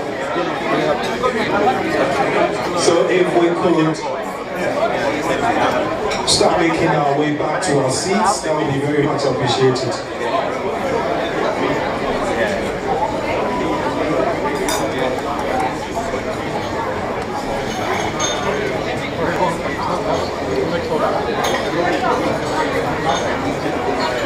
So whilst we wait, want to acknowledge and appreciate our platinum sponsors, Flag & Dot, Send Up or Flataway, and Momo from MTN. We also have sponsorship and support from Housing Finance Bank. They make it easy for us. This whole event is organized and promoted by Promoter Africa. We have Universal Enterprise, affordable houses, and much more. Global P FX is also supporting us. Eric Wilkins Service Apartments, thank you very much. Alvan Blanche, processing the world's crops since 1952. To them we say thank you for your kind sponsorship. Uganda Revenue Authority, yes, you're here giving us all the incentives and information we need. Thank you for your support. Uganda Investment Authority, relying on them for our investment as the business we do. Uganda Investment Authority, thank you. Not forgetting the UK government for being part of the story. So this afternoon, as we continue, remember it's the 13th UK-Uganda Investment Trade Summit for 2023. You can get yourself ready for the investment summit for next year, which is 2024. In your program booklets, you can scan and register even now. What you've seen here so far, what you've heard so far, should propel you to be making that decision to go and invest in Uganda. And we'll be inviting you again to come back for us to have another summit same time next year. So ladies and gentlemen, please make your way back to your seats and let's get started again. Can you please make your way back to your seats and let's get started. Thank you.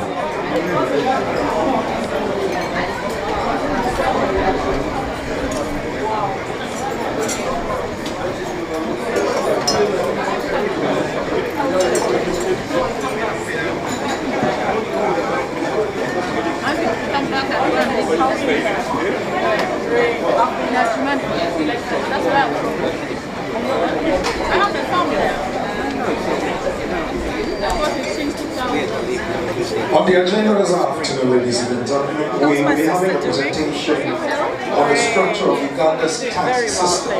Lovely to see you. We'll be also looking at market development partnerships, opportunities in the agricultural sector, focusing on agri-food exports and the potential of coffee value addition.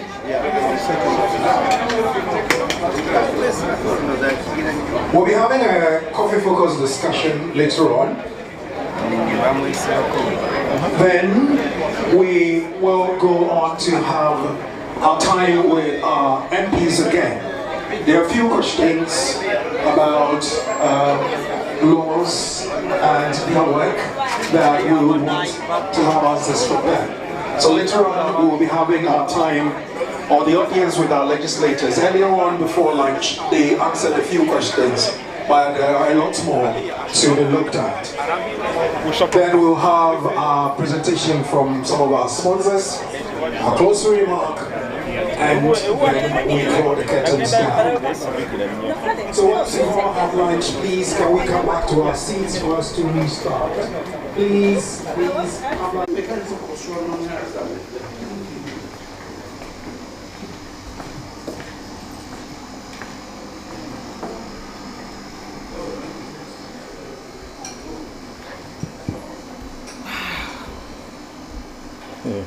How are you? I'm very well. Can you take a picture on a private basis? Yeah. Because I would like you to take a picture of my. How much can it cost? Nothing. Nothing. How will you send it to me? Will you send it to me?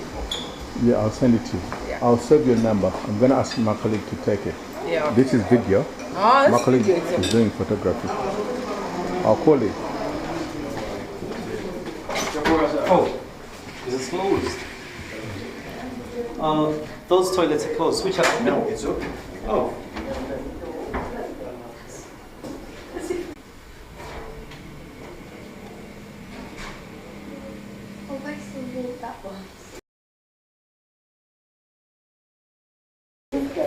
Excuse me? Which floor is the exhibition? Ground floor. Ground floor. Thank you.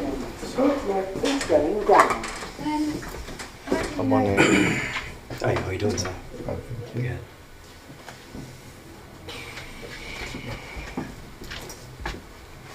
You came from Uganda?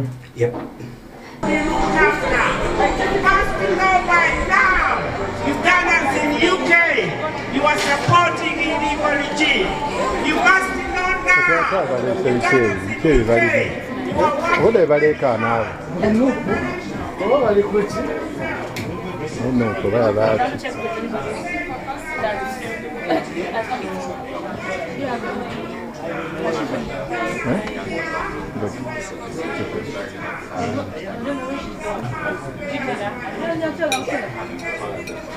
Ask the other lady. Ask her. Gundi wagichimye. Kwanza nabadene gundi wagichimye. Pass, najichimye.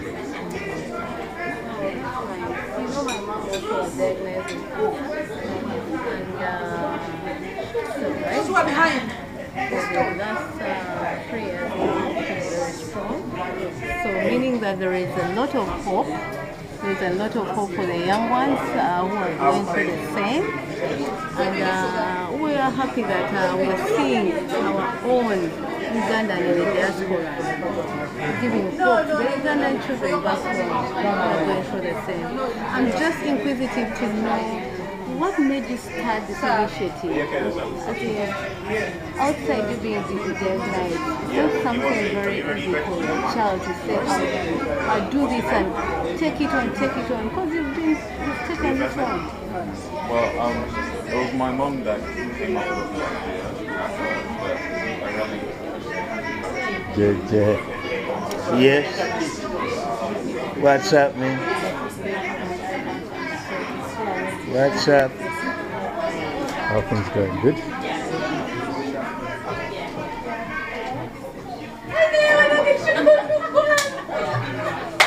Very good, very good.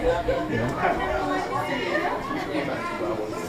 Should I get out of Welcome to Affordable Housing Uganda. My name is Noella, representing Universal Multipurpose Enterprises, dealers in condominium apartments that range from 1, 2, and 3 bedrooms. We are located in the most prime areas of Uganda, that is Kololo, Muyenga, Nalia, and Nigeria. Our main target is to ensure that all Ugandans in diaspora come and get affordable housing at home.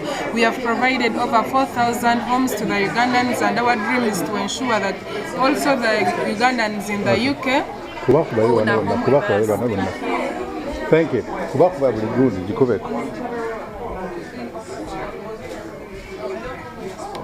So we can get the equipment. Mr. Schleiman Shilbagam. He's here. He's He's a doctors. dentist. So we identified a few doctors and nurses who can be our voice from ground. Brilliant. Some of the best doctors are in Uganda and in Africa. So all we need is for you to access such a day. We invite the diaspora to have a conversation. We've got equipment that will carry ships, so we don't have to parents, or maybe if you are getting, did you bring your parents out to know where they live, where they are in Uganda, villages, districts, sub-county, county, welfare. Yes, hello. No, good afternoon. How are you? Are you okay? I'm okay because I came to Trafalgar Square. I actually met downstairs. She can bring it down for us. She can come down.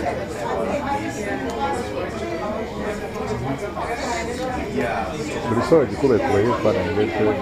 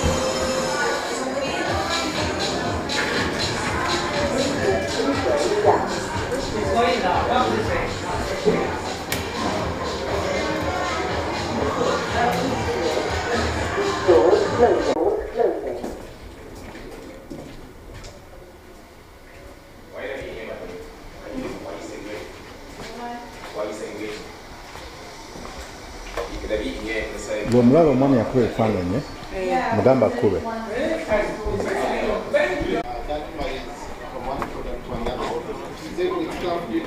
Rotaries and gamings have 15% of winnings and 20% of income.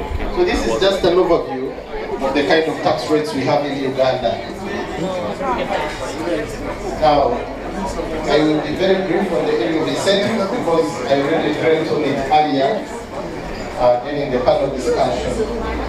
But suffice to mention that the government of Uganda is deliberate about incentivizing investment by not taxing it and focusing on indirect taxes and taxing consumption. So if you're setting up a factory in Uganda, you're setting up an industrial park, you're setting up a free zone investment, all these exemptions will be able to take advantage of. Why? Government wants to increase production and transform Uganda into a middle-income country by that year. So these are some of the allowable expenditures that are allowed within our income tax. Cost of sales, operating expenses, depreciation allowance, industrial building, all of these will be allowed. And very importantly, if you spend on all these and you make no profit, we will not run after you at least up to 7 years without paying tax.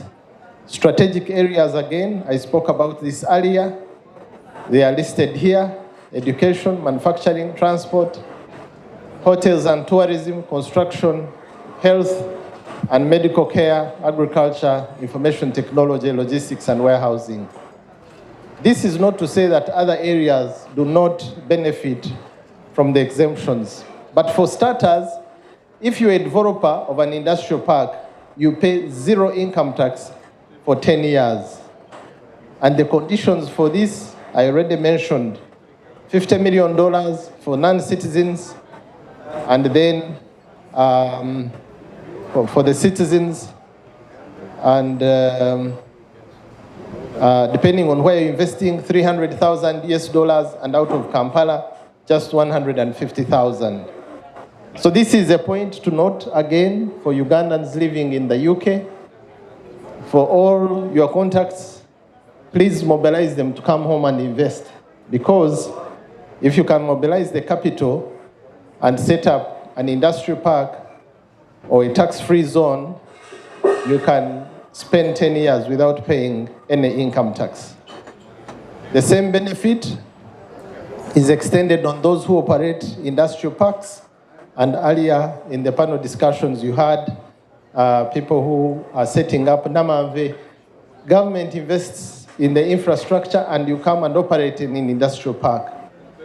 For people who are producing for export, up to 80%, again, you are able to get a refund on the materials that you have used to produce for export, because the government is trying to attract foreign exchange through the exports you make. So 80% exports of finished goods and capital goods will also benefit from this exemption on income tax. Non-profit making organizations, when they are working for charity and for the promotion of the well-being of society, they can also qualify for income tax exemption. And of course, if you're a compliant taxpayer, you can also benefit from being on the withholding tax exemption. This means the 6% that you would pay on every import or every transaction can be paid at once when you're filing your return. Rental, I've already explained much about rental. I will not go back. Maybe to add that for non-residents who have rental properties, we withhold a final withholding tax of 15%.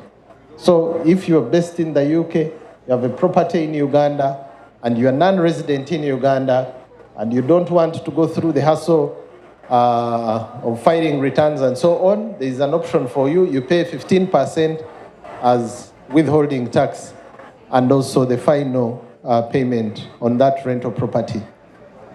These are the points I was explaining earlier about the thresholds and the capital investments required. Stamp duty, I've also hinted on this already. You have all your instruments stamp duty free as long as you're investing in these industrial parks or you are a manufacturer in the industrial park. Hospitality, developers, I've also mentioned, if you're setting up a hospital, For $5 million, you benefit from the exemption. If you're setting up a hotel for $8 million US dollars, you benefit from this stamp duty exemption. But very importantly, is the point that has been made by General, maybe to lower some of these. We will look at it through a recommendation of a policy change. Excise duty is another area where you get an exemption if you're a developer of an industrial park.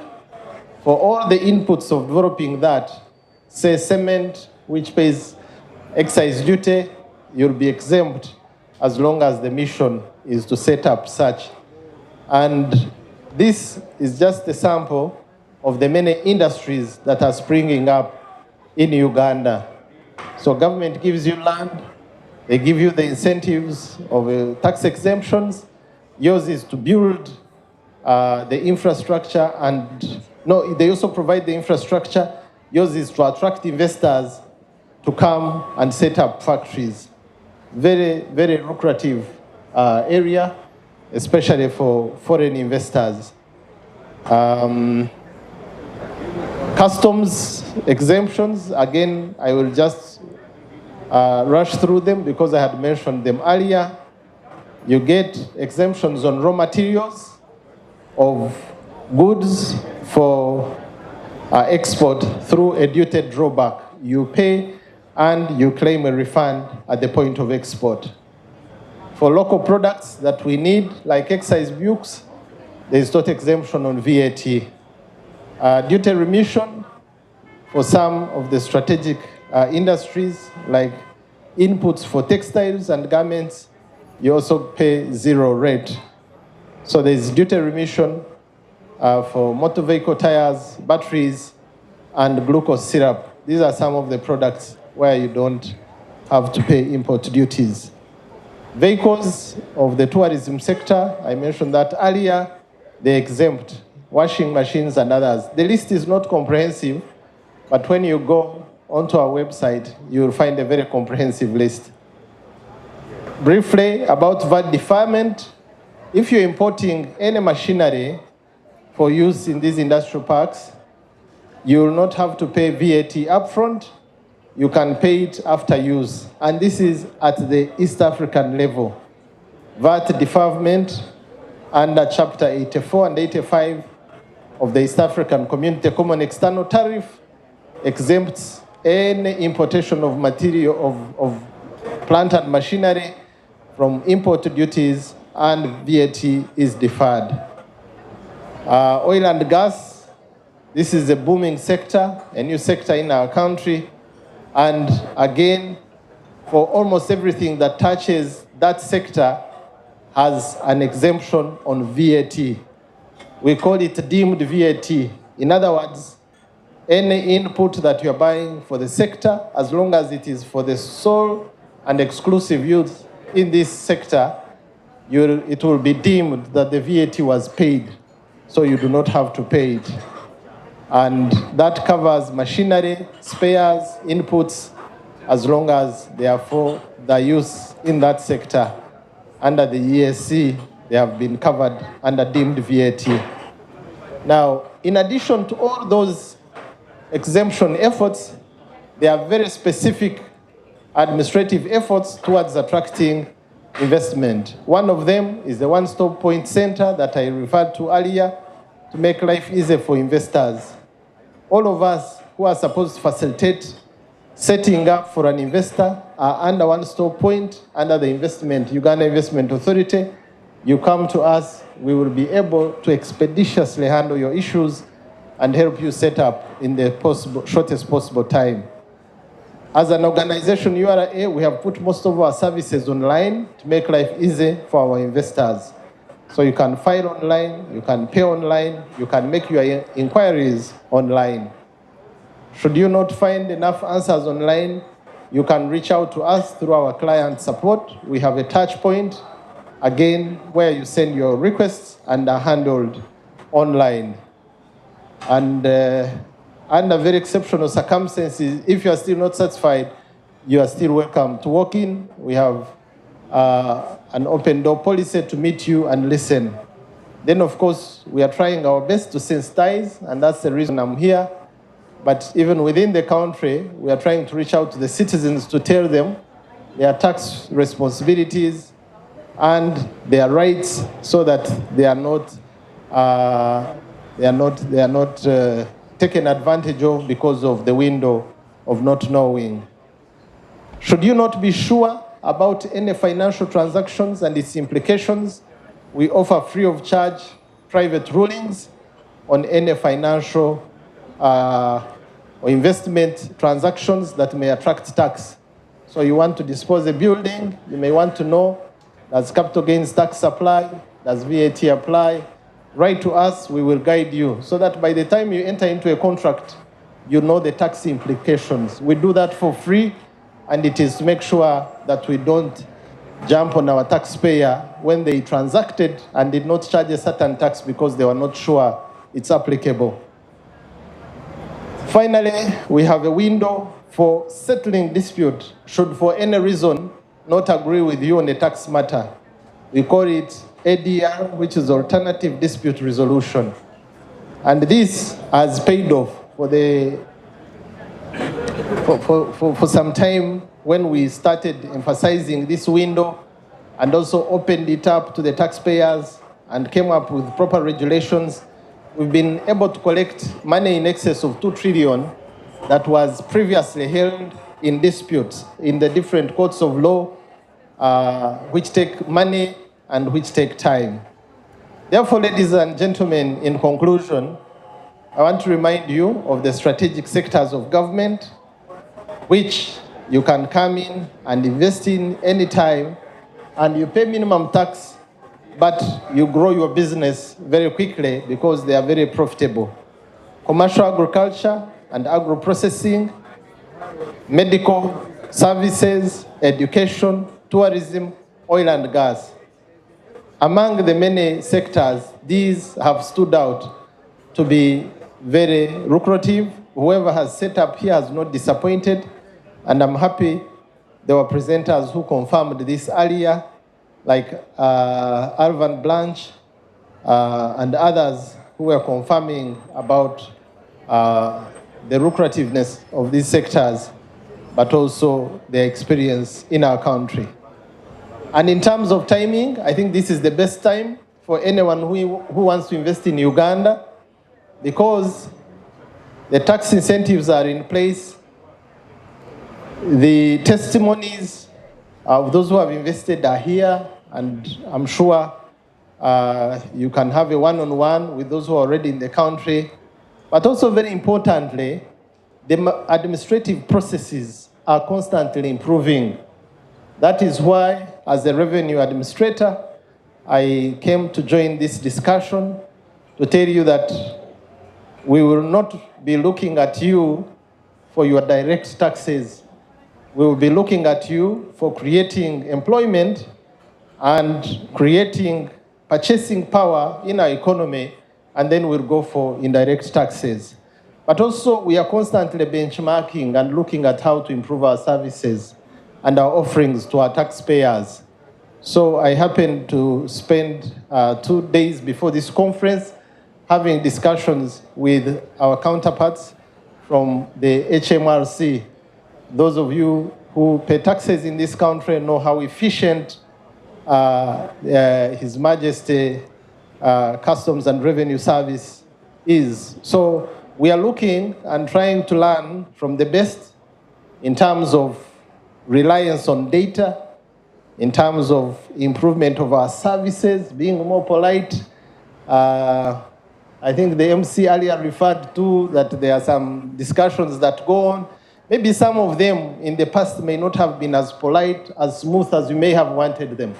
But I'm here to assure you that Uganda Revenue Authority is undergoing a serious transformation, one, to improve our service offering, to promote transparency and integrity, and also to make sure that we become facilitators of investment rather than just absolute tax collectors, because we know that we will collect more tax by promoting investment. So I thank you again for the opportunity, for everything that I've shared in brief. Because of the small time that I've been allotted, you can find out more from any of these channels. Our first point of reference is our website. If you just log on to that ura.go.ug, you'll find on the first page the detail of all the incentives. The last gazette on incentives was made in 2022. You'll see what is there. If you want to find out any additional information, that is a WhatsApp call. You can go there and chat with us, and we'll give you answers. Just remember to put +256 on every call to Uganda. Sorry, that should have been included there. So +256 and that number as it is. Social media platforms, Facebook, Twitter, LinkedIn, we are all on those platforms and you can reach us. Touchpoint is working well, emails and those toll-free lines. You can reach us and we share. I thank you very much for listening to me. I thank the organizers for giving us the opportunity, and I'm ready to take any further question that you may have. Thank you very much. Thank you so much. Commissioner General, thank you so much. In fact, that it's you yourself presenting, we're deeply honored. Members, questions, please. Yes, sir. Thank you very much, Commissioner. It was very enlightening and informative. And I just want to, not a question, but it is just sharing an experience with the URA. Sometimes back, I was doing a lot of business in Uganda, and I ended up with some unpaid taxes, which were going beyond 10 years. So anyway, that was resolved with a very good approach that URA responded with, and it was resolved, the ledger and all that. But actually, I want to give you compliments.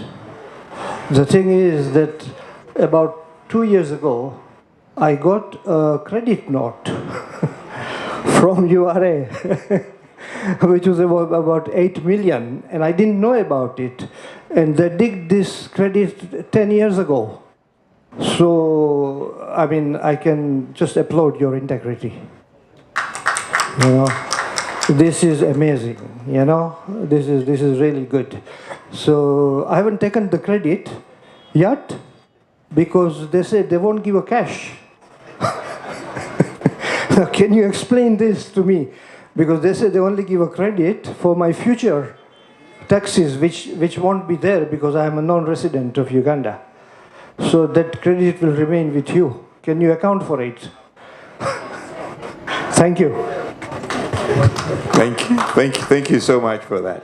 Any other question while Commissioner General responds to this one?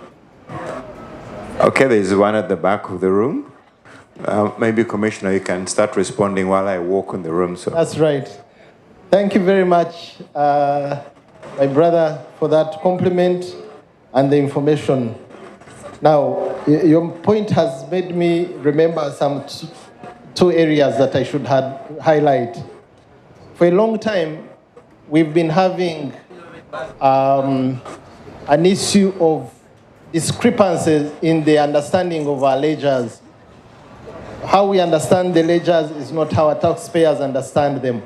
This was as a result of technology, migration, and really something happened and our data was not that accurate. So if you're one of the people who we may have written to you demanding for taxes that were not accurate, we apologize about that. But we set in place a team about 2 years ago to review all ledgers. And it is the effort of that team that has been discovering either ungiven credit or taxes that have been due. So they go through the ledgers, they reconcile, and afterwards, if you have a credit, they inform you. If you owe us, we still inform you, but more firm about what we think you owe the organization. And this team has done a great job, so I'm happy to hear feedback from London. Now, in terms of that unreturned money, we will make ways of transferring it to accounts. We may have, acknowledged that we owe, and we have said you come and pick. Of course, when you have someone who you owe, if they don't pick, you can still use that money for something else. But with this input, let's put a channel for those who are not returning and who can give us an account and we send their money wherever they are. But the second point I wanted to mention, in these laws that have been passed this financial year, there is a waiver of interest and penalty for all those companies and businesses who owe revenue, unpaid revenue, because that has been another area of conflict. You start when you're owing like 100 million in unpaid tax, but because of the passage of time, that money attracts interest and penalties for late payment, and it becomes sometimes unaffordable. So if there is anybody in this room or people you can reach who knows that he owes Uganda Revenue Authority or the government of Uganda unpaid taxes, under the current law, and thanks to our members of parliament, there is a law which is in the Tax Procedures Code, Section 40D. And this section waives all interest and all penalty for taxpayers who are willing to settle their liabilities. So anybody who knows that he owes and there is interest and penalty and maybe it has been a struggle to pay that, please approach us. The problem with this law, it has a short window of up to 31st December this year. So if you are to take advantage of this, please come before 30th December, pay your principal tax, and then the penalty and interest will be waived. Thank you for your point. It reminded me that issue. Thank you, Commissioner. Question? Thank you, Commissioner. My question is about concessions for hybrid and electric cars for returning residents or returning citizens. Thanks. If we don't have any question, then okay. When you say returning, is that brand new or used? Okay, just to clarify that because they mentioned something earlier. Hi, Ray Wilburn, East African Solutions. So our company does some work sometimes opening up supply chains in and out of Uganda, and sometimes our counterparts in Uganda complain that there's sometimes inconsistencies with how things are treated at the border in terms of papers and charges. I was wondering that list that you put up there, is there a resource where it makes clear exactly what's supposed to be presented when things are moving across the border? And if there's a problem, is there like a hotline that somebody can call instead of just having to magic money out of somewhere and pay whatever is being asked for to make something cross the border? Great question. I like the magic money portion. Commissioner, over to you, sir. Okay, thank you very much for those two very good questions.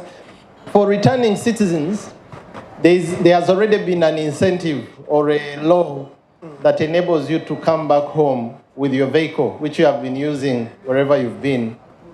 The only point to take note of, please don't bring one that is older than 15 years because it will not be allowed in. That is now outlawed as contraband.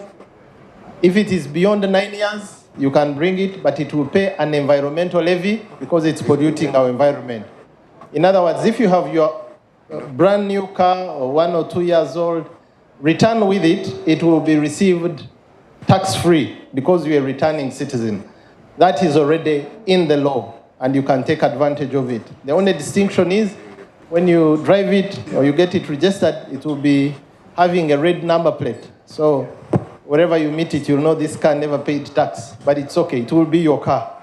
If you want to sell it to another person, that person will have to move it into ordinary number plates and they will have to pay tax. So you have to own it and drive it. It's for your use. Now, if you're planning to bring an electric car or even an electric boda or motorcycle, the new law now has allowed these ones to come in tax-free. This is just to promote the green economy, as we discussed earlier. So whether you're a citizen returning or you're an investor, you'll bring these cars or bodas duty-free under the new law.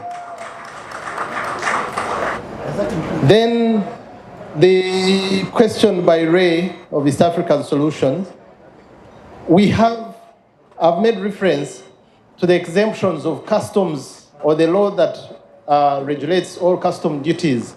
It is no longer Ugandan law. It is an East African law.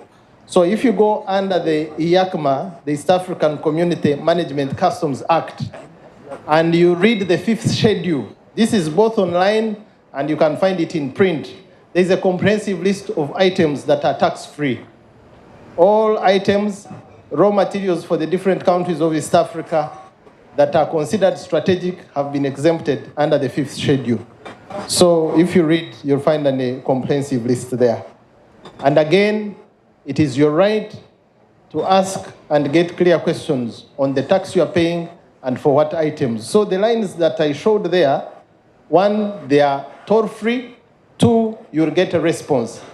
The touch point is a very transparent form of communication, because when you send your email right from the Commissioner General to the commissioners and to the last officer, we all have visibility on what you're going through. Utilize these platforms to highlight to us any challenges that you get, because we are a young institution and we know that we are dealing with some challenges. So when you find people varying positions, maybe their intentions are not very noble. Rise through those platforms and let's deal with it as a question of discipline.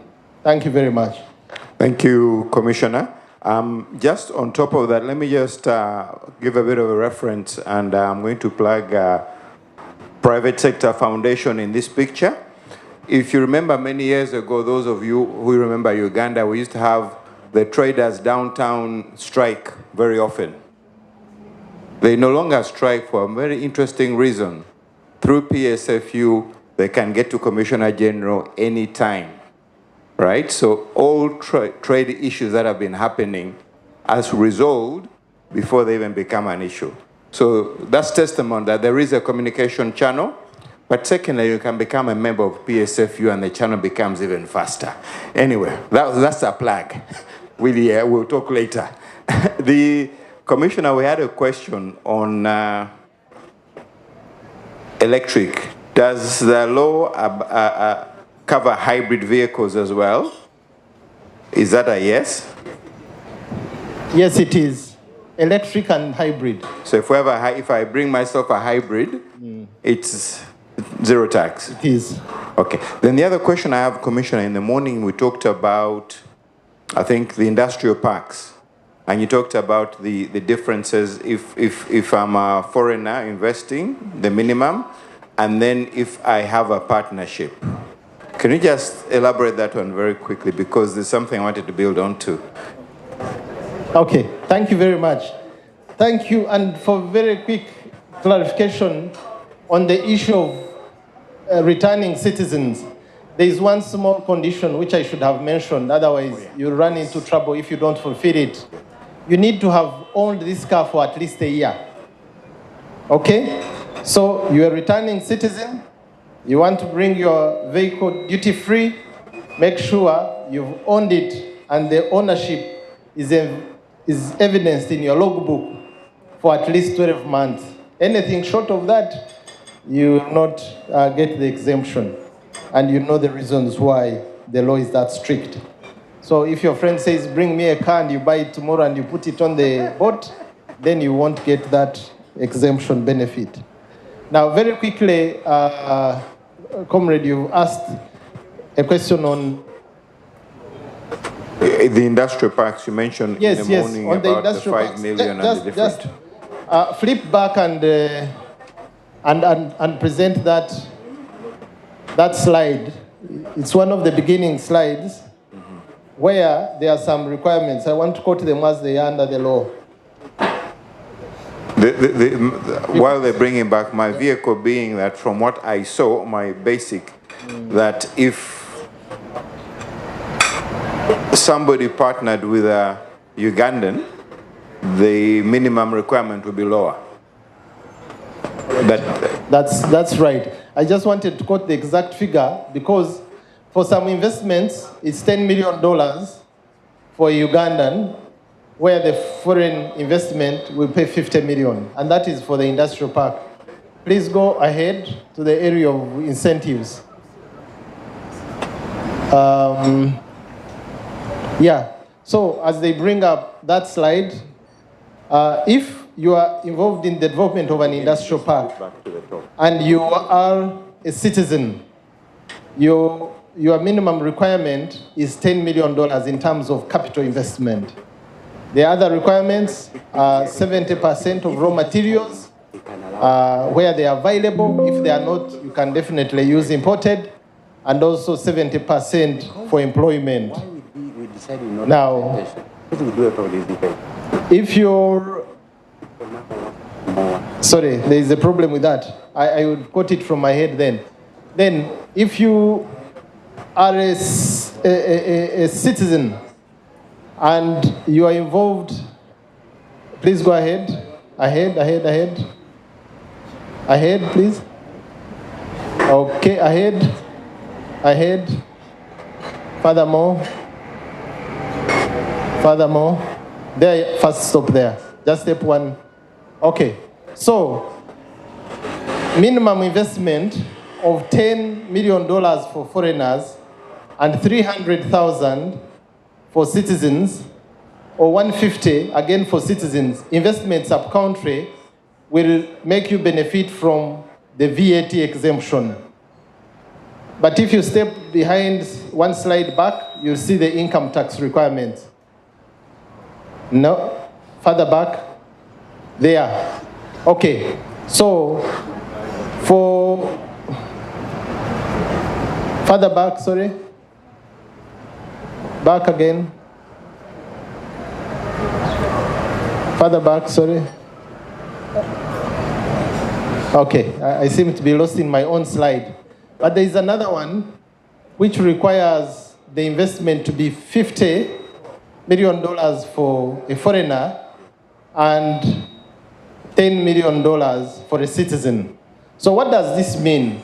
If you want to take benefit of the citizenship,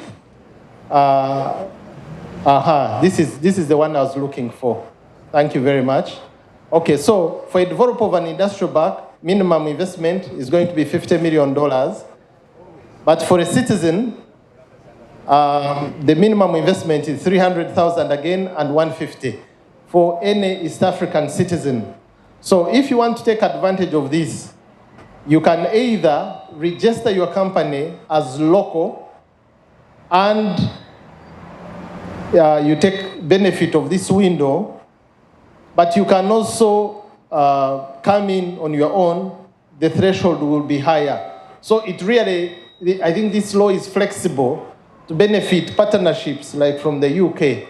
If you're a Ugandan citizen and you manage to get a partner here and you convince them to come and set up an industrial park in Uganda, all you need to invest is $300,000 for Kampala, or 150 if it's outside Kampala.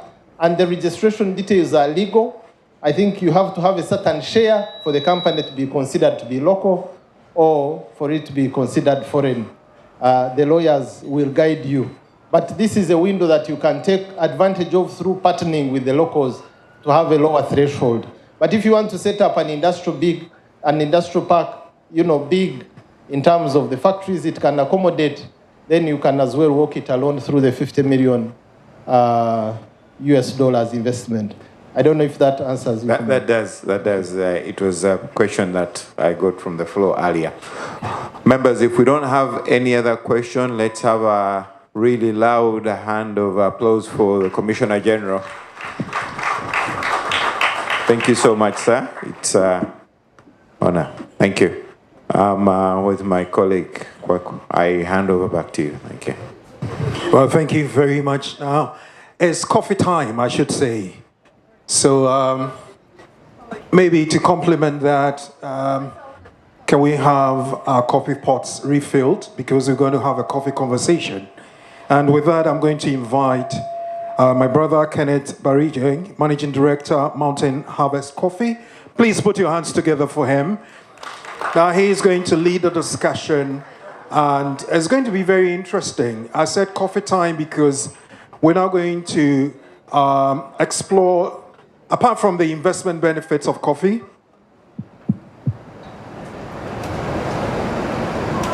apart from the investment benefits, we're also going to have a smell of it as we have it in the house. And to help him and do the discussion, we have Mrs. Perez Ochien. Hope I got it right. Please come join us. A round of applause for her, please.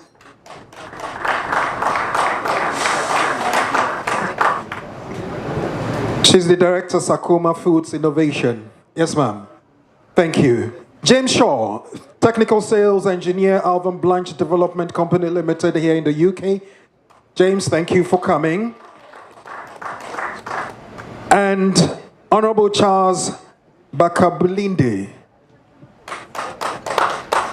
Your Honorable Sir, thank you very much for coming. Member of Parliament representing workers. So as I mentioned, not just a taste of the financial benefits of it, but that's also the industrial and worker relations bit of that. So my brother, Kenneth, over to you. Thank you, Daniel, and good afternoon. I am Kenneth Barije. I am a coffee farmer, I'm a coffee exporter, and I drink a lot of coffee to support myself. I will try with my panel this afternoon to save some time so that we are able to catch up on the lost time. Do we have Paul Rock from the British Coffee Association? Apologies, Paul, but could you kindly, is the Executive Director of the British Coffee Association.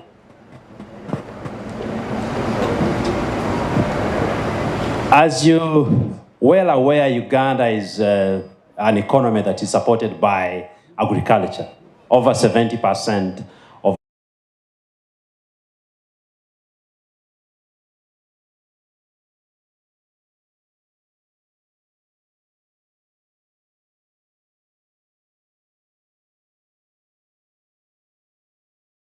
But unfortunately, when you look at the number of imports that are coming from UK, we form a very small percentage. So what we are trying to discuss this afternoon is why are we not exporting more products to the UK? And what can we do to get products here? And I am fortunate that on the panel, we have people who have been working with standards, food safety standards. We have people working with machinery around agro-processing in Africa, including Uganda. We have the British Coffee Association. We would like to see more coffee coming. Just for your information, out of the $800 million that coffee brings into Uganda, UK is only giving us about 2 million.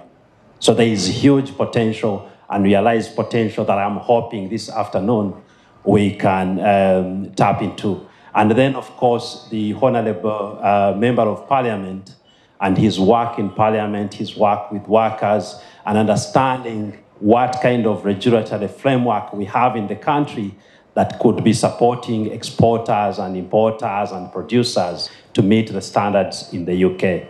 So allow me to start with the question to probably the Honorable.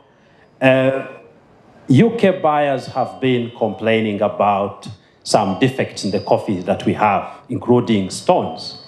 So they say that coffee is not as clean as they should be getting.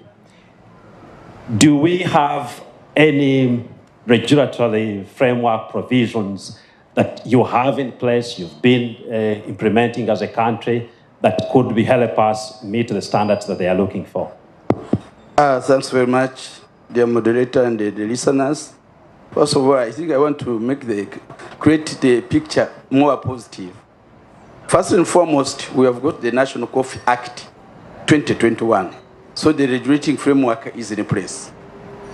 The sensitization, and when we are looking about the quality of coffee, we are not looking at the coffee which is ready for exportation alone. Straight away, we start with the nursery. We start with how the coffee is being planted and looked after. The spacing of the holes and the seedlings, the collecting of the coffee and how it is dried. And this is what is ongoing, sensitizing the public. Now, I've been hearing that our quality of coffee, as you have rightly said, is not so much attractive. It's not good. But let me give you some good figures. Among the global producers, you know very well the Brazil, Colombia, and Ethiopia, Uganda is number 9 among the global producers. And if the coffee was not good, and I think would be maybe number 100. But among, again, the coffee exporters, where Brazil and Vietnam are inclusive, Uganda is number 8. That tells that we just need to polish and improve a bit. And our colleagues from the UK and others would be attracted to come and import more coffee from our country. But otherwise, the regulatory framework is in place, the sensitization of the farmers is taking place, because traditionally, members could produce their coffee the way they want. But now, because of that quality demand, we are going down. Personally, I'm also a farmer, because I have to know how to handle the seedlings, have to know how to space it, have to know how to get it when it is ready, and how to dry it and keep it. These are some of the standards that have now been improved. So basing on that, I think our good importers must be well assured that the coffee that comes from Uganda is good. We are only competing with those first-class countries. Thank you, Honorable. As an exporter, when I buy coffee, the only leverage I have on a farmer is provide better price. That's the only way I can influence the quality the farmer is giving me. Can a farmer get into trouble for mismanaging quality according to the laws of the country? By the way, as we talk now, we have got the UCDA, which is mandated to regulate the coffee quality in the country. And it's now coming in to see that much as some farmers may be not sensitized to the extent that we need, but before they buy your coffee, there are certain regulations or standards that you have to fulfill. And that's why it is coming in. And we're empowering it, and we're continuing to saying that since traditional coffee has been our product, the best way we can do is to add more quality and emphasize to the farmers that if we are to compete with the outside world, there is no shortcut apart from quality. Thank you, Honorable. Let me go to Paul. Paul, I made a claim that there is no coffee here because of quality.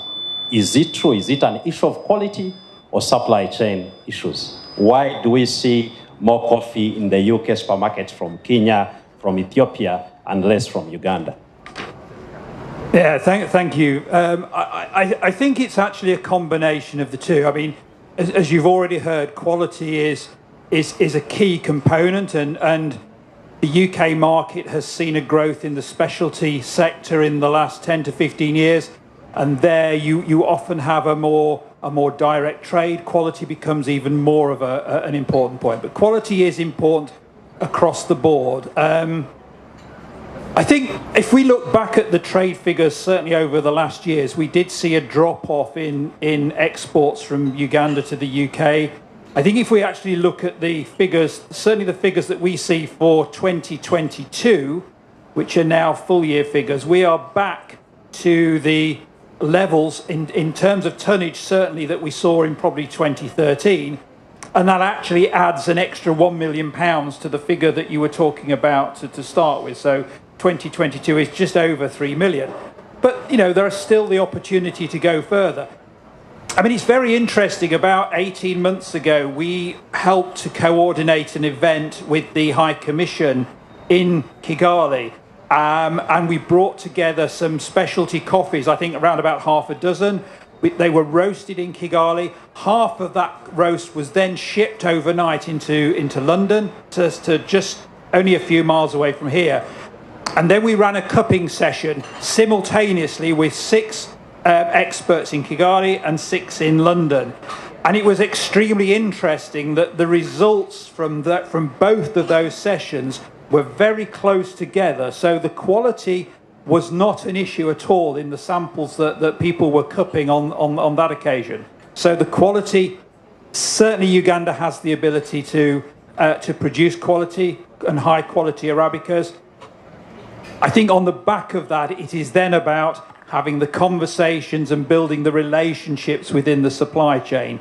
You know, unfortunately, it doesn't matter what commodity you're talking about. You can't simply expose it to the market and then hope that you're going to get the price that you want. You have to start to build relationships with your customer to understand more clearly what they're looking for. Because whether it's a specialty market or whether it's the market generally, quality is a key component. So, you know, the opportunity is there and Uganda has the ability to deliver that. I think it is about taking some of the issues that have been talked about before and making sure they're not the exception, but they are the rule. And then I think, you know, we start to see no real barriers in Uganda improving its flow of coffee into the UK.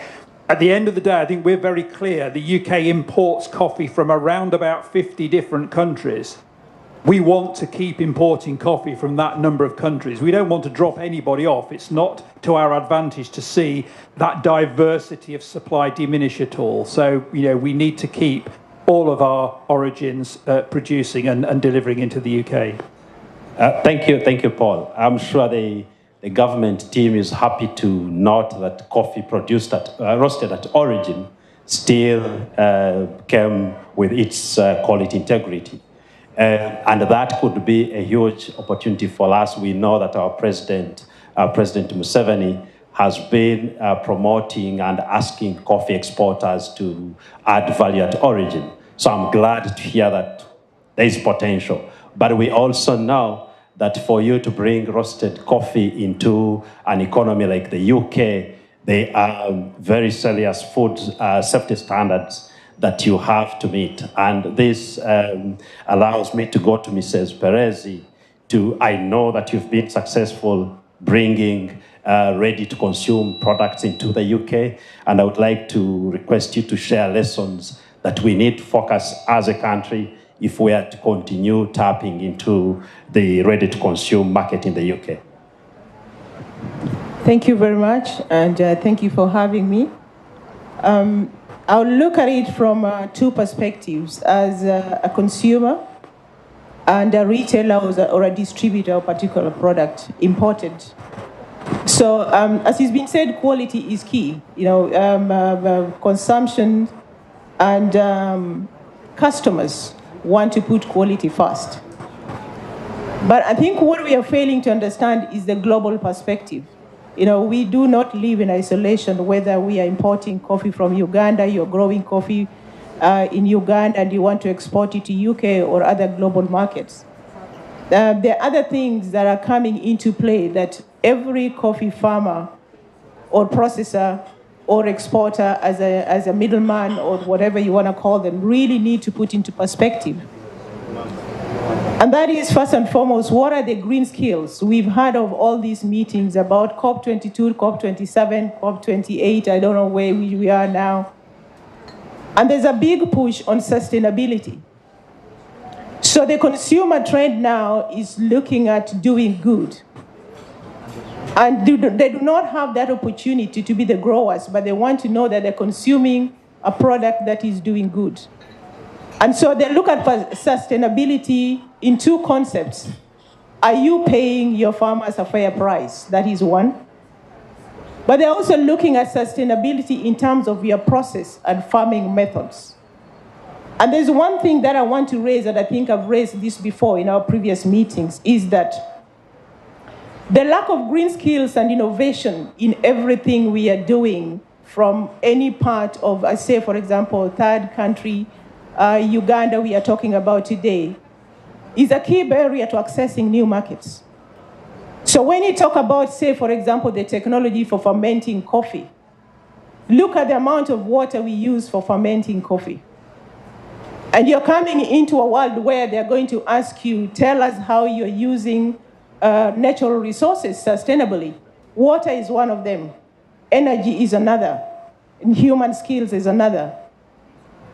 So to what extent is your product involving innovation in terms of improving the process methods? And I want to mention one example that I mentioned before. We don't need to ferment coffee using water anymore. There are technologies that exist, like using goji berries. I don't know if somebody has explored that. How do we make your product attractive to the trend of the market that you're looking for?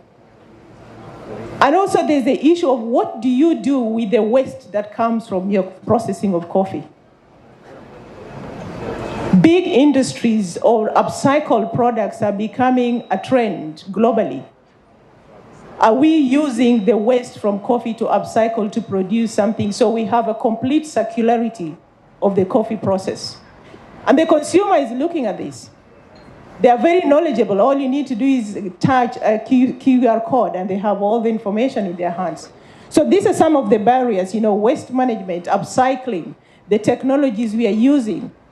And all this is embedded in the fact that we are not allowing producers to be innovative, to come up with solutions that are not necessarily science-driven and knowledge transferred from Europe, which is the market you're trying to compete against, but in empowering the individual smallholder farmers and their processors and everybody along the supply chain to be innovative so that you're coming up with products that are unique.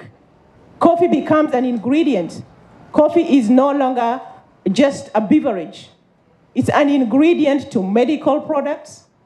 We have mushroom coffee. I brought samples from him with some of this. So coffee can be used innovatively, not just as a beverage. But this only comes with science and innovation and how the local universities are building all this in continuous research so that you're coming up with new ideas. Why do you want to do what other people have already done? You're going to break through in the market with new ideas. So use your coffee to come up with new ideas. And I think this is a big barrier. Innovate, come up with new products that people have not had before. It's still coffee, but it's an ingredient and a raw material. It's not just for beverage and other stuff. So shall I stop for them? Thank you. Thank you. Thank you. That's right. Thank you for that. Innovate, sustainable practices. And allow me now to invite Mr. Otto Cannon to join the panel. Mr. Otto Cannon is a UK representative to the World Sustainability Organization.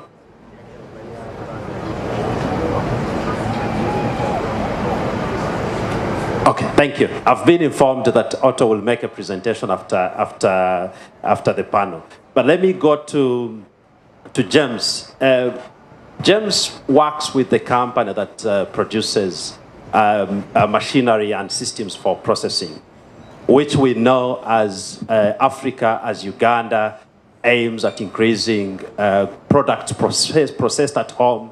It's a huge opportunity. So I would like to request James, first of all, start by talking about briefly the products that you do produce and sell in Uganda or Africa, but then also help us talk about why we have low uptake of processing technology and systems in countries like Uganda and what we can do to change that. Thank you very much. Yeah, so as I said, my name is James. I work for a company called Alvin Blanche. We're a manufacturer of agricultural process machinery. So machinery basically from the post-harvest and processing of the equipment. So increasing the quality and increasing the quality. Increasing the quality of the grains post-harvest after being harvested. So we've been exporting into Africa for the last 40 years, in particular Uganda for that period as well. because we've been exporting across Africa for so long and into several countries, both in East, West, and Southern Africa, we've got that experience of understanding the farmers and how the different environments the different countries have in terms of their agricultural practices. So, for example, in terms of small scale and large scale, we've found that Southern Africa, we've got quite a lot of more large commercial farmers with lower human input and more mechanization, whereas countries in your West Africa and countries in East Africa like Uganda, there's a lot more human input and less mechanization. And as a result, sometimes there is an issue of quality that stops the small-scale farmers getting the best value from their products. So in terms of why there's been such a low uptake, sometimes one is education. Because in Uganda especially, there's lots of small-scale farmers. The image is that agricultural mechanization equipment is only suitable for the larger scale farmers. So therefore, higher upfront costs. The smaller farmer can't, purchase that sort of equipment and invest into that to help, either increase their production or increase the quality of their products to get higher money for their grains. But from what we've found, that's not necessarily true. Because we, as a company, we have a full range of equipment. So basically, from larger government-style grain storage facilities, all the way down to your small-scale, family-run farm in rural Uganda or rural Africa.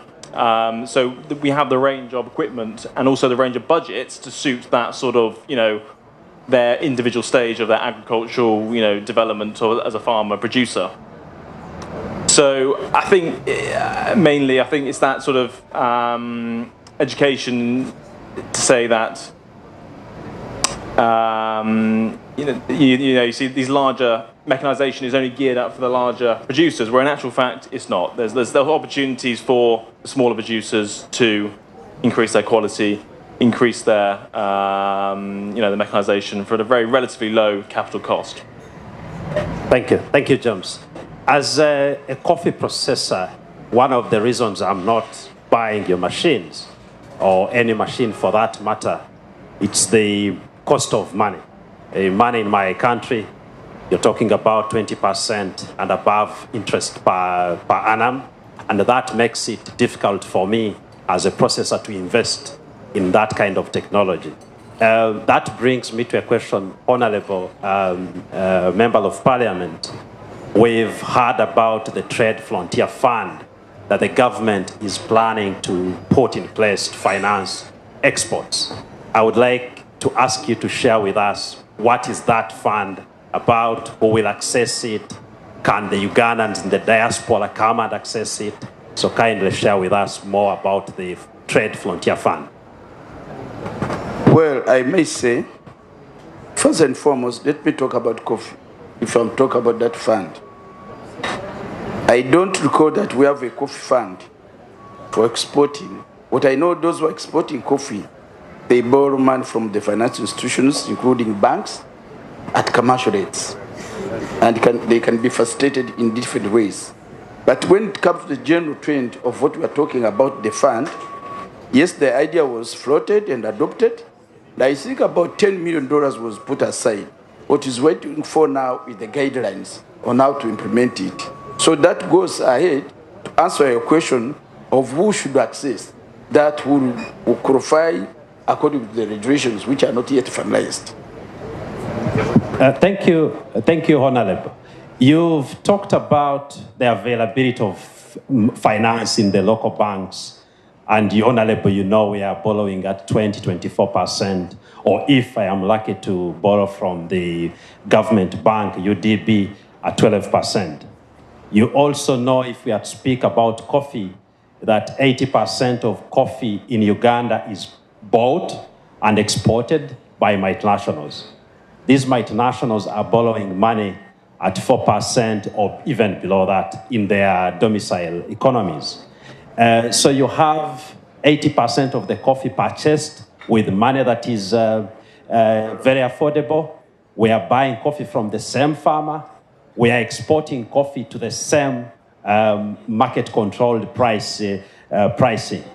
How do you expect us as Ugandan investors succeed within such an economy? I think we have raised a very pertinent question and which needs our putting heads together.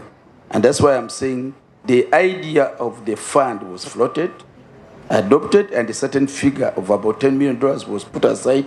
What has been remaining now is the guidelines. I think we need to facilitate that so that we can assist the local exporter or producer to compete with others who will be borrowing money at a lesser interest rate from other countries. Okay, thank you. I would like to go to Paul. You heard the Commissioner General of URA talking about the priority sectors that attract incentives. And top among them, it's agro-processing.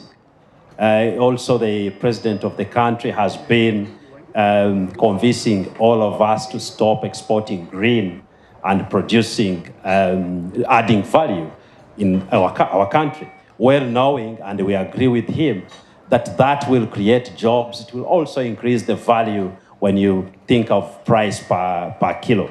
Now, to you, as a member of the British Association in a consuming country, I'm just putting a straight question to you. Is it feasible? What do the market, what is the market demanding? Is it feasible? Yes. I think the question then is at what scale? You know, a lot of roasters roast near the point of consumption because they can A, maintain the quality, and B, they can reduce the sort of the time between roasting and point of consumption, again coming back to quality. I think when you look, certainly when you look at other sectors, and you know, I have only relatively recently come into coffee. I've spent most of my life in other parts of agriculture. When you look at other sectors, the successful ones are where they are operated in conjunction with a partner. Now, that partner may be a UK-based company, maybe an EU-based company, maybe a US-based company. I think there are opportunities there to look at how you can work with a partner who is then satisfied that you are delivering to the specification that both they want and their customers want. But I think, you know, what you can't lose sight on in all of this, certainly from a UK market, is if you're looking at the products that are eventually going into the multiple retail sector, then that multiple retailer has a very close eye on the sort of quality and has great expectations, and their expectations are largely met by maintaining that sort of quality control where, you know, essentially where they can see it. So it is possible, but I think people need to have a clear understanding of why they are doing it, what their ultimate aim is, what their market is, what else they're doing to ensure that they can meet all of the parameters that that market is looking for. I think the other point, of course, is, you know, the UK consumption per head of coffee is around about 2 kilos a year.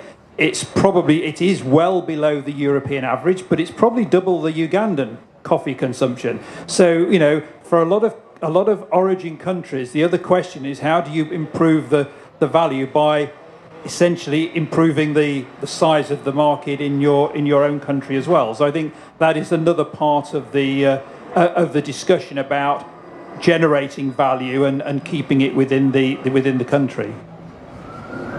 Thank you, Paul. The opportunity on partnership is very interesting, and before we close the panel discussion, I'll be requesting one of the roasters called Master Roasters in the UK to comment about such opportunities. But also, as Ugandans who are doing business in the UK, you're now hearing about these opportunities for partnership. Allow me to go back to James. James, we would like to see an increase in the reach of the extensive product range that you have or other processors that have. We would like your advice, given your experience in the Africa market, especially to our government, to our MPs, to our business community. What should we be focusing on? Yes, thank you. So, as I said a minute ago, because we've got such an extensive range of equipment from your large-scale government-style silo facilities all the way down to your smaller local, farmers, it's important, especially at the lower range of, equipment sizes and small-scale farmers, is to allow them to operate on a wide range of crops. Half the year they might do maize, half the year they might do sorghum or beans. So it's important that the equipment provided to them is not just suitable for one crop, but you've got a variety of different options they can use, and that allows more options for them. And also allows them to use the machine more often. So you're not just using it for one season of the year; you're maximising the output of the equipment and getting your money's worth as well for the farmer. And also because of the equipment that we provided, or have provided in Uganda and East Africa, because you've got that local support as well, we can provide that education to the farmers. If they've only produced maize before, our engineers in the country can show them how they can adapt the machines and how calibrate them to work with beans, for example, to help them educate and get more value out of their products as well. Okay. And because we've got so many different, styles of system in Uganda, there is that ability to, take one farmer group to that particular small scale group, or that sort of medium-sized farmer group to the larger facility, to see where they could, in 5 years' time, they could be going from their medium-sized production facility all the way up to more and a larger silo facility. So there is scope for opportunity for expansion of farmers in Uganda. Thank you, James. My last question to Mrs. Perezi, it's about pricing. So for coffee farmers in Uganda, we are very fortunate in an unfortunate way. The Ugandan coffee gets paid about 80, sometimes 90% of the FOB price. So the trader, the exporter, transporter is only sharing about 20 to 10%. Now, unfortunately, this is a high portion of a very low price when you compare to the coffee prices in Ethiopia, Kenya, Rwanda, Burundi. Now, my question to you, Perezi, it's how can our agriculture sector improve its positioning so that we start attracting prices that can make agriculture profitable and viable for smallholder farmers? If you're talking agriculture in general, I would assume you're talking about all agricultural produce. That's good. That's a tough one because every product has its own, I would say, post-harvest handling technologies. It's got different people along the supply chain. But if I was to talk blanketly, just trying to get products into other markets, a lot of it has already been talked about here today. You start from a processing, equipments that are certified. The farmers or the processors are trained to use those equipment. So they are not just operators of the machine, but they're also technicians. So they can work with the manufacturer of the machine to modify them to their suitability, for their different products. And then you're talking about supply chain management, where the whole supply chain understand that they will only exist and succeed as a chain, as it says. So individuals, because what I've seen a lot of people when they come to promote different products like coffee, everybody is trying to push their brand individually. So at some point we're talking about Uganda coffee, and then we'll be talking about some coffee, maybe Gorilla Coffee or another coffee. And so every brand is pushing into this market with very limited resources for marketing. So at some point, all the coffee growers and all the other different producers would have to come together to collaborate and agree that we are going to have one message to enter into the market. And so they begin to empower themselves, to align themselves to be a force into the market they're coming into. And then I've talked also about managing the processing and quality control. A lot of people and a lot of farmers or a lot of people who are trying to export assume that testing in the laboratory is what defines quality. Actually, the quality starts from farming, all the way on the handling until you process, you package, and in whatever form that your consumer or your buyer wants it. So market knowledge is also important. So you start from one end, what does the market want? What can we produce? And in between here. And in this way, then you're going to be able to control and manage prices. Because at this moment in time, even with export costs and all the wars and the problems, it's almost impossible to predict what your prices are going to be. Because the movement of goods has become almost unpredictable. We have the issue of energy and petrol and production. So the world in itself has become unpredictable, but you want to be able to manage your prices so that you can compete. And this will require collaboration and understanding of the market, the production, and the whole process so that you are able to manage your costs. Thank you. And active working, as I said before, I keep defining this and I keep insisting that involvement of the local academic is really important. Because when you talk about simple things like even supply management, leave alone technology and innovation, you need the input of the academic sector to enable them to do things differently, reskill themselves and do things differently. Thank you. Thank you so much. Do we have any questions? Okay, I see a few questions. Before we take the questions, I would like to alert the Commissioner General of URA. You provide a lot of incentives for people who come to invest in Uganda. Every year, a small company spends 100,000 marketing Ugandan products outside Uganda. So as they ask questions, I would like you to comment and tell us the incentives that you provide for us who go and spend to market Uganda, just after the few, 2-3 questions. Thank you very much. My name is Robert Kovma. A few years ago, Uganda left the ICO, I think in protest. Has that been in vain or has there been any progress due to that? Thank you. Thank you, Robert. And that Honorable will take that question. When finished.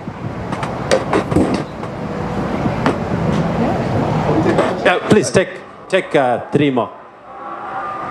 Yeah, hello, good afternoon. My name is Linda Bond. I'm from Uganda, Jumani. I have a farm actually in Jumani, and I assume I'm one of the first people who bought threshing equipment, crop thresher from Alvin Blanc. And we have been in progress since 2014. We invested quite a bit, tried to mechanize and other things. But my question is, one is about VAT, because we paid quite a lot of VAT when we imported equipment to Uganda, like a low bed pickup that would work in the farm. Of course, we didn't pay for tractors and caterpillars to clear the land. But because we're here, I'm just asking a question as to how, because we are training people in Ajumani. We have a farm, we are growing rice, maize, and we are actually threshing the maize on the farm. But we are just asking a question how the government can actually point us to the right place and how we can link with Alvin Blanc and also promote the farming there. And the second thing is about how can we claim back our VAT that will go to URN. We paid quite a hefty amount because I know probably there's no self-assessment or VAT returns or something like that. I would like to understand more about that. Thank you. Thank you, Linda. The Commissioner has heard the question. There is another hand at the front. Thank you. Thank you. Thank you very much. I think mine will go to the British Coffee Association. A simple Google search will show you that Switzerland is a major coffee exporter. I don't think they have any farms in Switzerland. And in Uganda, some of the big players are, companies like Volcafe or Sukafina, who have spent $10, $20 million to invest in Uganda, buy the coffee, process it, grade it, and then export. Would it be possible that some of the coffee that is finding its way into Britain is actually exported by Switzerland, but originating from Uganda? Thank you. Thank you. Let me request we get answers to those questions before we get any other question. And it just occurred to me that us leaving ICO, the best person to respond is the buyer. Is it a problem if we are not members of ICO? I'm just trying to determine how honest I should be in giving this answer. I mean, from my own point of view, I think, all coffee producing countries should be in ICO and helping to push change. I appreciate that ICO has sometimes been likened to the proverbial oil tanker. It takes an awful long time for it to turn around. I think my experience of certainly parts of ICO in the last 18 months have suggested that some of the criticisms that have been aimed of it are being tackled, and we are seeing a more proactive organisation than we have in the past. And I think there are certainly desires within ICO to go further and to do more. Clearly, it has to manage the expectations of the rest of its membership, which are obviously all of the countries. So I don't think it has been in vain. It may be that some of the issues that Uganda raised have actually been dealt with and would have been dealt with anyway, potentially. But I would certainly much prefer to see Uganda coming back into ICO as soon as possible. I may as well pick up the Swiss question as well while I'm here. Yeah, an awful lot of coffee goes through Switzerland, not physically, but certainly on paper. And a lot of the companies that are based there, in grains, in oilseeds, Geneva, Switzerland is a central hub for some of the big trading houses in the world for a lot of commodities. So in answer to your question, yes, it is. I think it's inevitable that some of the coffee from Uganda is essentially, certainly from a paper point of view, moving through, and those figures have increased again in the last few years. But it's it's a paper chase. Yeah, I agree with you. There are not many coffee farmers in Switzerland that I'm aware of. I just want to supplement. Yeah, thank you. On what he's and saying. As you supplement, talk about. You've been telling us that UCDA is going to the ministry, so it's also linked to ICO. Everything is coming out of everything. You know what is very interesting? That when we liberalized the economy, we went wholesale. And we did not put limits and stringence to particular countries on how we are going to liberalize the economy on different products. Now, coming back to what he was saying about Switzerland looking to be one of the great producers, I'll give you a very simple scenario related to coffee. I happen to be on the committee of COSASA in Uganda. We went to Mombasa and visited all the stores of tea. And you know very well that Uganda has got the best tea products. We were so shocked that even the tea that was coming from Uganda was bagged and labeled sister countries, ready for exportation. So when I hear that Switzerland can export something that it has got from Uganda, it is possible until we come with new technologies to limit that. I'm not saying that it is saying so, but it is possible. Now, coming to the question that you have asked me, which is a bit tricky and interesting.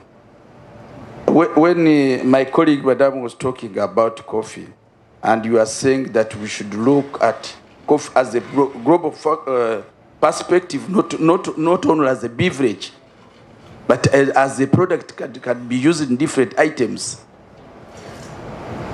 When you look at use CDA being in the Ministry of Agriculture and being streamlined, first and foremost, the current law gives the mandate to use CDA to be the only regulator of quality coffee in the country. But at the same time, the government has got the right to change the current law. And according to the government, when it was talking of merging different entities, not only UCDA, it was looking about reducing the cost and avoiding duplication.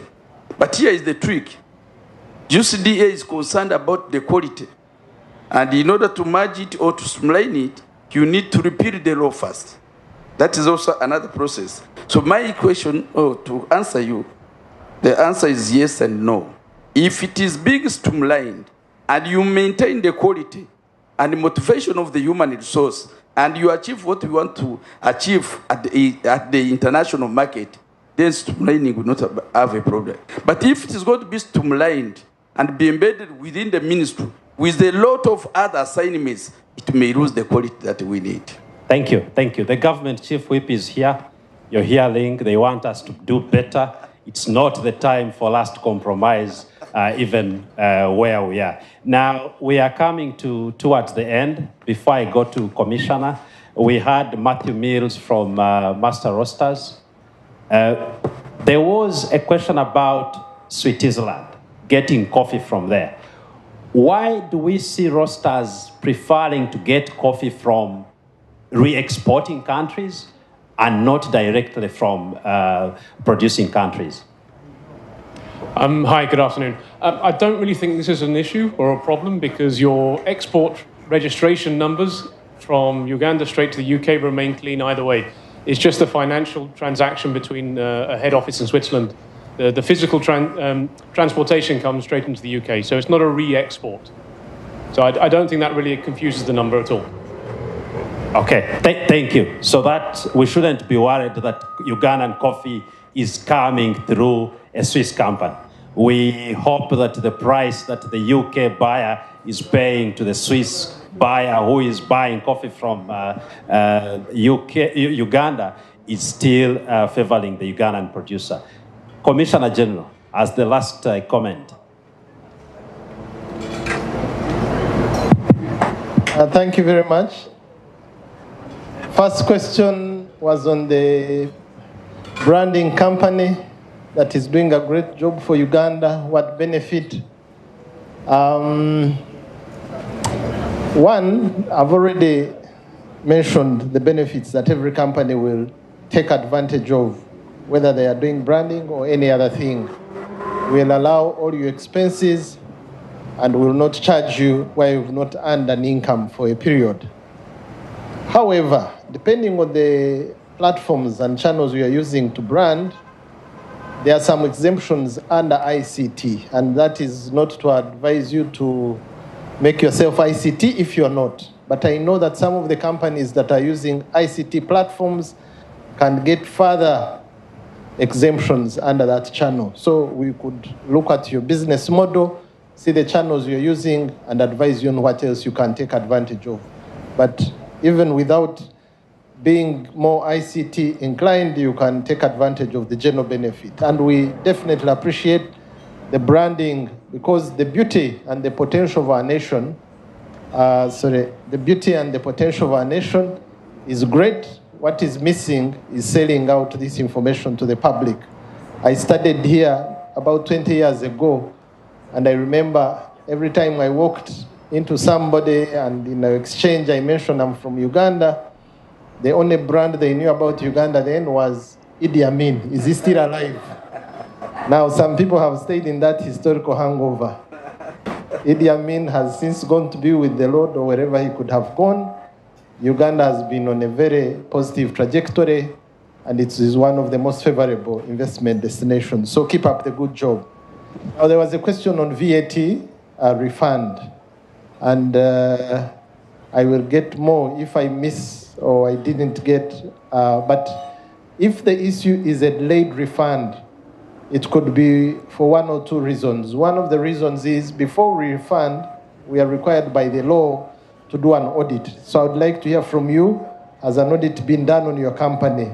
If it has been done and the refund has not come through, then that is some delay on our part, which can also be caused by either insufficient, because we have a limited refund budget. But as we improve the accuracy of our ledgers, the refunds will be more automatic. So I will pick from you, my sister, the issue, and I'll look at your specific company and we'll be able to make good your refund. It is your right. VAT is a consumer tax. You collect, you pay, and the difference is what you pay. So you collect and you spend, the difference is what you pay. So if you have collected less and paid more, it is your right to be refunded, and I will gladly look at your case and give you a feedback. Thank you. Thank you, John. Lastly, for the Ugandans based here who would like to invest in coffee, there is an opportunity now in the country where the government is providing, will contribute 30% of your costs. If you have 10 to 20 acres of land that you're willing to grow coffee, above 20 acres, you will get 40%. This opportunity runs, I think applications are due end of this month. So please, if you're Ugandan and you have some land in Uganda, make sure you go and invest in coffee production. Please join me to thank our panel this afternoon for sharing with us. Thank you so much. Good afternoon. Thank you. Thank you so much, the panel. I think the panel deserves a louder clap. There's a submission I liked a lot about testing in the laboratory does not define quality. I like that. And we need to actually build more a lot on that particular aspect. There was a mention on incentives. Before I hand over to my partner, let me just talk about those same incentives that are happening around with, there's two ongoing major projects happening at our private sector foundation. One of them is called GROW, which is generating revenue opportunities for women.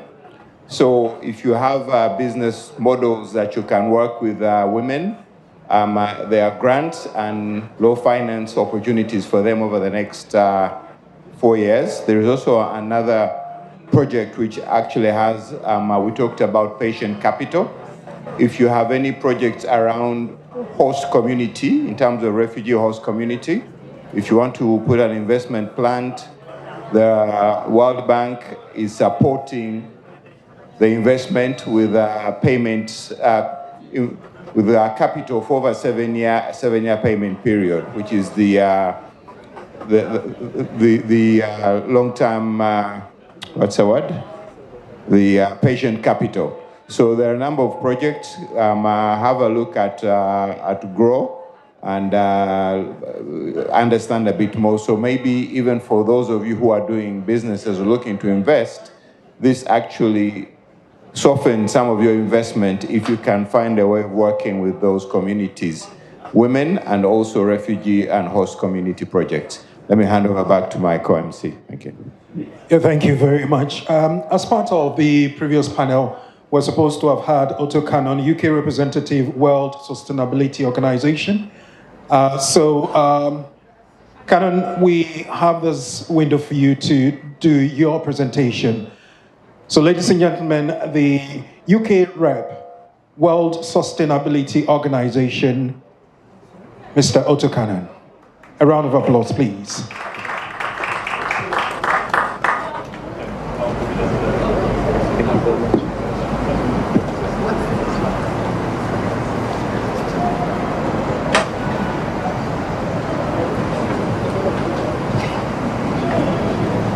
Good afternoon, distinguished ladies and gentlemen.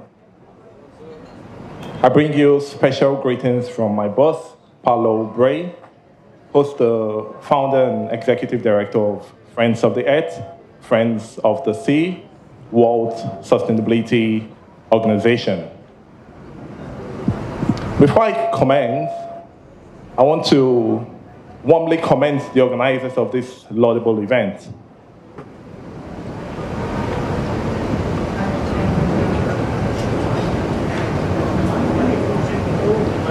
In recent years, there's been a fast rise in population across the world and specifically in Uganda.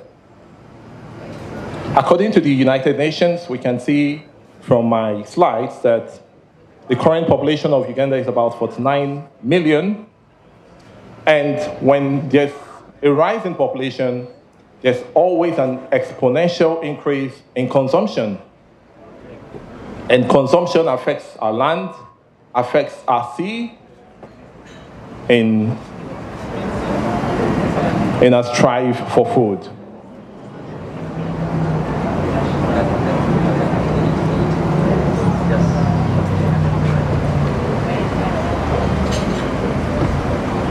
So So Uganda is blessed with arable land, fertile land for farming, and the statistics show that one of the highest exports out of Uganda is coffee. One of the speakers on the just concluded panel said that on the global scale, Uganda ranks about 8th, 9th of coffee producers and exporters. But from my scale, we see that according to the International Coffee Organization, Uganda is ranked 7th in the world. A round of applause for Uganda for that. That's a big deal. When it comes to coffee production, Uganda is ranked 7th. But you see that with the size of land used to farm coffee and cocoa, on my previous slide, you see that Brazil topped the chart. And with regards to the size of land, Uganda uses far more plots of land to farm coffee and cocoa. Which means that when a large portion of land is used, automatically there will be deforestation. So you see, Brazil produces far more than Uganda in terms of output, in terms of yield, but Uganda uses far more plots of land to farm. On this slide, you see that the yield produced, that's the yield in terms of quantity and quality. Brazil is still far ahead. Brazil and Vietnam, they are far ahead on the scale. Considering that Uganda made it to the top 10 of cocoa and coffee producers, there would still be somewhere around top 10, but this is a chart that shows the top 5. I want us to pay close attention to this slide. I wish I had a pointer, so I'll point specifically on the graphs I'm talking about. But if you pay close attention, you'll see that there's a change in coffee production. And on the first country, which is Brazil, you see that they had a growth. Please, I want us to pay attention because this slide is very important. You see that on the first country, Brazil, there was a rise in coffee production. When you look at the last country on that scale, on that slide, you see that Uganda also had a rise, which is credit to Uganda. We know that, of course, Uganda has set for themselves a goal to increase and improve on their coffee production. And this categorically shows that they are winning on that. When you look at the second line, you see change in coffee harvest area. Brazil reduced the size of land they used to farm. But you see, Uganda increased. So the higher yield Uganda gets in coffee production, it automatically means that they'll use more size of land. And you agree with me that the more the size of land, the more deforestation would occur. I will just quickly run by. According to the National Forest Authority, Uganda has the 3rd highest deforestation rate in the world. Uganda has lost 41.6% of its forest cover.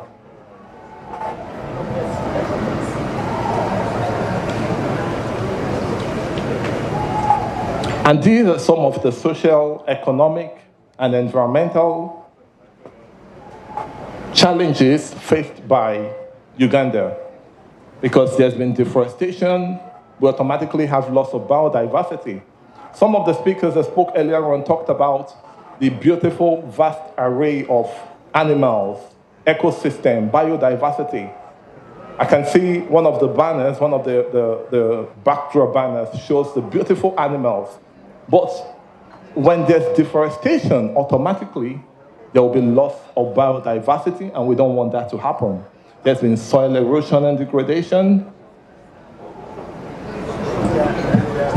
of water quality and supply. I will just quickly run by, but there's been a lot of challenges in recent times.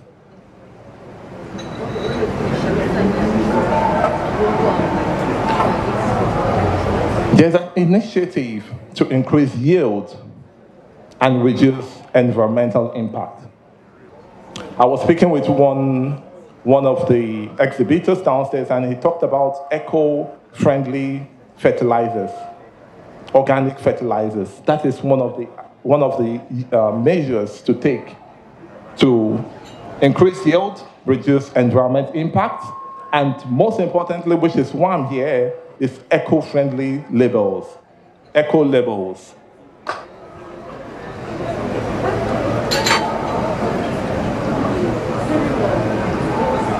So eco labels basically shows that your product and your process, your manufacturing process, is adhering to all the environment standards, adhering to all the production standards. And as much as there are several certifications, some of these certifications and eco labels look out for quality, which is quality control. Some look out for deforestation. Some look out for the kind of fertilizer you use.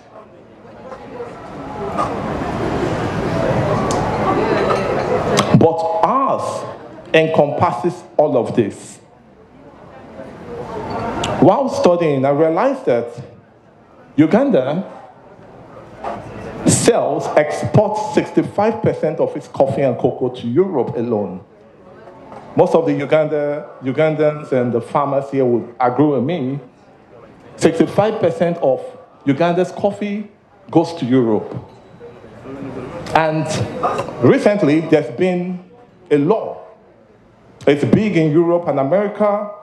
It's still developing in other parts of the world. But considering that Uganda sells 65% of its coffee and cocoa to Europe, it's very pertinent that Uganda producers and farmers here to eco labels. So the law imposes that any product, any brand that is affecting the forest, that is directly or indirectly leading to deforestation, would not be imported, would not be sold, and if any product of such makes its way into Europe, the producers will be sanctioned. You see that America, which is a gray-colored circle, and Europe, which is a green-colored circle, are very big with this policy right now. Other parts of the world are still following. And there's a lot of these eco-labels. There's several. You see, some are for organic, some for forestry, wildlife, water, CSR, that's corporate social responsibility, some for forestry. But the beautiful thing is that some stand out, some encompasses all of these things. I spoke to some of the producers behind and they say, oh, well, I've got this label already. Someone said he's got a label for quality control and he felt that would cover for it. I told him, no. There's a lot of things to look out for, a lot of benchmarks, a lot of indices, and these are some of the labels that stand out globally. They've been verified, licensed, accredited by the international accreditation bodies and the national accreditation bodies. I'm speaking of Friends of the Earth. The benefits are numerous. Because of time constraint, I won't really go into that. But I think realizing the fact that our label, our certificate cuts across all the indices, all the benchmark, all the yardsticks that are looked out for, it's very pertinent that every producer, every farmer, every exporter right here present should consider having friends of the earth. All of these are the benefits. I would implore you all to consider it. I will be looking out for your questions. I'll be looking out to talk to you. But one thing I want to leave you all with, which is something my boss is very big on, is the fact that 30% of our budget and profit goes into advocacy, sensitization, conservation projects all over the world. We have multiple projects, Save the Forest, Save the Rhinos, Save the Elephant. That's because we are very concerned, very passionate, very committed to seeing that beyond profit making, this issue of sustainability becomes a lifestyle, becomes a culture. Because a lot of people, since these laws have been made, we should just know that it's what has to be done. And I'll leave you with a phrase my boss always uses. He says, sustainability is not about living with less. It's about living at a balanced level. It's about replacing what we can replace and leaving the world a better place. Thank you very much.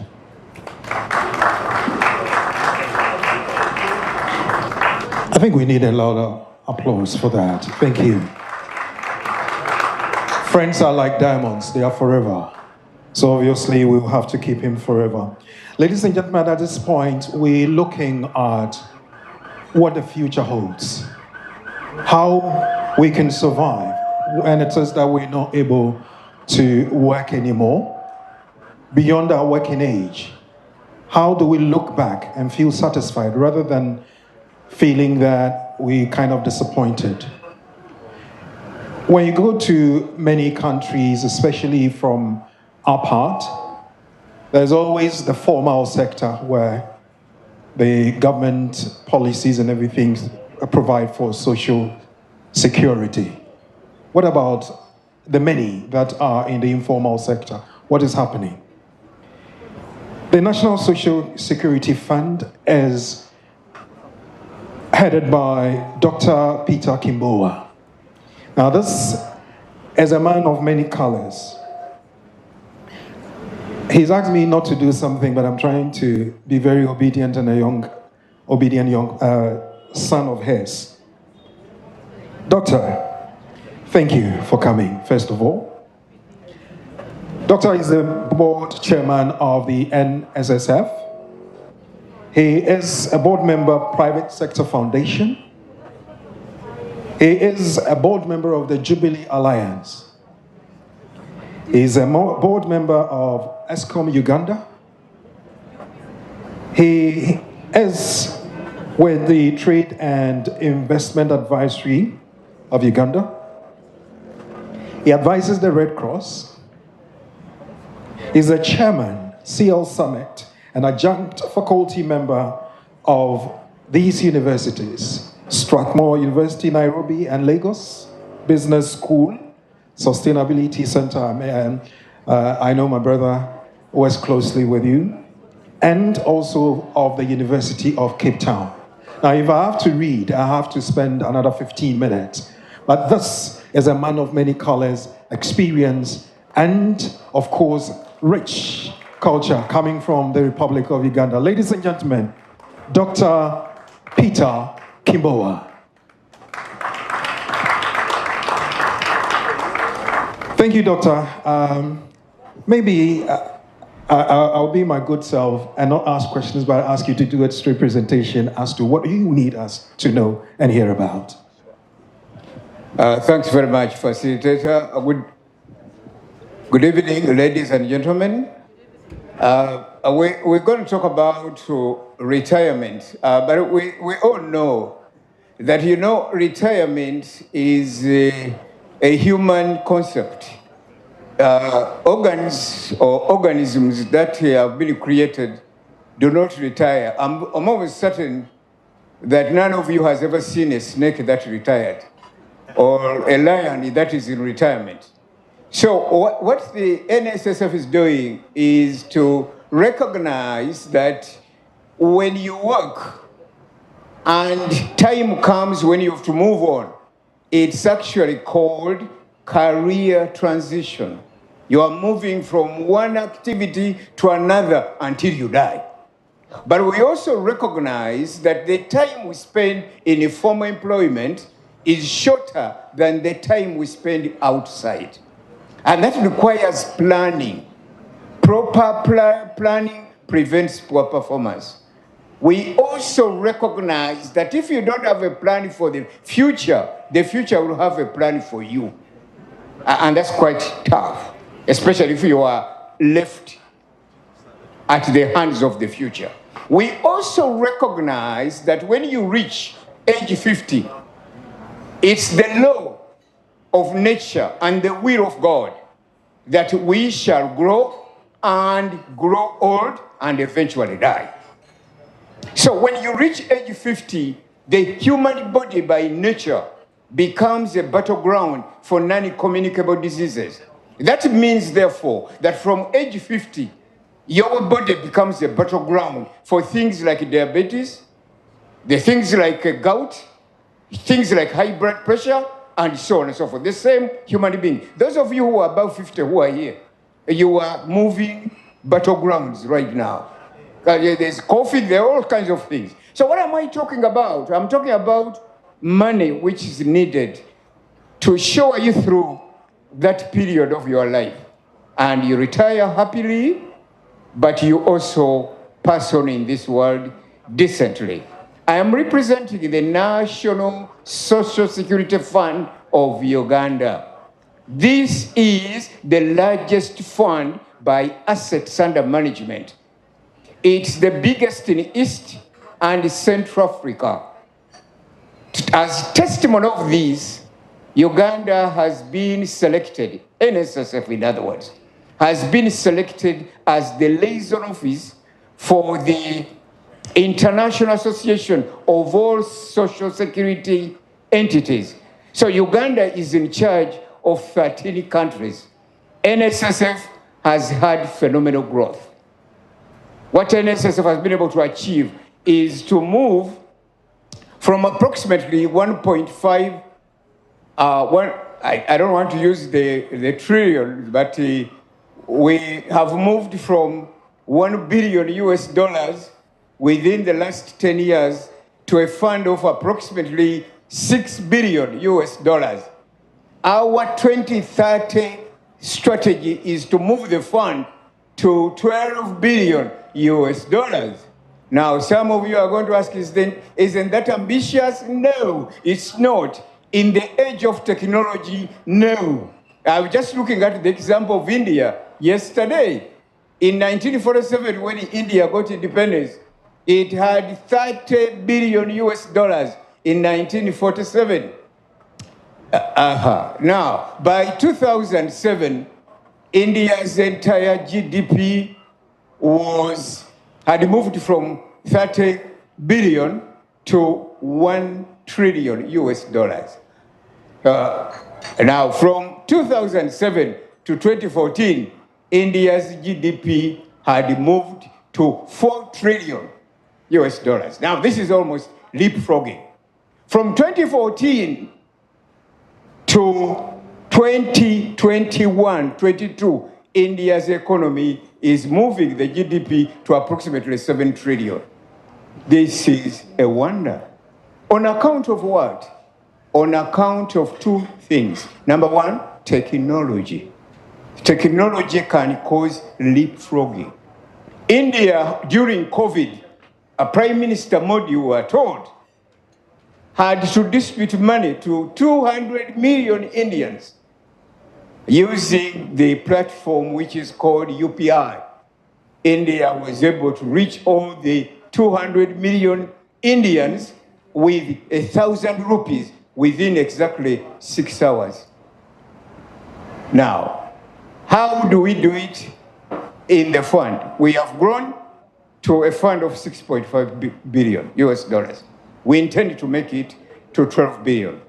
So our ambition, number one, is growth in terms of the fund. Number two is to maintain what you call a frictionless relationship with the servers. And how do we do this? Because we are measuring. Right now, we are growing the fund, but also our rating in terms of our connection with the members is approximately 84%. In terms of the turnaround time, we have got about 3 segments of our payouts. We've got the payout at age 55. We've got also the payout which is called mid-term access. When you reach age 45, you can access 25% of your savings. Now we have got more. We have got what you call the voluntary scheme. So the Ugandans in diaspora can save with the fund. Why? Because the fund is growing at a phenomenal level. So we used to spend approximately 3 weeks to process benefits. We are now spending 9 days. Before 2025, we shall be taking exactly 1 day. What? There is also leapfrogging in the process, in the turnaround time. Then we have got staff. We have got possibly the highest concentration of intellectual power of any public entity in the country. In NSSF, the biggest key skill is to be internationally certified in terms of finance and investment. In Uganda, we have a total of 40 internationally certified financial and investment analysts, a total of 40. NSSF has got 15 of them. NSSF, like Amazon, NSSF, like Alphabet, Microsoft, just like Safaricom or Equity Group, the biggest in East Africa, and pretty much the ones in West Africa. To have a degree from the university is not necessarily a requirement for a serious job. What is required is a team of talented people who have imagination. When you come for the interview in the fund, and I want to assure the Ugandans in diaspora, and even those who are not Ugandans to invest in the fund, is that the question is only, they're about just 3 questions. What is it that you see as a challenge in the fund? So take us through what you see, and that's the future. The second one is, what are your solutions? Around the 4 pillars, how we are going to grow revenue, the fund, how we are going to make sure that we have got connectivity to the member, and the third is frictionless service, and the fourth is staff satisfaction. So tell us the challenges, what we don't see right now. Give us your solutions. More importantly, tell us the impact. So the impact, it really is creating more opportunities for the servers, impacting communities, and also ensuring that livelihoods improve for the servers. So you die while you are still in action. Because really being broke is the same as dying. When you are broke, burial has been delayed, but death has occurred. So you die, but burial can take place later on. Ladies and gentlemen, taking the fund forward, like I've already explained, we are going to rely a lot more on what we call tech-driven data platforms. We are relying on technology to ensure connectivity, to ensure convergence, and consolidation of benefits. So it's technology, number one. NSSF is becoming a technology company. That's why we are talking about leapfrogging, and we have evidence of that. The country, rather NSSF, has undergone the most rigorous international due diligence. I think the nice thing is the IGG is here. The IGG has just finished with us, but there's also been the international due diligence. And the NSSF was selected among 14 countries to be the center of the social security. So in terms of that, we're probably not doing badly. Technology. So we are reshaping the investment portfolio of NSSF to create broad-based value. To be able to deliver value to savers much more than they expect. Our job is to surprise them. The second one is the savers, creating willingness and capacity of the savers. So how do we create willingness? We create willingness by ensuring that we roll out new activities and also new products. Right now, we have a number of parliamentarians present here. And we have requested that we can broaden our portfolio beyond real estate, beyond equities and government security. We can do more. Uganda is building infrastructure. There is one of the best road networks in Uganda, which is called the Entebbe Express Highway. Okay, money to build that was borrowed. NSSF had all the funds. And the return on investment is much higher than the traditional infrastructure projects as we know them. We have got another highway, which is Kampala-Jinja Highway. We're going to do that. So there are funds that can be invested in our major infrastructure projects at minimum cost for purpose of the growth of the country. So savers, we are building willingness, we are also building capacity. We are moving into the value chain. Uganda has one of the major transformation models, game changer, called the parish development model. So we are going into agricultural value chains. And the agricultural value chain is going to be as comprehensive and as exhaustive as possible. We are going to start with the lowest farmer, with a quarter of an acre. And we are looking at grain, first and foremost. We are looking at maize, beans, peas, sorghum, rice, and millet. So what are we doing? The farmer at the lowest level, his biggest problem is access to capital, access to money, and markets. So there's been a lot of fragmentation in terms and price distortion. So that's what we are answering the farmer at the lowest level. Now, we want that farmer to respond to a farmer who has a slightly bigger acreage. And that farmer takes charge of all the other small farmers, 100 of them, giving them advice, giving them materials, giving them fertilizers, and so on. So we are seeing increase in production, productivity, and processing, value addition in agriculture. That's what we're going to see. Now, most of you are aware, especially the Africans who are here, that when COVID broke out, you were on your own. I do remember that in Uganda, we would sit by the television and wait for the president. And what the president would say, the president of Uganda made an announcement which was very interesting. I'm not very sure that the president of Uganda knew that he was making a revolutionary statement. He said that all Ugandans with essential skills will be given permission to move. Ugandans without essential skills will stay home. What does that mean? That right now the future is about what is essential. We were left on our own in Africa. This is the time for us to mobilize domestic capital and use a phenomenally growing organization to save money. NSSF has never made laws. We simply double and double our own profit, our own dividends. So we through agriculture, and that's the only thing Uganda has. I wouldn't like some good expert to tell me that we have got oil and gas. No. Uganda's future and recovery process and transformation is going to hinge on agriculture. So the more production, the more value addition, the better, right from the lowest level, bottom-up approach. And each farmer becomes a member of the fund. And each farmer who is a member of the fund, we have social protection. We have insurance covering that farmer. Right now, the overall coverage of insurance in Uganda, my friend, the insurer, will tell you, is probably less than 2%. Our coverage of Social Security in Uganda is 10%. We are driving that to 50% by year 2030.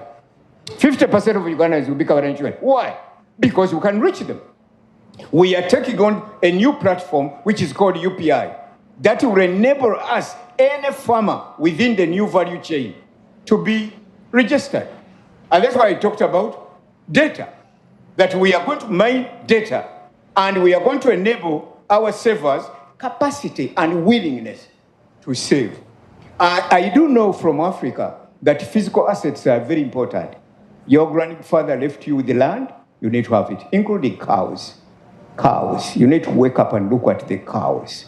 You need to wake up and look at the land your father. But you see, it's one thing to be rich and, to have assets. You are asset rich and cash poor. That's what NSSF is responding to.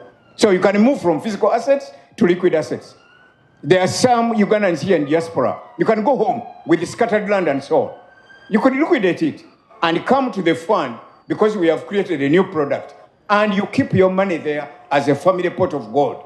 And every month, we give you a liquidity number. So you don't have to feel so proud about the land you have got scattered around the country when you are in diaspora. And nobody is even looking at it, including your children. They will not. When you talk about creating willingness, we are talking about mindset change. That how can we move from taking wonderful pleasure and comfort because we have got idle assets. So we can convert it to liquid assets and make money for as long as you live, because when you die, that will be it.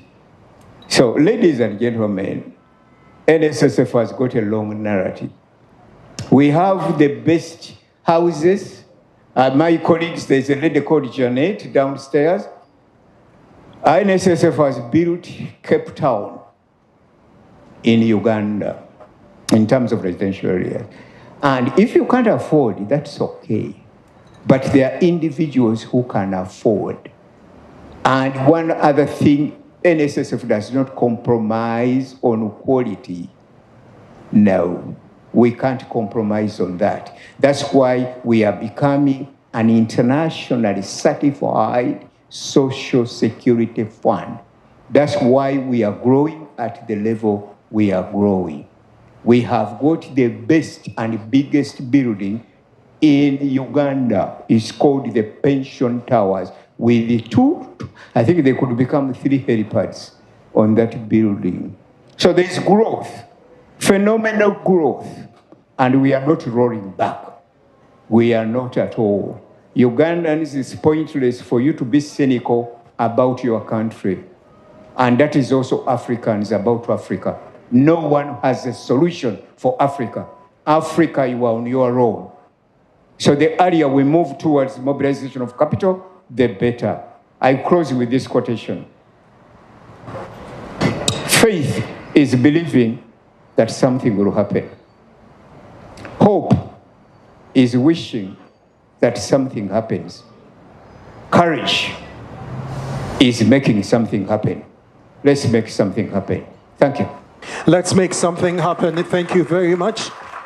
Dr. Peter Kimboa, Board Chairman of the National Social Security Fund.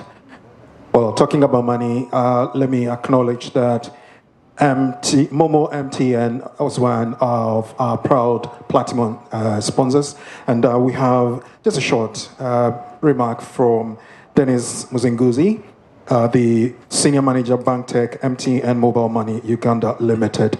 And right after that, we'll be having our closing remarks. You'd realize that I'm rushing through this. I have run out of time. Time and tide, they say, waits for no man, and there can never be an exception to this rule. So with a round of applause, let's welcome Dennis as he gives a very quick remark. Thank you very much. It is quite a task to be following the great Dr. Peter Kimboa. I can never top that, so anything I say is going to seem very minor compared to what the distinguished gentleman has shared with us today. And I would like to acknowledge everyone who has attended, from our honorable MPs to the Commissioner General, to the Director of Immigration, and all protocol observed. If you forgive me, just to save some time. I'm here on behalf of MTN Uganda and MTN Mobile Money. We are proudly affiliated with the convention and the establishment that Mr. Willie Muteza has put together over the years that celebrates the camaraderie and the power of togetherness of Ugandans in the diaspora, a very communal trait that we have as a nation and as a people. And I think we also bleed the same at MTN Uganda and MTN Mobile Money. Why are we here?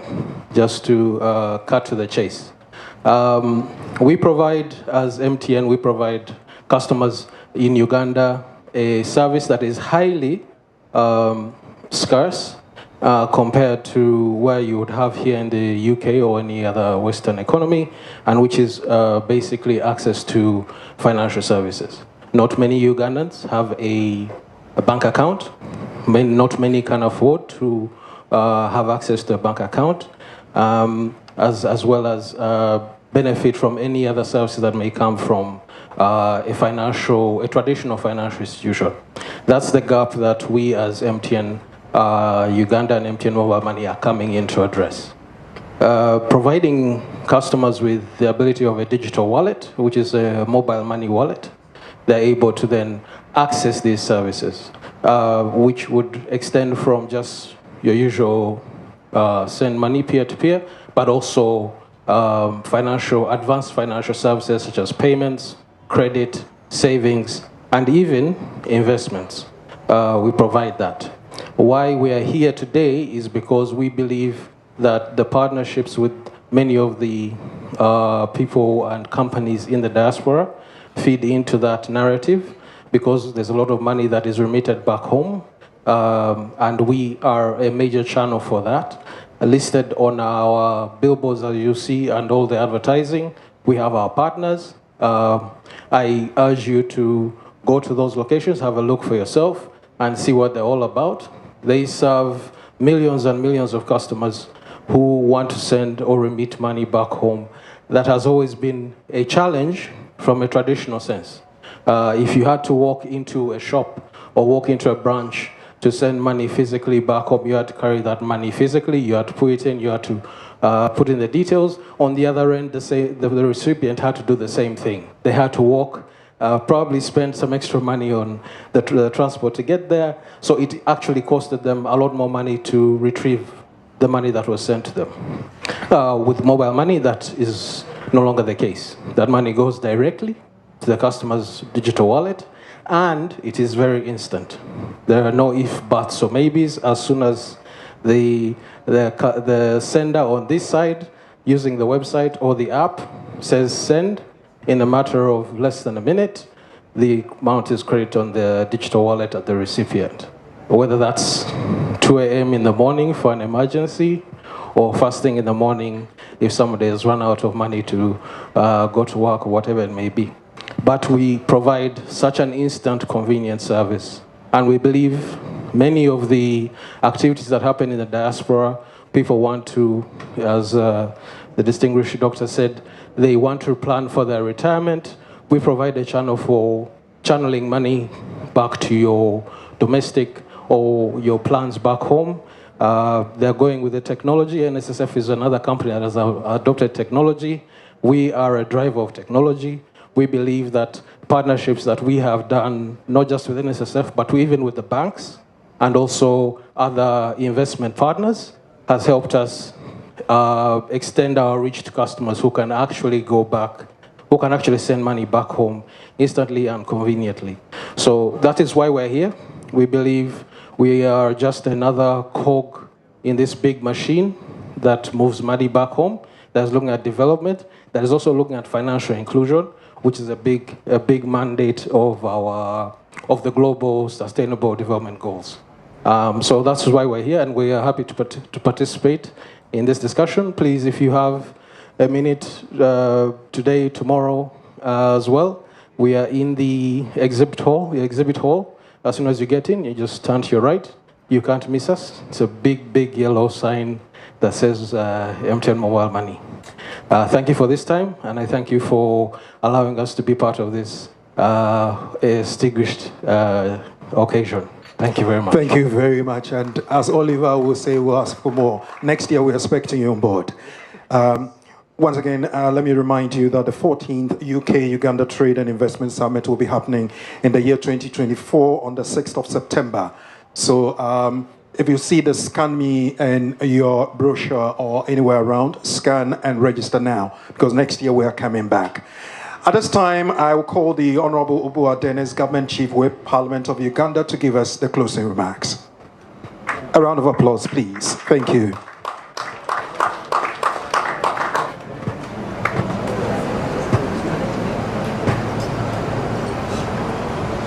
God is good, and all the time.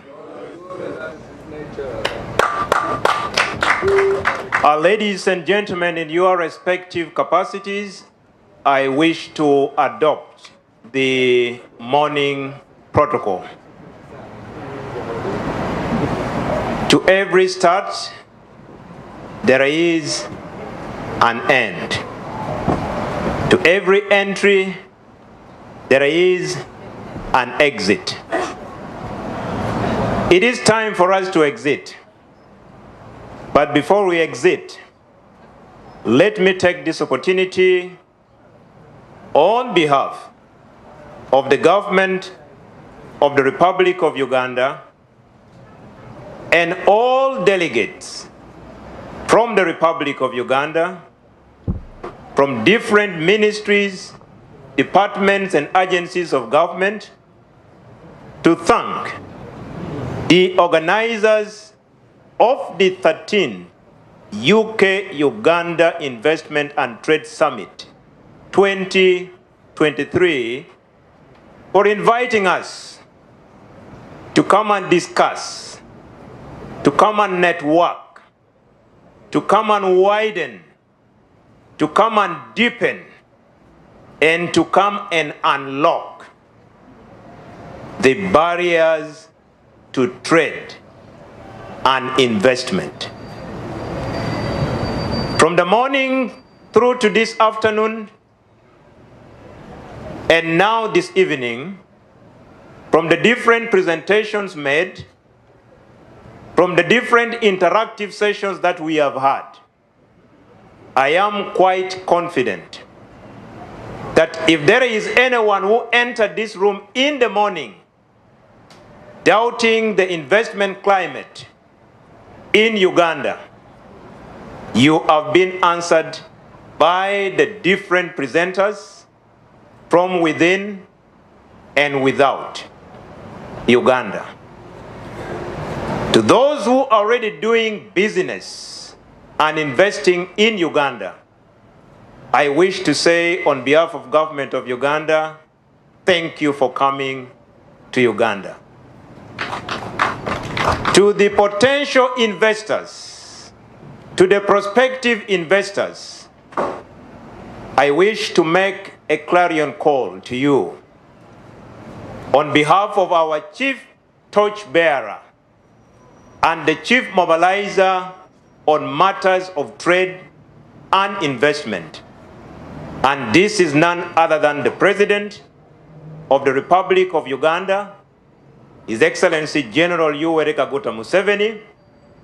I wish to give you 4 points of assurance. 1, a stable political climate and environment in Uganda for you to come and invest, and we welcome you. Secondly, as alluded here by various presenters and discussants, very, very favorable investment policies and laws that we have put in place. And this is manifested by the fact that the keynote speaker in this 13th convention was none other than the Right Honorable Deputy Speaker of the Parliament of Uganda, who came along with a team of members of Parliament to give you that assurance that even areas where you intend to have the laws amended, we are ready as a Parliament to do that. Assurance number 3, you have the supportive mechanism of our National Development Plan number 3. And I am happy that this is superintended over by the National Planning Authority of the Republic of Uganda. All we are discussing are falling within the framework of our National Development Plan. Finally, the manifesto of the ruling party, and that is the National Resistance Movement, supports trade and investment, and we will continue to support it, especially the manifesto for the period 2021-2026. Finally, the return on investment is assured when you invest in Uganda. With these few words, once again, I salute and congratulate the organizers of this convention. I also wish to appeal to fellow countrymen and women in the diaspora that when we come, we are ready to engage and to be engaged. And for us to engage and be engaged it is important that we engage ourselves in a formal discussions like the one we have had from morning through the afternoon to this evening. So when we come, feel free. I feel at times unhappy to see the flag of Uganda with some people outside. If you want to engage us, we are here. 360 degrees we can engage even tonight till morning. As long as you have an opportunity, I have an opportunity in a free atmosphere to talk.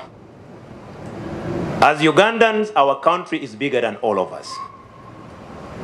There is no any better country than Uganda.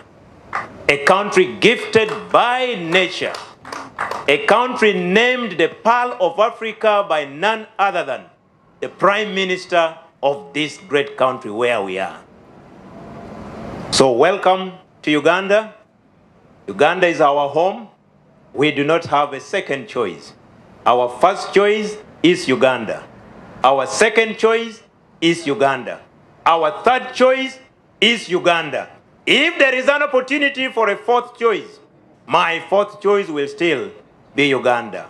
God bless you for God and my country. Thank you so much. I now declare the 13th UK. Sorry, before you declare it closed, we need to recognize the Executive Director of National Planning Authority, who we hadn't done earlier.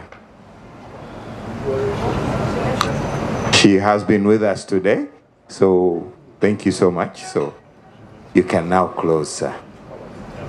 Ladies and gentlemen, by virtue of the authority entrusted upon me as a humble servant to deliver the keynote address and the closing ceremony, I now take the opportunity on your behalf to declare the 13th UK-Uganda Investment and Trade Summit 2023 officially closed and invite you in advance to the 14th convention on the 6th of September here in the city of London. For God and my country, God bless you all. Thank you so much. Another round of applause, ladies and gentlemen. It has been a good day. It has been fruitful. It has been engaging. And it has been thought-provoking. Shall we, if possible, get the national anthem of the Republic of Uganda played again before we depart? Shall we all be upstanding, please? Shall we all be upstanding? Wait for the national anthem of Uganda. Willie, can you help us with the national anthem, please, on your thing, on your machine, the national anthem? Or we sing it. Can we sing it? Are we able to sing the national anthem of the Republic of Uganda? Okay. You need a mic, Mom?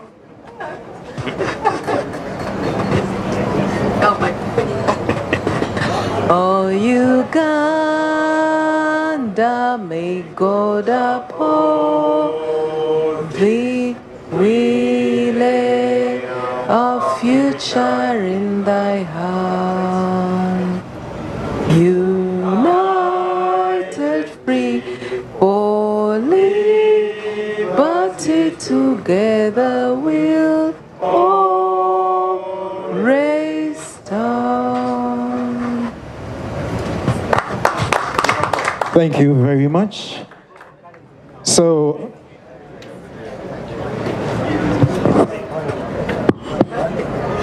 on my own behalf, my name is Daniel Owusu-Frimpong, Executive Director of KM Sterling Limited.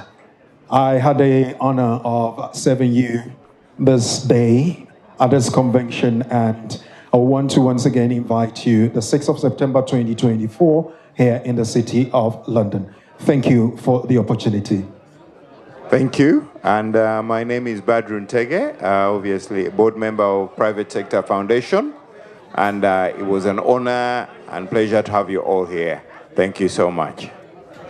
NSSF, can you join us for the picture? Latima, PSFU, can you come and join us for a picture, please? Mr. Mugabe. If there's any honorable MP still around, please come and join us. Honorable Kari, can you please join us?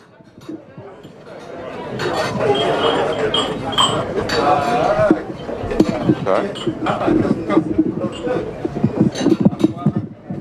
Honorable Kari here.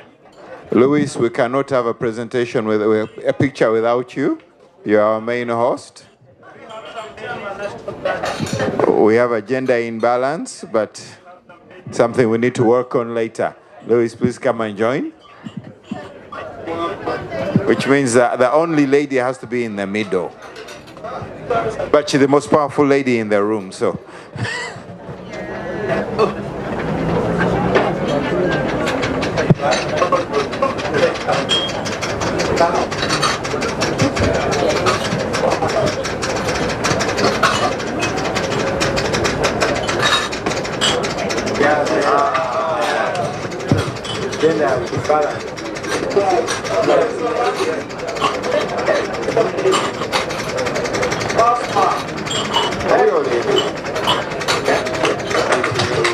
Thank you so much, everybody. See you next year. Please announce the owner of this one. I don't know. I saw it on the table. This one. I saw it on the chair. Please announce. Okay. There is an abandoned phone here.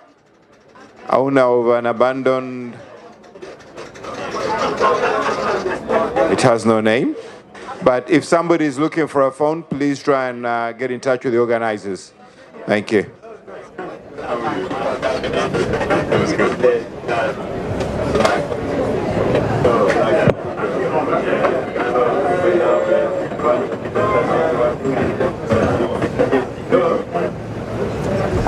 Really?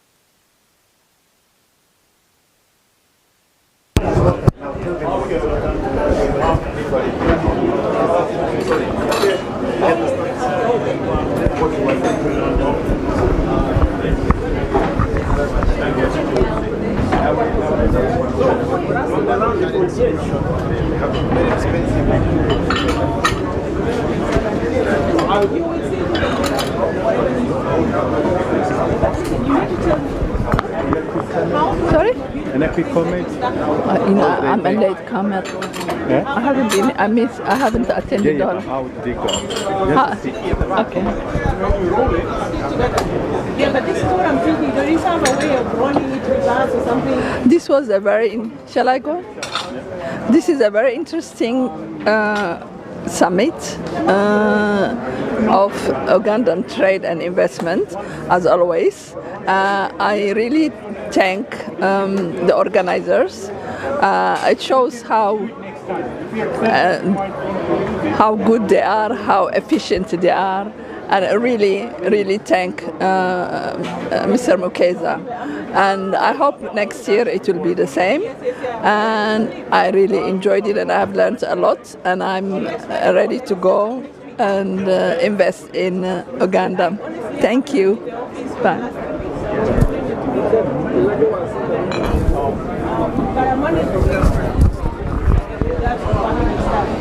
So we're looking towards Thursday, Friday, Wednesday, but I know I have something to do.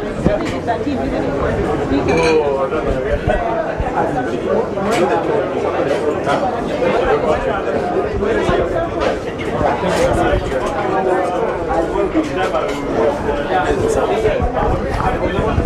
Hello. Yes.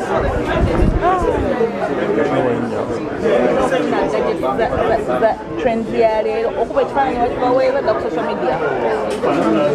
Yeah, like airdrop over what? Naye kati minisita n'asaba ebifaananyi from the time she left at lunchtime. So No, No, when people are streaming, the photos go out to the owners immediately and they all put on social media. Immediately. Give me the number. Yeah, this is it, huh? Yes. But tonight, man, because we've been waiting from lunchtime. You're just working the English speaking. I know, I don't want to be on TV. The UN classifies it as that. Ask me the question. Based in I'm mostly based in No, we can't. Neda. No. No, Sidi. What about there?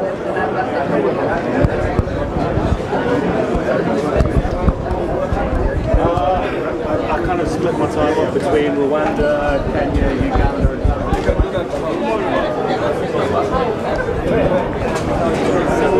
and depends what I'm doing at the time, what project I'm on. Everybody asks that, but you can't answer it because different places are better at different things.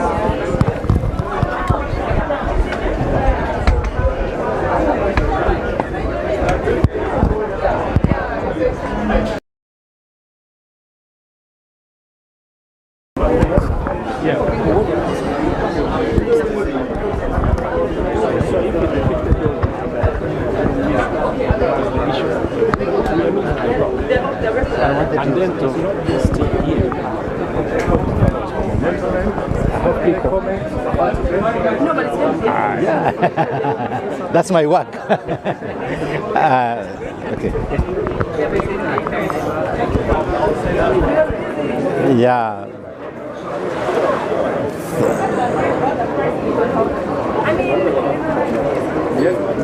Thank you. I'm happy with this 13th UK-Uganda Trade Summit. We've had very good deliberations, both from government and the participants.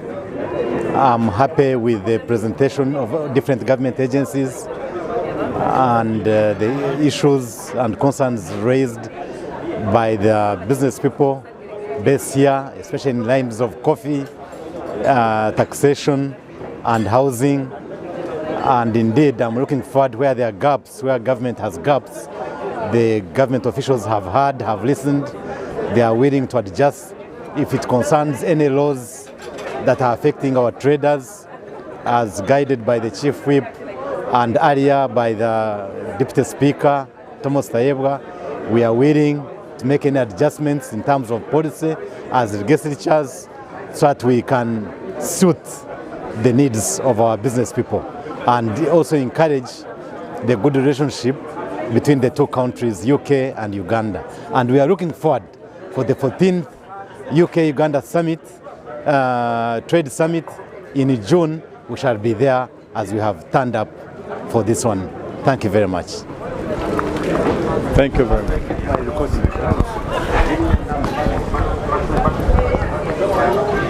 You have your card? Yes. I'll send you a message, then you can. Thank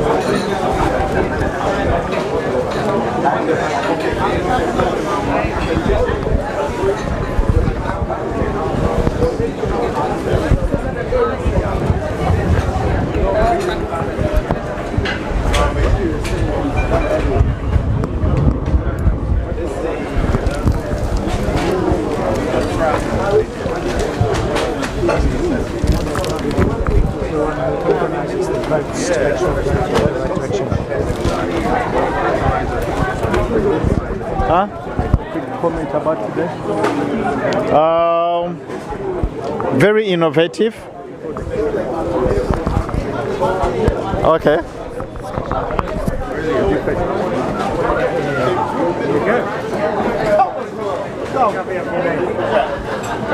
Cover up your name. Ready? Come. Carry on.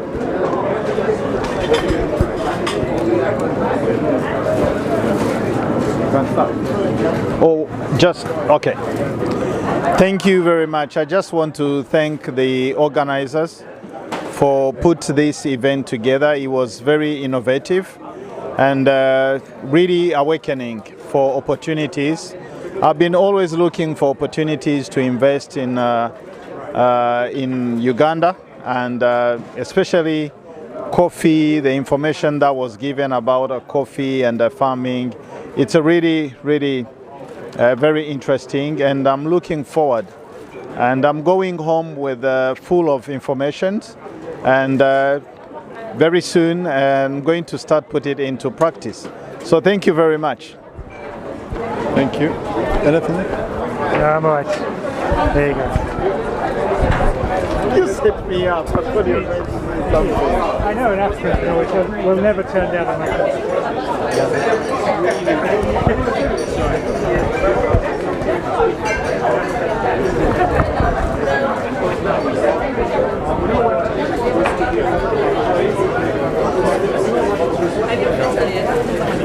Thank you.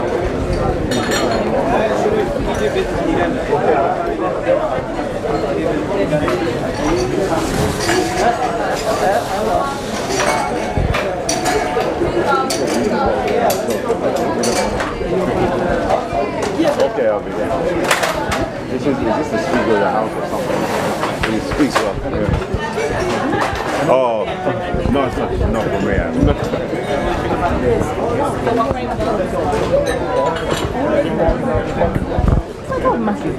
No, not today, Papa.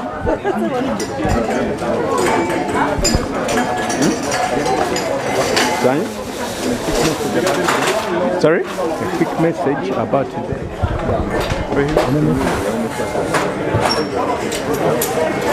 I'm still trying to digest everything.